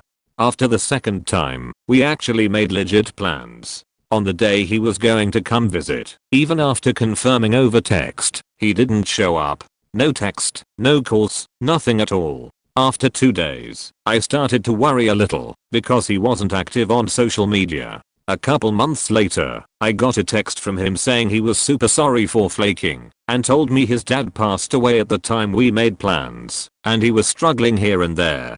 I gave him my condolences and we went about our lives. Then one day, while going through my feed on Facebook, I saw he posted a picture of him and his dad looking happy and healthy as ever. I messaged my sorority sister asking about his dad, and she said, oh yeah, his dad never died. He's been alive this whole time. His dad never passed away. He faked and lied about everything. I hope to never hear from him again. In my first semester of college, I took Psych 101, along with every other college student ever, to fill in one of my humanities. I took App Psych and Soc and HS, but being a lazy bastard I didn't take the App exams. So, being a lazy bastard, I figured I could half-ass the class, not study for the tests, and forget most of the assignments. Which all culminated with me forgetting the term paper for the class, freaking out and needing to do a rush job on it with nothing except what was in my brain and a few hastily pulled up Wikipedia articles to write an essay on a particular treatment approach in 3 to 4 hours the night before it was due. So, the next week we all got our essays back, and the professor kinda slid mine down the row to me face down, not a good sign. So I picked it up, nervously sweating in my boots, and feeling like an idiot cause I really should have tried harder and I didn't want to bomb my first semester, and it turns out I got about a 93%. I'm absolutely amazed, so I quietly say to the guy next to me, wow, I can't believe I did as well as I did. I cranked this out in like 3 hours yesterday. Then I looked down, and realized my horrible mistake. The man who was sitting next to me was someone who had a major related to psych, and had spent about 2 weeks on his paper. I had said this statement to a man who had just wasted 2 weeks of his life getting a 63% on his term paper, and the idiot next to him just remarked how he got a 93% on a 3-hour patch job. Still, honestly, the moment of my life I feel like the most douchebaggiest I could be. A girl in my class would pretend to faint multiple times during the year. When another girl in my class had broken her arm, this girl would try to stop the problem. Like her life was more difficult than the rest of us. She would talk very highly about herself, and because of all this the amount of friends she had was maybe one, who also ended up having enough of her bullshit. Sometimes I felt bad for her, but when I tried to talk with her I just gave up cause it would either be about how hard her life is or how her butt was bigger than everyone else's. When she and her only friend had a fight, this girl would go to our teacher instead of confronting the friend, even if it's a tiny little problem. She even accused me of calling her fake and a lot of other bad things. She didn't confront me or say anything about what I apparently had said. No, I got called out of the classroom to talk with our teacher instead. We had another girl in our class who had an eating disorder, and this girl would walk around claiming that she had an eating disorder, which she did not, and I don't think the girl even noticed the other girl's disease, so full of herself was she. All the girls in my class had to have meetings with our teacher to discuss how everyone is feeling in the class, but that was all about her and her made up problems. Sorry for the length, I just needed to come out with it all. I knew someone in RL who would make up stories all the time. Recently she left our friend group and got into another where I still know people, and one of them recently told me, oh man, I recently heard about her possibly having cancer, isn't that awful? Oh yeah, when was she told that? A few months ago. She told me the same story 2 years ago. Ironically, I have known 2 people who lied in the same way, and that was saying the same one pet had died multiple times. Saying they had mental or physical illnesses. The physical ones are conveniently hard to prove, such as Crohn's, chronic pain, etc. Saying they had the same things other people actually did have, illnesses, current situations such as pets getting hurt, etc. Simply because the other people were getting attention for it, saying they were a POC there. Words, not mine. Unsure if that's an offensive term or not. They were both white. One person would claim on some occasions they were in so much poverty that they had to eat rubbish. Depending on the day, this was sometimes a current situation, sometimes in the past. But then other times would claim things like how their dad paid $600 plus for Manuka honey. Very frequently the lies come to one up everyone else, so they always had it worse or better, that is. I have this old book, it's about 70 years old. Oh, I have 3 books that are over 100 years old. You can't see them though. Or damn, I didn't get paid today. I really need that money. Once I didn't get paid for 3 weeks and I just had to not eat for that time. Lucky girl. A lot of people see that's it just for attention, because I would worry if it was just me, lol. My flatmate from my first year at university, constantly getting hammered and dragged back to the flat via a police car, would have meltdowns when we, as a collective of anywhere 5+ people, would decide to head home from the pub. Oh hell no, she had to go to the club. Having to babysit a girl older than I was at a pub was ridiculous. Which tried to kill her FN boyfriend, no matter how many times I threw her back into the flat, trying to stamp on my feet with her stilettos. She was doing it for attention, because they'd had an argument funnily enough about her constant attention seeking. Appeared more hammered than she was. Yup, she faked being more hammered than she was. Ha, I know. That same night we got a lovely taxi driver who had 40 plus years experience in nursing. He'd say she'd and oh look she'd get more sober. I donated my radio/CD player to the living room of the flat, rather than a TV. No matter how often we'd ask her to turn the bloody thing down, it's damn powerful, would she? Nope. And it was the same songs over and over and over.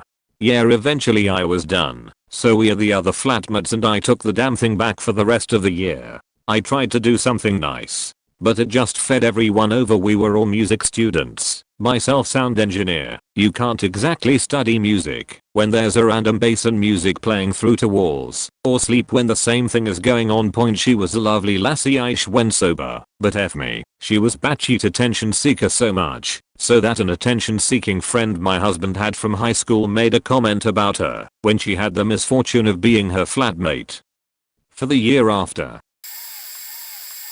So, I used to have this BFF1 in 6th grade, and she was a lying bitch, to say the least. Point. She would lie about everything. Unrealistically, she once told me her dad owned a Barbie hotel. A Barbie hotel, not in the UK, not in the US, but in a third world Middle Eastern country. Sure fam, and like, she was serious. She was talking about her dad's Barbie hotel to the entire class, every day. Also, there was this time, where she told me, and also the entire class, she has the ability to see ghosts.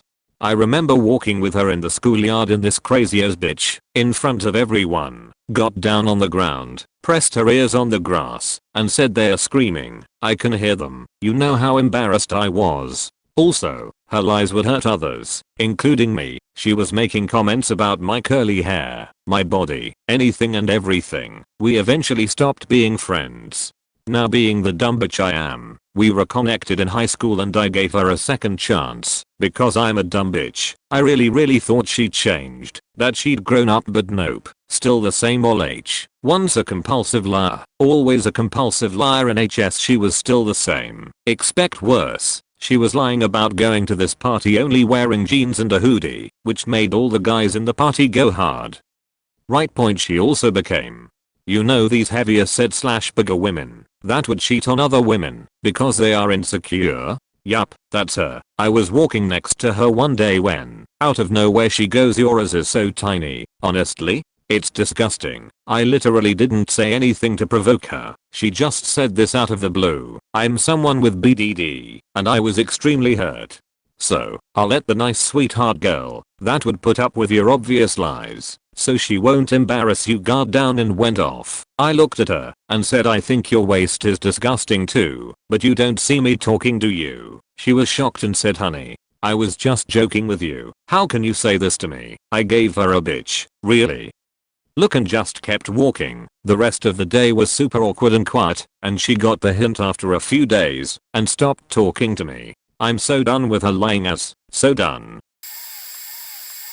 Girl I went to high school with. Psychotic, storytelling sociopath who would come to school in a hoodie without pants. She would date several people at once without the others knowing, and brag about being a heartbreaker. Then the moment any of them dumped her, she claimed that they had raped her because I would have never consented to such if they were just going to break up with me. She bullied a close friend for years because she didn't want to date a guy that was stalking said friend. She would give blue jobs in the gym bleachers to multiple men at once. She once stopped me in a Taco Bell a year after graduation to ask if I would call my brother a bitch for abusing her with a basketball. My brother didn't know her name, but knew the incident. She had aimed a ball at his face. He spiked it. It hit her back. She went to the corner to cry, and when he apologized, she screamed, "My dad abuses me every night. I hope you are proud of yourself." I had no issue with her sleeping around and enjoying sex. The cheating bit was messed up as she was potentially passing stuff between partners, and we just all got so tired of her calling rape on everyone that we told her to fuck off. I haven't seen her in 3 years, as horrible as she was. I hope she is in a better place now after high school and college. Had a friend who lied about their sexuality, depression, having an anxiety attack, and lied about her sister slapping her, let's call her B. When I helped B with her so-called anxiety attack, she didn't want to tell me the next time she had one, because apparently she didn't like the attention I was giving her or something. Drake. If you're skeptical about faking this, here's some more details. She had no sign of anxiety, just her fake sad face. Not even close to tears. Breathing was absolutely fine. Overreacting about everything. etc. Point every day, she would walk into class with a fake sad face. You can tell. And then someone in our friend group would go off with her to make me feel better with the sexuality thing. Here's a bit of backstory. My friend comes from a religious household and doesn't really think much about LGBTQ+ point anyways. I had come out to my friend group and obviously I got some attention from them. B noticed this, and not even a week later, she comes out as the same sexuality as I did. Would constantly talk about her being bisexual. All the time. Point now, the last part. Since B came from a religious household, she apparently came out to her older sister. Apparently, her sister slapped her. My other friend had messaged her sister and asked about it, and B's sister replied, saying she had no idea what they were talking about and wouldn't ever hurt B. Now, if I'm making fun of someone with actual health problems I ought to burn, but I think it's safe to say I knew a girl who claimed to have medical conditions for attention. I met her back in college when we both worked at a local pizzeria. During the lulls in business, conversations between restaurant workers can get very personal, and she would talk about her health problems. She drew sympathy from others for a while, because we were service workers, not animals, but after a while people became skeptical of her as she was very difficult to work with, and used her medical conditions as excuses. She had every ailment known to the popular mind in the last decade. Everything from tinnitus to celiac disease and a whole host of other health problems are too many to count. Yet she ate the pizza we made with gluten-enriched flour. Whatever. When it comes to a person's medical history, no opinion matters other than the individuals and their physicians. But I started to have my suspicions when a coworker of ours said he suffered from myotonia congenita, a disorder that imposed a good deal of pain and inconvenience to his day-to-day life. Guess who had it as well? Conveniently with no visible symptoms. I realize conditions exist on a spectrum ranging from severe to benign, and I'm not saying it isn't possible for two people to have it, but in a town with a population of about 75,000 and a prevalence of 1 in a million it would be quite rare. If you're making up medical issues, you clearly aren't a healthy person in one way or the other, and deserving of some sympathy. I believe they call it factitious disorder, but that sympathy is difficult to give when you're essentially making light of very real problems other people suffer from. I knew this girl who used to be my friend. I didn't really realize that all the "I'm suicidal, I'm abused, I just cut" and the images of her cuts on her story weren't a cry for help, just for the pity. All her friends, including me at the time, would flock to her and try to support her as best as we could. I have met her parents, kindly buy her everything, give her $80+ worth of markers for her art every week. I didn't realize it was all for attention until her boyfriend broke up with her and she began to post the stories of her cuts, the manipulation, saying how she hated herself and was going to kill herself, all because he didn't want to be with her. No matter how hard everyone supported her, she would get her friends to witch hunt. They got back together. The attention seeking got even worse when she began to say she was male. People bought her binders, packets, etc. Her parents respected her, and her reaction to all of this was disgusting. I hate myself didn't wear the stuff, but once without complaining, and never using it again. Wearing makeup, talking about "I want people to fuck my boy Bussy," and showing pictures of her breasts on her account. When anyone would call her out, they were harassed and told to kill themselves. She isn't a male anymore, by the way. She got too dysphoric. In high school I had a girl who I was best friends with before I knew she was a pathological liar. I should've seen the red flags when she slept with my brother and lied about having a miscarriage with his child. Didn't know it was a lie at the time. She lied about so many messed up things, but the worst was when she convinced me I had a stalker. So for some backstory, there was this boy who I'll call Tim. Tim liked me for a while, but I turned him down.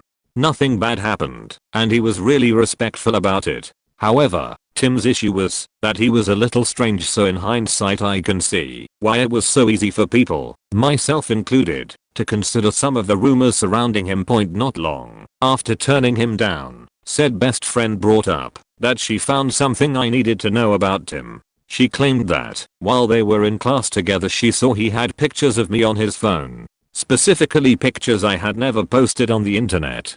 Being a private person, there simply weren't many of me floating around. So when Tim went to the bathroom she took his phone and looked through it like any good friend would. She claims he had over 50 pictures that I had taken of myself, and many more taken at school of him at a distance. She also said that he had even more that were photoshopped pictures of us together in weird and sexually suggestive situations. So, after he came back she confronted him, and he admitted to hacking into my Google Drive and taking pictures of me. She made him delete it all and threatened to go to the school about it if he continued. She even sat down with me and went through my personal photos, pointing out which ones he did and didn't have. That is what she told me, and being only 15 at the time, I was terrified. I hadn't even taken sexual photos of myself, so the idea that he was creating them and practically stalking me at school scared me. I didn't feel safe and went in and changed all my passwords. I went to another friend close to me and asked him for advice. He assured me that he would help protect me, and I needed to get my parents involved. So that night I went to my mom and we are going to go to the school and police. At that point I didn't know how far Tim was willing to go if left unchecked. So I confronted Tim at school and told him I knew, and I wouldn't let him continue his sick bullshit. At first the best friend even encouraged me to confront him, but once she found out about me getting my parents involved she admitted it had all been a lie. She said that it was a rumor she heard and didn't know why she lied. Turns out the rumor was about a whole different person. I had to apologize to Tim, and the best friend went on to lie about being pregnant and having miscarriages many times afterwards for attention. She even once asked one of our teachers who couldn't have children, who was looking to adopt, if the teacher wanted her baby. She was never pregnant and lied to the teacher about having a miscarriage. Found that out from the best friend's mom while she was driving me home one night. I completely cut contact with the girl, and I feel bad for anyone else who has gotten caught up in her attention-seeking lies.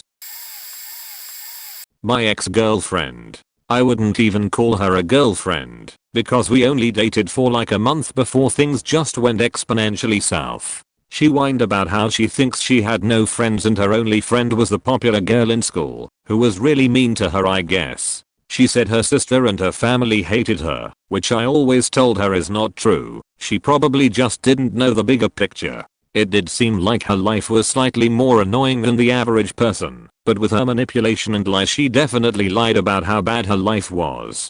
I learned that I want to stay away from any girl that says I don't like drama or I only hang out with boys, because girls like drama, because they are 100% the ones that like drama. She always made it seem like I made every mistake and that she was perfect. I was the only one caring enough to try and fix it when I knew it wasn't worth it. She tried to get me away from my friends, and she also stopped hanging out with her friends when we were together, which I never told her to do at all. If anything, I wanted her away from me because those red flags showed up when she started saying I can't live without you.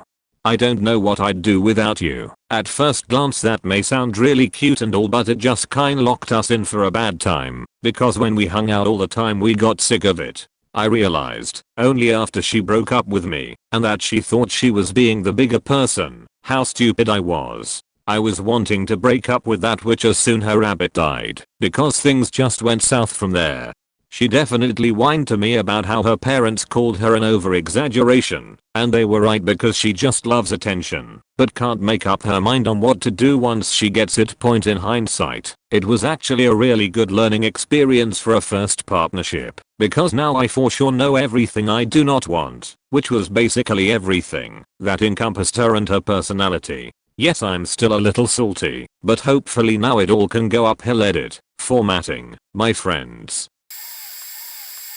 Guy at work watched another co-worker get raped. Let's call her A. Told everyone the next day that it was traumatic for him to witness. A has not come back to work because she knows that he told everyone and she feels understandably violated. She doesn't want to see him because he didn't help her and it gives her PTSD to see him. A month later he confronted A asking why she didn't want to see him anymore. Her friend, B, who also works with us, told him to fuck off and leave her alone, that it was his fault and A doesn't have to see him because he gives her PTSD.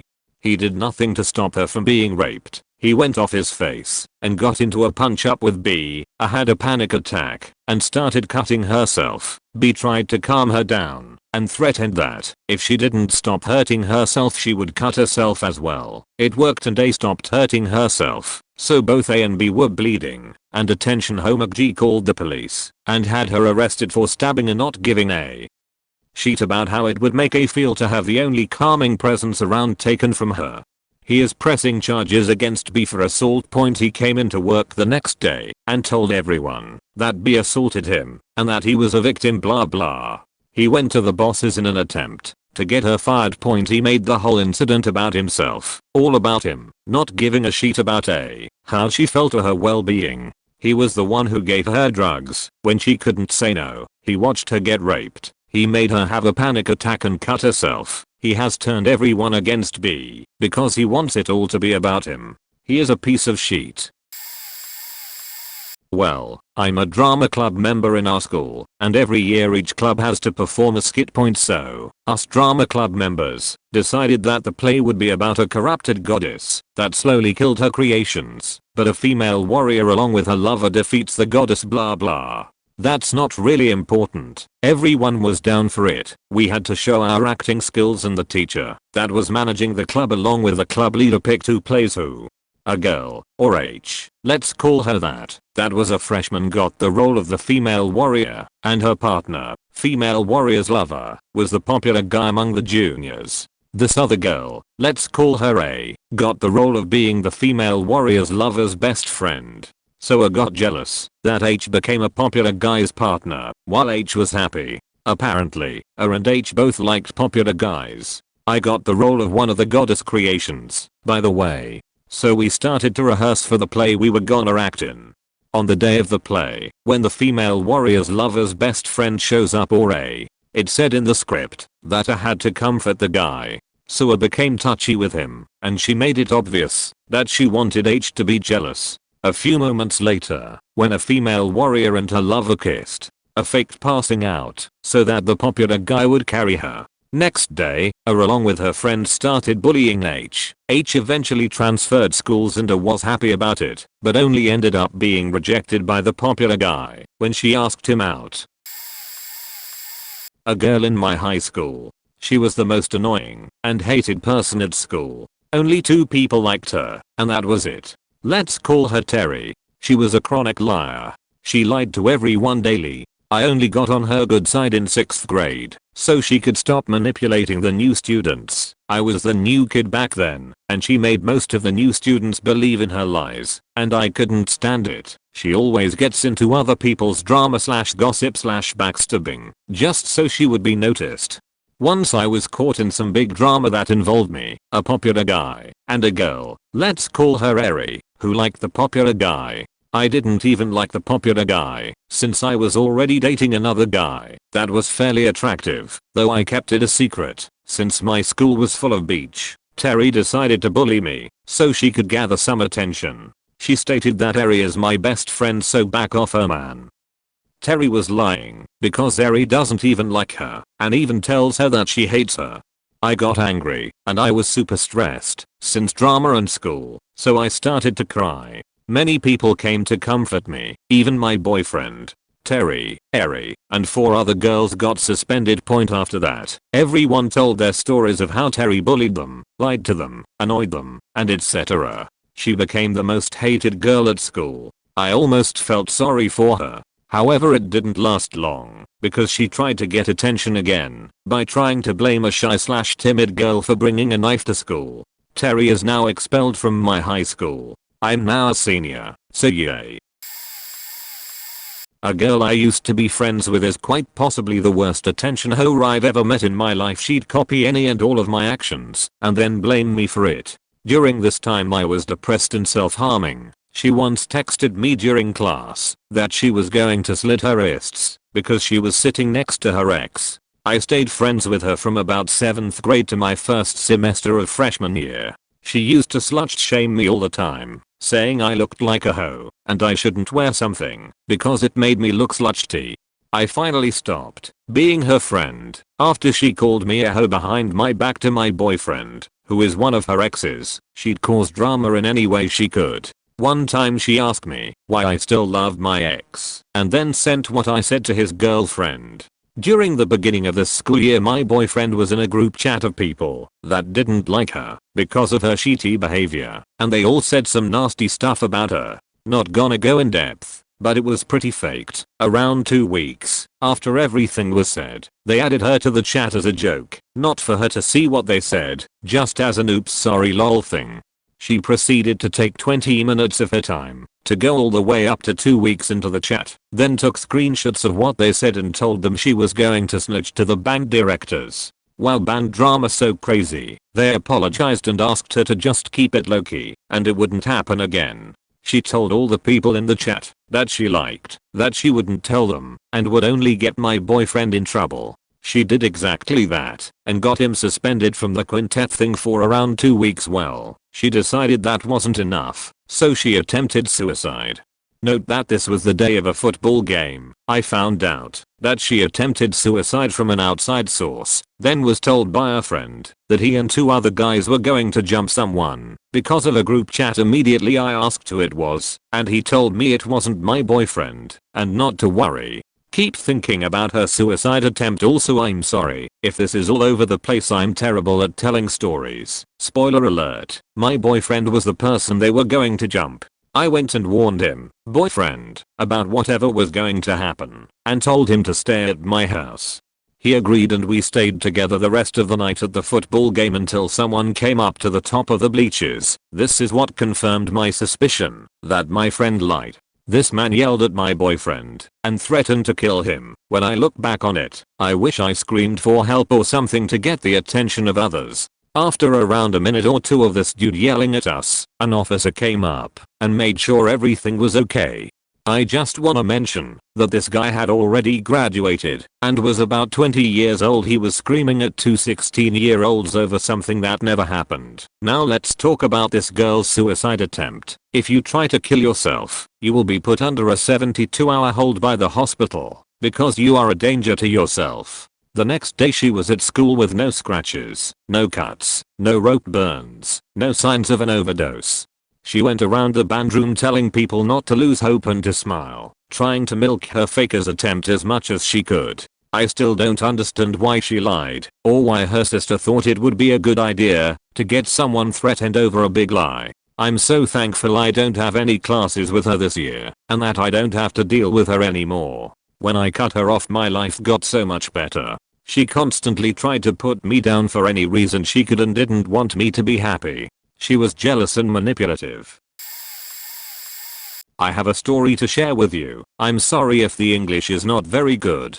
It all started when I was in 6th grade. I didn't really have any friends, but when my birthday came around I decided to invite some girls that would at least say hi to me. It was a good party, by the way. I became 12, but when I gave them their invitation, a girl I had never talked to demanded her invitation. I didn't even know why. I only knew her name, but I was young, scared, and so I gave her one. She knows when the party would have been, so I was really pissed off when I called her on my party and asked where she is, and her answer was I'm with my parents. It's their wedding day. I just hung up. How dumb can a girl be? She is a year older than me. It will be interesting in the following story. In 7th grade we came to sit with each other. Many went to high level school. I would have wanted to, but I knew where all my bullies were when I was younger, and I was scared. So there I was. Even though she demanded and tried everything to hold me under her, like she's my queen or something. For example, she grabs my pen for a test and I don't have another, so I started it with a pencil. But my teacher was nice, and she let me do it. She demanded to have less work in presentation than the others because she, the queen, has a weakness for learning and spelling. I know many people who have that. It's a weakness, not a disability, like she tried to show it to everyone. I really was scared to lose her, because she was the only one that really sort of is a friend, so I never talked back. But one day, I did. We were in class and the teacher and 2 other students talked something out. Pure love drama. When she says something, like I was mistreated at home, does she have the nerve to say something like that? I was so angry at her and yelled, "You don't even know what that means. You don't know how scared you are every time you go home." And she just looked at me like I was the one that did something wrong. I know it, because till I turned 14, till my parents' divorce, my father mistreated me, hit me, scream at me, call me names and makes me guilty for things I didn't do. It was phases that led to his behavior. He could be a normal father in the other moment. 1 month before they divorce, I lost hope that they would break up, and I always told myself, till I can remember, when I turn 18 I will go to the police. I thought my mom would hate me if I did it, so I waited, but the day never comes because of the divorce. But a year later, another man shows up. It's Miss Queen's father. He was nice to me, so he was okay. What was bothering me was the idea of having the attention please bitch as my sister. I already have a little sister. I love her dearly, by the way. So the school years come and go, and when the relationship of my mother with Queenie Dad goes a little further, and he started to make comments towards me, I began to drift apart. I can't be in big groups of people. I cry when I'm screamed at and sort of expect a hit. I began to hate myself, and so I began to hurt myself. But I knew this can't go forever. I knew I wanted to stop, and so, to get along with my past first, I'd gone to a therapist, but it helped just a little. She has pulled many stunts, like in our holiday vacation together in Haas in Germany. She was angry because a week before we were on a class trip, she wanted to be in another room with other girls, so I kind of got stuck with some others, but we had really much fun without her and she didn't like it. The girls told me I must stand up against her, and I did. I really did. I was so proud of myself, but she crashed it with a text message saying she doesn't know if we can be friends because of my behavior. She hasn't really spoken to me in the holidays and hasn't been in a mood since. When the summer break was over and we hadn't talked or texted since, she came to school and pretended like nothing happened. When I talked about my best friend I had thrown on the internet, "We are best friends till now," she said I always talk about her, and told my mother it is bothering her. When she told me even more crap about her future man she never even met, but she loves him. I can't care less about this dude. There was also a time when she found out I harmed myself. She did exactly the same and says she has many problems and depression and nobody can help, and every time she hurts herself, she runs up to the girls in the class and shouts it in their face. At first they cared, but it became old and nobody cared anymore. After I finished school, I immediately stopped talking to her. I knew this was my time. I started at my school for nursing and nurse assistants, and I grew some courage. I learned to stand up for myself. I made friends. I was at the top of the class, and I was part of the popular students. It was like a dream came true.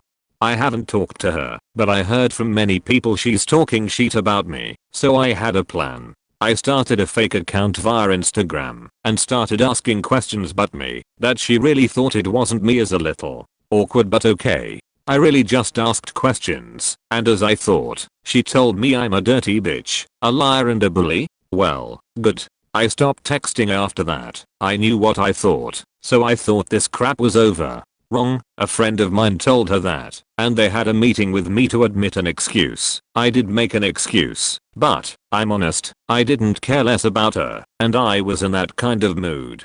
She ran out crying, and she texted me after that our friendship was over. My behavior is like a little kid and blah blah blah. I didn't care. With time, karma does its best. I stopped hurting myself in my time at the nursing school. I learned that all that is in my head, and I can stop. I can stop right now. It's just a point of inner strength, and so it was. There was a guy in our class in middle school she had liked since they were kids. They were friends, but he had a girlfriend. He still has her. I was the one he liked, and he even wanted to cheat on his girlfriend with me.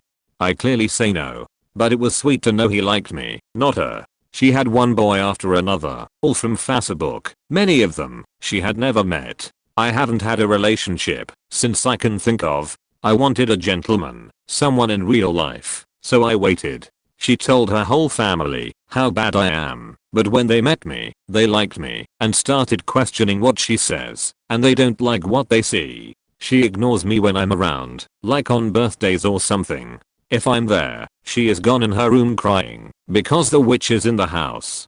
Her father was, at first, on her side. He even sent me a message that I'm no longer welcome on his birthday, where all my other family members are invited, mom, sister, uncle, and grandparents. I had my own apartment at that time. My mom and sister moved there shortly after. Just my grandma wasn't going. She said it was a huge mistake, and how can he be like that? So I sat there, alone in my apartment. I must say I was a little sad, because all of the others were there. They didn't stand up for me, but I also know that it's my problem with him, or more so his daughter, and they have nothing to do with it. Her father was trying to raise me, but I'm older, so he tried it more on my little sister, a big mistake. One time, he yelled at her for playing and I, like a tiger, had hissed at him, "Don't you dare try to tell her what to do. You are not our father." Then I looked over to my mom, who was stunned. "It's your job, you know." Well, there were some other times I screamed at him for screaming at my sister. I'm protective and nobody has a right to yell at her. And now, I'm here. I have a really caring boyfriend. He teaches me every day to stand up for myself and doesn't quit defending himself because it's easy to just stop. Meanwhile, a 20-year-old woman who has never worked and doesn't even want to is pregnant and will give birth next month. She can't even flush the toilet if daddy isn't around. She followed him everywhere. She always did, but she did it more often till her pregnancy. I became a strong, beautiful, and sometimes even a bit arrogant woman. I'm proud of myself.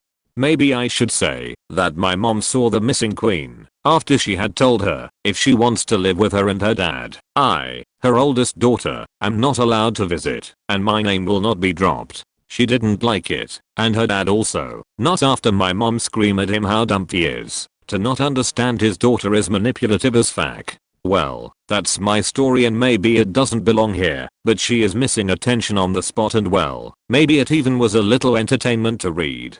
Good day.